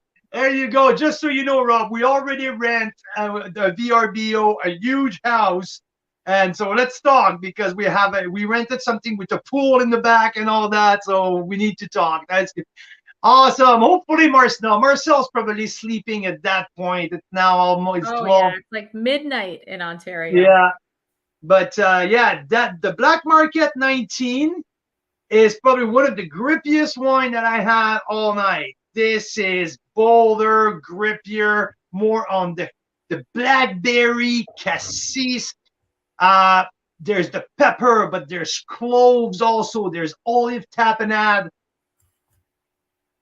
And there's definitely also that meaty curd meat coming on the middle of the whole thing. But what I like in the wine, though, there's the fresh, bright herbaceousness in the middle palate. So even if the wine is grippy, the wine is more on sweeter fruit. There's a freshness across the palate from that wine. This wine, I don't know, but probably higher in what we're talking about alcohol level here. Yeah, it's not. That's what I love with Rob. Even if the wine this year has changed a little bit stylistically, it's still low alcohol. I think we can count on Rob year in and year out to produce his wine in low alcohol style. This wine wine will age forever. That's really, really good. This is a 92 plus. Definitely, like just verging on it, like on the verge of a 93 points, if not a 93 points.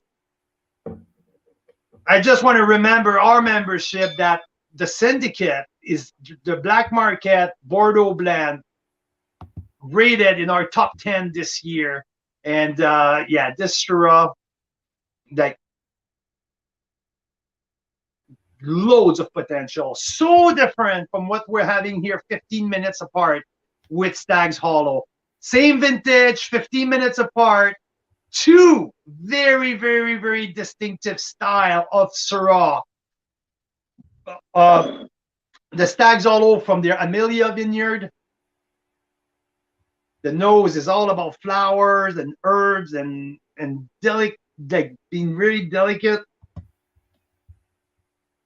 And on the other hand, Black Market is bigger, bolder, riper, spicier, grippier.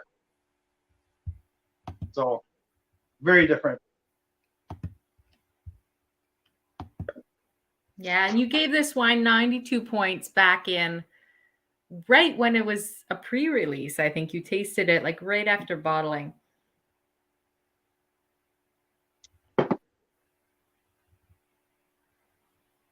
You're talking about black market? Yeah. So see, it's guys, really where I'm right in the interesting same wheelhouse. Is exactly. I'm just talking 92 plus. I gave it 92. Yeah, so when you're tasting it over time, but also when you taste it side by side, it's interesting because your ratings are always like so consistent, Carl. I don't know how you pull it off. When I taste I something just don't. side by I just. I side, don't. I'm like, I don't oh, bullshit. I just don't bullshit. I just go with like what's in my mouth. It's like how my feeling, how it come out. I don't pretend. well, it's not about bullshit necessarily for me though. Like if I'm tasting a wine and I like it, I'm like, oh yeah, 95 points right there. That's perfect. And then I taste it side by side with something else and I'm like, oh no, this one is much, like, but Yeah. you're experienced enough and you remember the wines, which is what's so crazy. This guy remembers a wine he drank like 15 years ago. He can still tell you the flavors he had in that wine. I can't tell you the flavors I had in a wine 2 hours ago. So I can tell you if I liked it or not, but that's about it. Yeah. Okay. This is yeah. So we're having now. Hey, guess what? What? There's only 4 more wines left. Ooh. Should we do Rust next and maybe play the interview with their winemaker? Absolutely. Absolutely. Do you want me to taste the wine first? Let's taste the wine after. Yeah, let's taste the wine right after. So let's bring on Ryan DeWitt, who is here we go. Here we are. Live here with Ryan DeWitt from Rust Wine Co. Live from Oliver, BC. Ryan, how's it going? Pretty good, thanks. How are you? I'm rocking. It's International Syrah Day. So you know what? After Chardonnay, it's my favorite grapes of all time. Syrah is close second. So you know what? I'm like a kid in a candy store here today. I have 35 darn bottles of Syrahs getting open at the moment. So that's awesome. Yeah, so exciting. I love Syrah. Yeah, ever since I went to Hermitage, I can't get enough. Hey, you know, I have the hill of Hermitage is like, come on, it's the church of all the church of Syrahs in the world. Come on, eh? Totally. It's amazing. I love it. Yeah. I have a bottle of Jean-Louis Chave getting open for later tonight. So. Oh, nice. You need to have a benchmark. That's for sure. See where everybody's at. That's the whole point. That's why I have 32 from Canada. It's 8 from Niagara. I have 20 something from Okanagan, because let's put it that way. Niagara produce some outstanding world-class wine, but when it's time from Syrah, it's hard to find the flagship producer who gets into Syrah. So yes, we got our hand on a few of them. It was easier to get some BC Syrah. So what's your philosophy at Rust when it's time for Syrah? Yeah, thanks, Carl. So really what we're trying to do is, I mentioned earlier that Hermitage is really informing my opinions on Syrah and how much I love it. And it was just kind of a building obsession. We started off with the brand Rust as a brand with riper kind of vintages, and it's been my goal since taking over that we make an emphatically medium bodied wine. So bright fruit, lots of spice, nice grip, and something that should age really well for the next 15 years, hopefully. Trying to keep the alcohols down below 14% and just make a pretty wine, and that's really what my passion is with winemaking, is making as pretty a wines as possible. I'm not too worried about making 15% alcohol Merlot, but I really love making 14% alcohol Syrah. We're making it a little bit geekier as the longer I kick around. So of the 4 2019 Syrahs that we've released, the Lost Horn, or the Okanagan Falls vineyard, has about 25% whole cluster grapes. The other ones are all destemmed. Yeah, it's really beautiful. And The then perfume in there, it's absolutely crazy.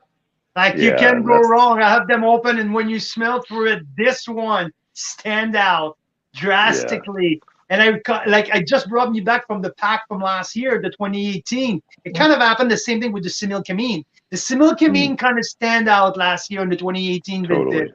but this Yeah, year, come on, the OK Falls one is like just one of yeah, its own. yeah. It's pretty cool. I'm super excited about it. You know, it's our first go at that vineyard, and it's just kind of lent itself to a little bit more of a deconstructed winemaking. I don't really like to use natural or hands off or any of those kind of, a lot of people will use those kind of cliches, I find. But really what we're trying to do is kind of tune in on the place, trying to determine what it is that's best for that wine. We're scaling back new oak, so there's less and less new oak every year. And we're trying to do more whole cluster inclusion to make it so the wine is just a little bit more perfumed, a little bit lighter, and a little bit more kind of ageable, truthfully. Yeah. And you guys are still working with American oak, or do you guys So are completely phasing that out?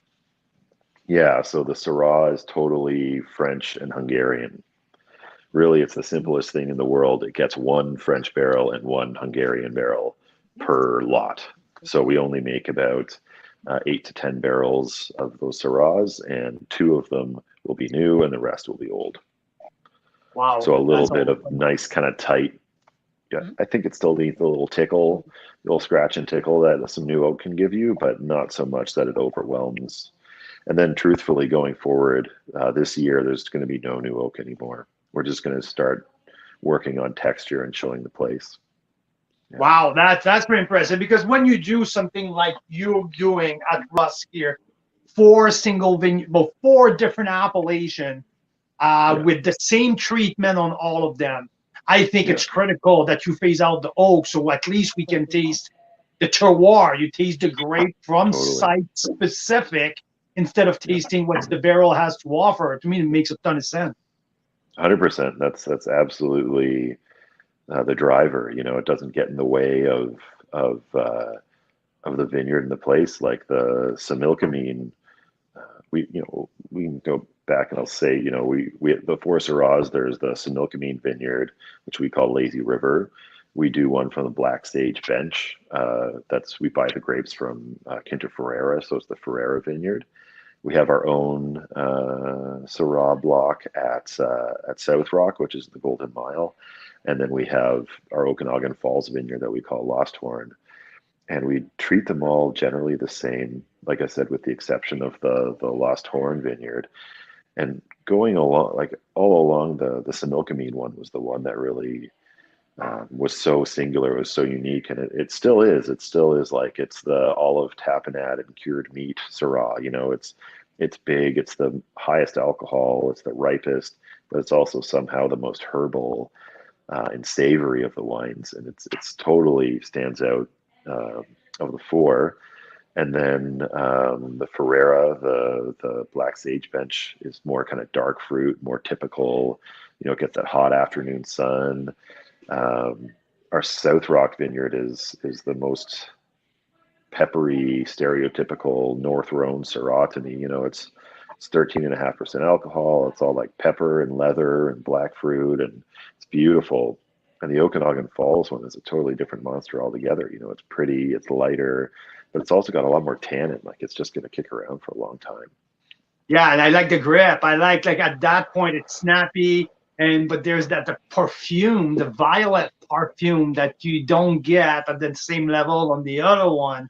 I'm intrigued about the 2019 vintage, because 18 was filled with challenge, with smoke across the board. When I tasted your lineup last year, I did not get into smoke. I think you guys did a great job. So 19 was, like, from what I'm tasting so far from the reds, especially from the south of the Okanagan 19 vintage, it's absolutely outstanding. Like I get through a lot of fantastic red wines right now from the south, like the new release of the 19. So what's your take on 19? Well, it was it was a war of attrition 2019. You know, we had early frost and early winter, like sorry, the snow came in really early. It made, like, I don't know if you're a Star Wars nerd or not, but it felt like Hoth had descended on the valley, and it started in the Similkameen, and this is the end of September, which is totally unique, you know. And everybody was freaking out. Everything that was really early ripening, we just had to get it in and get it processed before, you know, we didn't know how many more frosts we were going to get, how much more snow we were going to get. We had no idea. And what we decided to do was just keep going through the vineyard, keep thinning, cutting out rot, thinning, cutting out. And then finally, when they were ripe enough and ready to go, we picked, and we didn't have a lot of grapes, but what showed up was beautiful. We just had to be patient, and we had to understand that the biggest and most important thing about it was going to be having properly developed grapes, and maybe not volume so much. It was less than ideal. A lot of people will moan about it for sure, and justifiably. You know, it was less than ideal. But I think what you see is beautiful aromatic wines that are more balanced than you might expect. And 2020 was challenging too. You know, we had tiny berries, low yields. You know, it was just, but it's the same decisions. You know, we are tasting the grapes, testing them, making sure that they're where we want them to be, and we're picking them, and, you know, dealing with lower yields and less production and higher per bottle costs, but it's worth it for sure. And I think for me, like, if I try to define these 2 years, 19 versus 20, it's like it's finesse for 19 versus concentration for 20. That's totally. Like kind of like the differentiate the both. In 19, like I was saying, across the board, I've done so much finesse in these wines, and that's why I'm experiencing what I'm trying. I'm starting to taste here this afternoon, so it's pretty cool. Yeah, it's nature enforced balance. Absolutely. And for you guys at Roth right now, so the 2021 are sitting right now, and like just like at like midpoint. Some of them are almost ready for release. The rosés and the early white. So how was 2021? Another really challenging vintage. Fire, heat spike, heat dome, everything got thrown at you, even the kitchen sink, for God's sake. Everything was all extreme, but I'm hearing some great stuff as well. Yeah, you know, I started out here, my first vintage here was in 2019. So the wines that are being released for the Syrahs were my first kick at the can making Syrah in the Okanagan Valley. And there has never been a normal vintage. I haven't experienced one, and that's kind of average for winemaking in Canada. For the 2021s, you're absolutely correct. You know, like the biggest, that specter hanging over our heads was smoke, and you know, the heat was a pain. But truthfully, the biggest thing was where the smoke hit, when it hit, how intense it was, and then what you were using the grapes for in those areas. If you're smart and you're processing as lightly as possible, whites will be beautiful. You know, there's no, I think you'd be pretty hard pressed to see too many white wines coming out of the valley that are smoke tainted, unless you're doing, you know, lots of skin fermentation or something like that. We have the rosé, the Rust rosés in bottle. The Gamay is actually in bottle from 2021, which is from the Similkameen Valley. So we didn't have any smoke problems there. And the Cabernet Franc from 2020 we just bottled. So that's, and our Gewurz actually is in bottle, and it was pretty good. Most of which we avoided the smoke was just minimal skin processing with that one. So emphasizing aromatics with decreasing skin contact time. But it's going to be a mixed bag. Like there's going to be wines that are smoky, and you're going to see a lot of tasting notes where people are telling you to have it with barbecue, and hopefully they can, you know, keep those flavors down. There's going to be a lot of mitigation in wine cellars, a lot of blending, a lot of stuff where people are trying to make the best wines they can with grapes that, you know, cost money, and we can't just throw them away. You know, we have to make wine from them. So it's going to be pretty interesting to see how those wines develop in the future. And the issue being, you know, we don't know when they're going to show that smoke taint. You know, like a lot of the time you get the wine together and you're like, oh, it's not there, thank goodness. And you get it in bottle, and a year later you open the bottle up and it smells like Ardbeg. You know, it can be problematic. Yeah. And that's a question that we get often from our members. Sometimes they ask is, hey, are we more susceptible to taste the smoke taint at the beginning and it can dissipate if we put it in cellar, or in early age it doesn't show anything and sometimes it pops up down the road? So for you, as your experience as a winemaker, which way you think it's more likely to show early on and dissipate, or don't see anything and show up later? Well, the truth is if it's really smoky, hopefully we don't put it in the bottle.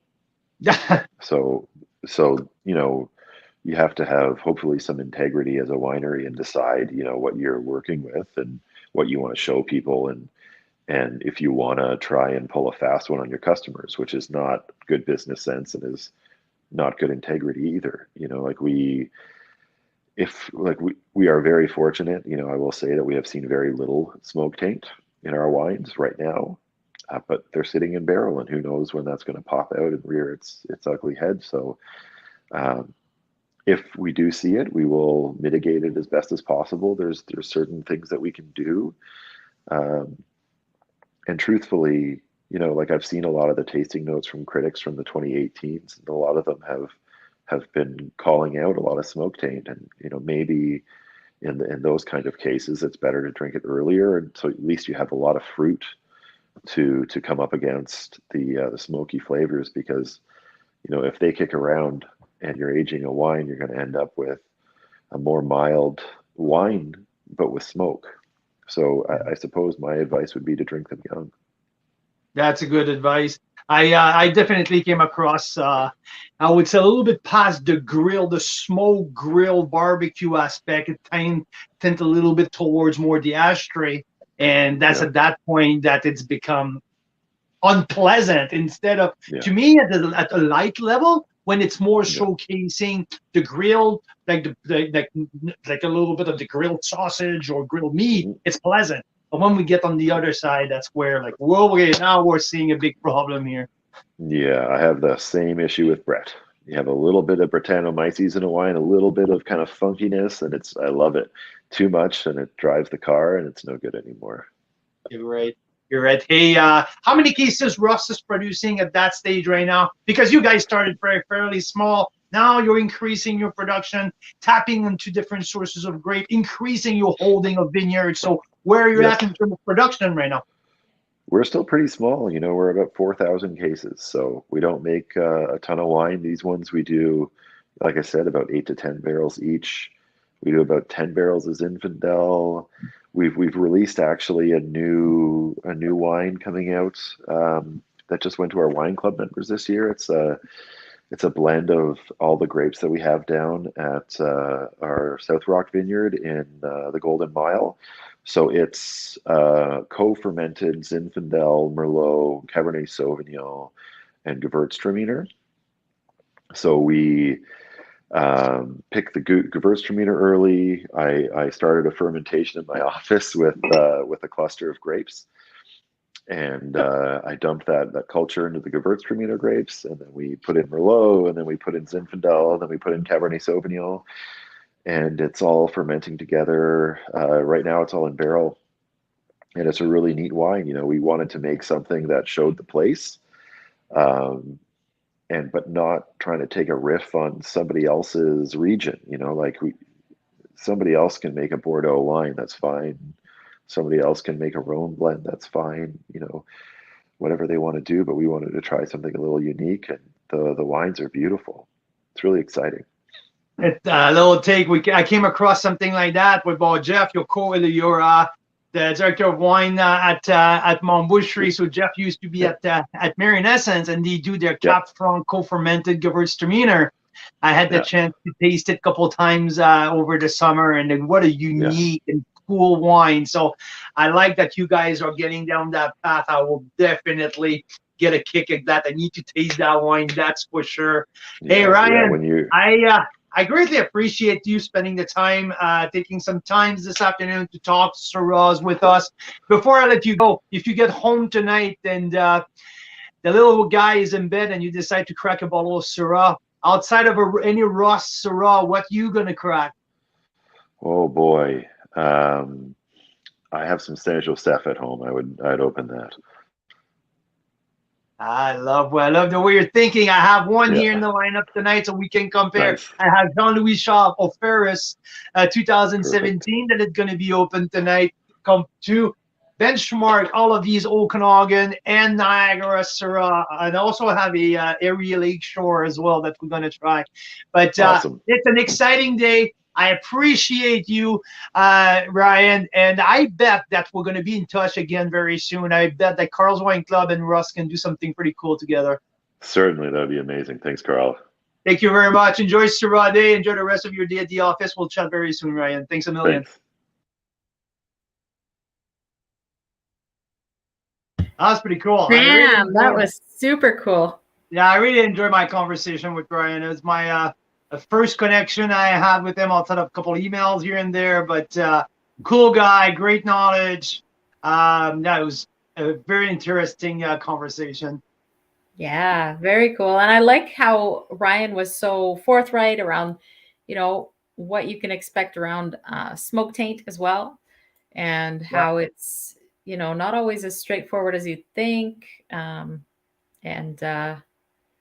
Yeah, great conversation, super honest, really great guy. So, and what I like the way they're doing with something pretty special with the Ross portfolio is their terroir, the Syrah terroir single vineyard taste bottling. So last year with the club, we did the 2018 with the Similkameen Valley Syrah, the Golden Mile Syrah, and the Black Sage Band Syrah. And this year, the cool thing is they had an extra one. They had a fourth single vineyard, and this is the Okanagan Falls. So what we've done tonight, I opened two of them, the Golden Mile and the Golden Mile and the Okanagan Falls, because I was extremely excited to taste single vineyard Okanagan Fall from the Losthorn Vineyard, because I love what they do with their Chardonnay up there with the original vines, original vines, Mount Boucherie. At that specific vineyard, it's been my favorite Chardonnay for 2 years in a row from BC. And when I heard that they were doing something with the Syrah up there, I thought of the profile of Stag's Hollow. Stag's Hollow is single vineyard Okanagan Falls as well, and I'm thinking about what Meyer's doing in terms of Pinot Noir and Chardonnay, and like the minerality of Okanagan Falls. So I got really excited, and I was not disappointed. This little boy here, Okanagan Falls, it's right up there. Some of my top wine. I gave it a 93 points for the Okanagan Falls. I like the minerality. I like the bite, the flower. I like also the meatiness in the middle of that. I like the light pepper who lingers for a very, very long time at the end. There's a great complexity on that wine. A little sweet blueberry fruit, sweet blueberry pie who comes up with the crust at the end. This is a beauty. If I close my eyes, this is like there's a little bit of the Stag's Hollow, the flower of Stag's Hollow, but more fruit, more ripe fruit in there, and definitely the snap at the end. That's amazing.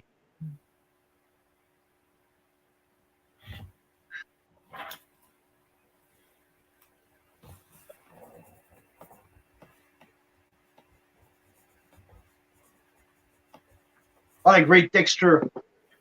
And yes, that pepperiness. Whoa, yeah, it's fun. And on the other hand, with the Golden Mile, I got leather, I got spice, but also some ripe fruit. Definitely a little bit of smoke. The grilled smoke. Yeah, I feel like I'm cooking a piece of meat here. Mm.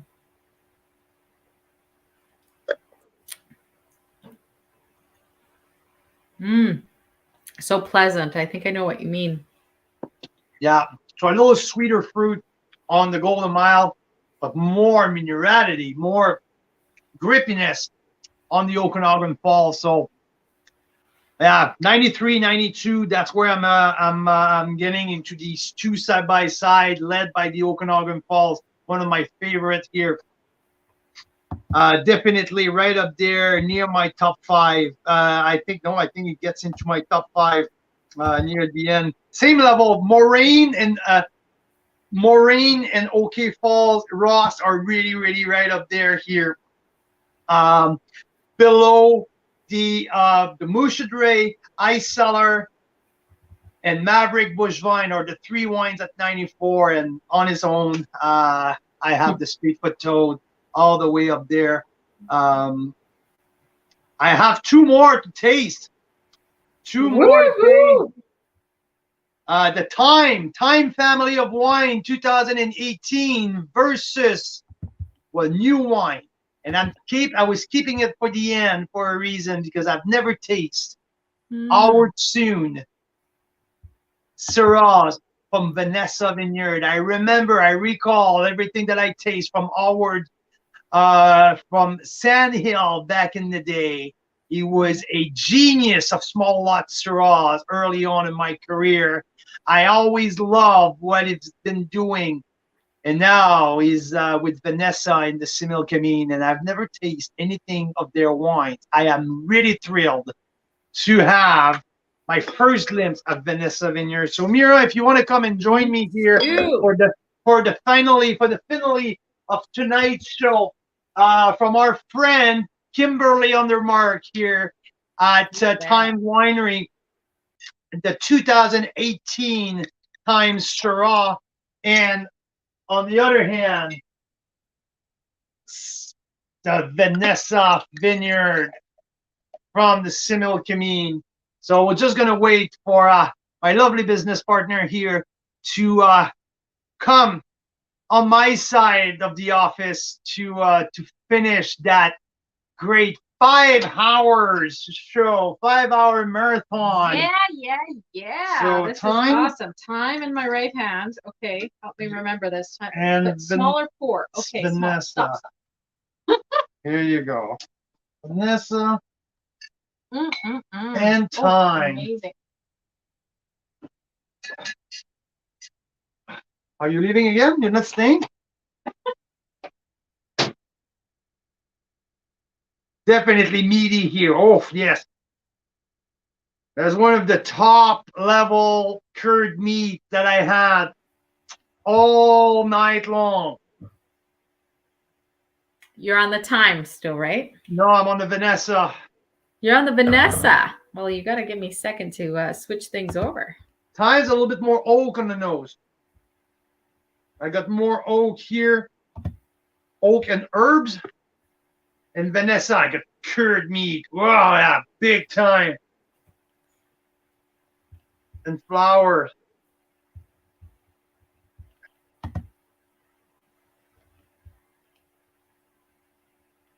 Price point here with the Vanessa, we're talking here $40.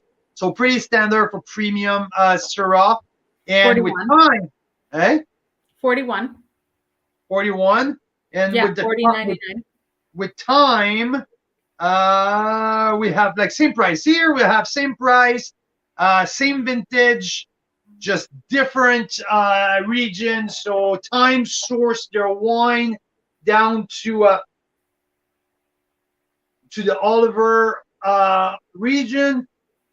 They are located in Penticton, one of the only, well, not the only, but one of the rare urban wineries. They are looking at a beautiful spot on Main Street in Penticton. The old theater down there is a historic building. Great team out there. Robbie in charge of the wine program. Kimberly, the hospitality. And, you know, our cassoulet, duck cassoulet that we've made tonight was inspired by the chef at Times Winery. We made a killer cassoulet the last time we went there. So yeah. Yeah, two different style here, definitely. Well, let's start with time. You bet.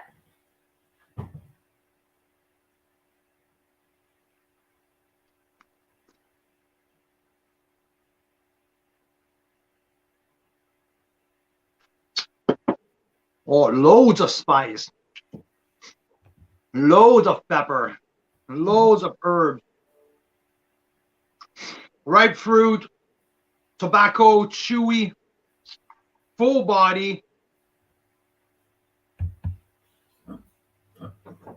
But it's fun because it's not overripe. This is well done. Whoa, I like that. Like a little bit, like I remember tasting their Cap Franc at the Cap Franc day, and I got blown away. I was like, wow. Like sometimes I forget how good Times wines are. I kind of like, yeah, no, and Diane, I agree with you. Like they're so smooth. Yes. I like the usage of barrels. There are definitely some oak in there. It's not overpowering, but it brings a great texture across the board. So it's soft, it's smooth, it's easy drinking, but it's up there in terms of power. So 92 plus, close to 93 here. Yeah, very well done. Very, very well done, Syrah.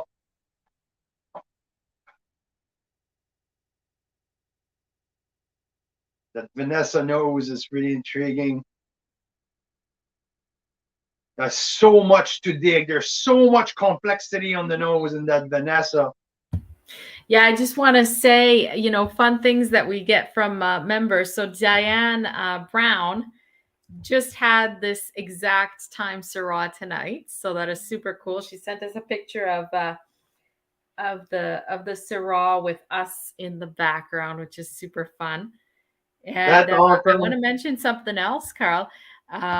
If you'll take a look at this screenshot here, Stephen from Desert Hills, or no, sorry, Stephen who used to be at Desert Hills. Okay, getting them all mixed up.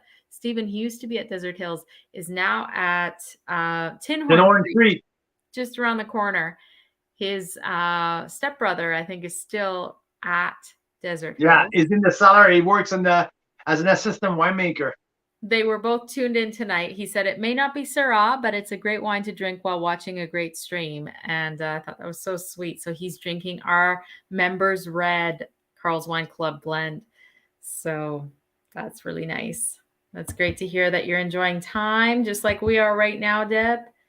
Deanne? Jeff is drinking Time Syrah as well. And Diane is saying it's herbaceous. It's awesome. Yeah, there's that complexity on the nose with that Vanessa.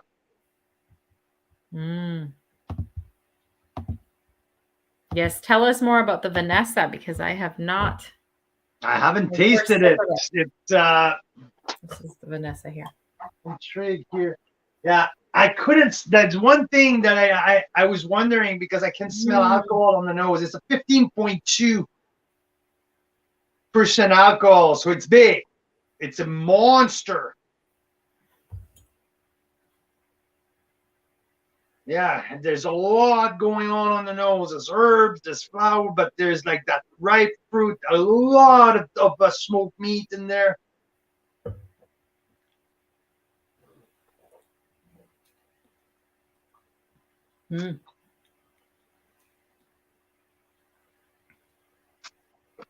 Amazing length.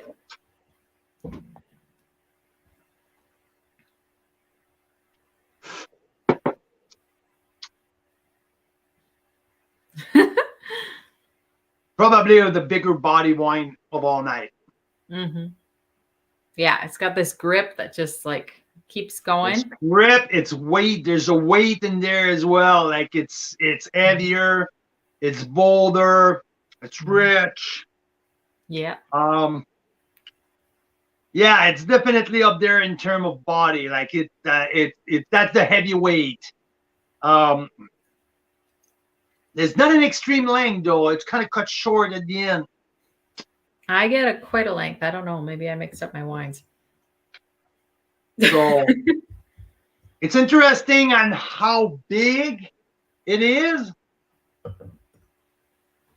I'm surprised, actually. Now, where do you know anything about where they source their Syrah from? Oh, it's Similkameen fruit. Similkameen, okay. It's Similkameen fruit. They're based in the Similkameen. It's Similkameen fruit. Yeah. There's not a ton of it. Right? One of the interesting things we learned, we went up to the Similkameen. We got to check out with Corsalettes with their owner, Charlie. Took us right up to the top of one of their new vineyard sites up a mountain, right? And it was very windy. And so one of the things we learned is that the wind actually plays a big role in a wine, which I didn't know. And Absolutely. So in the Similkameen, they get a lot of wind. It kind of not hardens, but it just kind of makes the grapes have a slightly thicker skin, which gives them like more grip in the wine. So it's fascinating how the wine is influenced by the wind. And I can tell that a little bit with this Vanessa. It's got this like rugged, grippier. It's definitely a heavyweight. Definitely more like, yeah, it's probably like the heaviest wine of the whole lineup. Like I love with the time, it's round, it's soft, it's ripe fruit, but there's that beautiful herbaceousness right down the middle. Makes it longer, but here I just feel like maybe I should have had it at the beginning. Maybe my palate is a little quiet. It's maybe a little bit tired right now, but it feels like a shovel, like I got hit with a shovel right in the face. I feel I was the last nail in the coffin here. I was like, whoa. I had less wines than you did because I took more breaks and stuff. And I'm not getting the shovel. I'm getting just a very full-bodied wine, and it's very luscious and definitely like texturally luscious, generous.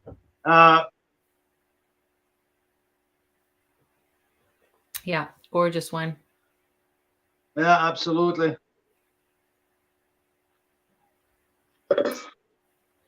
And something I'd love to try again in 1 or 2 or 3 years. I feel like part of it with this one is it's a heavyweight, and I think those ones need a little more time, hey? This is the name of the game in there is definitely its concentration. I can see the leg on my glass. So I don't know if you guys can see that, but look at the leg. Like there are like serious legs. So yeah, Orleans is great barbecue wine. It needs a big piece of meat, like the ribeye with the fat in there, like at least the strip loin with it's definitely a serious heavyweight for people who like full body. This and Tender Hope. Actually, both are bigger, heavier, and yeah, but right up there we have Vanessa in terms of weight, in terms of concentration. Giving it a 91 point. And Elaine's asking an interesting question. She says, it's interesting that we're talking about the Similkameen and the wind, right? It's hotter there too, she says, so the wind may cool as well. And I think that is part of it. You know, this wine is a heavy body, but it has that acidity because of the wind probably that comes in the late afternoons and cools. Well, again, I would need to know more where the vineyard is located. If it's tucked in down in the bottom of the mountain, that doesn't have an effect. If the sun just plain like shine into it, it depends on the location. I don't have that vineyard specific, so I cannot really answer that. To me, I don't get that high acidity. It's, to me, it's a little bit more lower in acidity, so it doesn't give me that that higher elevation. And so I can't really know until I dig deeper into the technical mode. But I think that in general, what we learned about the Similkameen is that you do get that big diurnal switch. yeah, well, Nighttime versus that's daytime more part temperature. of that than just the wind. The wind might help keep it cooler, so you're not overripe the fruit, and you thicken the skin a little bit because of the particle of sand like flying all over because of the wind. Help like the skin get thicker, harder. When you press, you don't have as much juice, more concentration. But the key of the acidity there is the diurnal temperature. The colder night, the warm, the higher temperature during the day. That's where the big key of the acidity comes from. Mm-hmm. Yeah. Wow. Elaine, if you like bold and big and bold, then this is probably your style kind of wine. This one and the Tender Hope, hey, Carl? Yeah, exactly. Absolutely. Right up there in terms of body. So we're right up there. Are you guys ready for my top 5? Oh, tell me. Jeez, you're ready to go and tell us your top 5? That All right. fast. You are good. You are good. Okay, tell us your top 5, baby. So number 5. Give me here 1, 2. Give me 1 second. 1, 2, 3.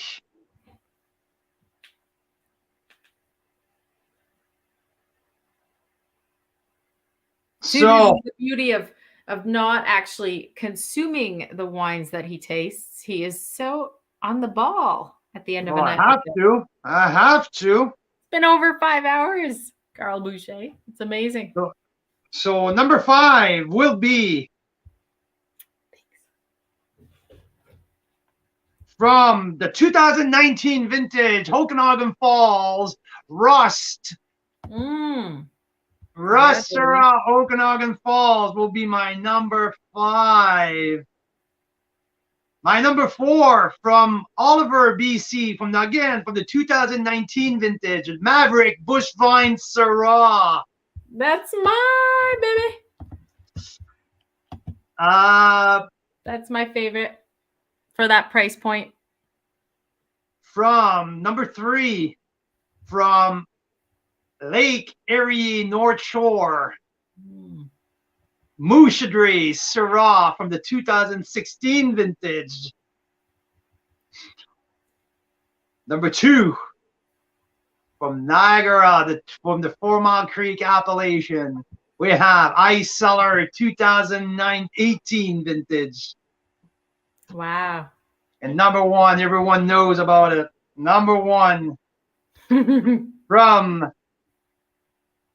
Kelowna, BC, we have the Spadefoot Toad Syrah, number 1 wine of the 2022 International Syrah Day. Yeah. With 95 points. It's interesting to me how when you get a wine that is just like in a league of its own, it's hard to touch it. Like you taste other amazing wines, but you're still like that wine. I have to say something though. The one wine that I did not rate just in terms of wine, that I rate in terms of experience, I have to put it number 1 in terms of experience. It's the 2004 Tinhorn Creek Syrah. On its own was the greatest experience that I had today, and keep experiencing these older vintage is something very unique. And I feel privileged to have the chance there. So I cannot close off my show tonight without mentioning number 1 experience of all day long. It's number 1 experience of the night. It's 2004 Tinhorn Creek Syrah. On its own, it's something unique. And like I mentioned earlier, it's a 95-point experience. It's not a 95-point wine, but it's a 95-point experience. The wine on its own is off the chart. I can't quantify. I can't give a score specifically just to the wine, because with 17 years of age in a bottle, I just can't put that beside a wine which just been bottled. But in terms of experience on its own, the wine is still fresh. The wine's still showing extremely well. There's no sign of over-oxidation. It is pleasant and enjoyable and learningful. Like, it's everything that you want to geek on. It's part of that bottle. So number one experience of the night, it's definitely 2004 Tinhorn Creek, and thank you to Stephen for providing that sample. This is not something you can get your hand on quite often. So grateful, hashtag grateful. Oh, here I am. A couple of honorable mention that I really need to mention. Some wines who have really show well, just under that 94 points.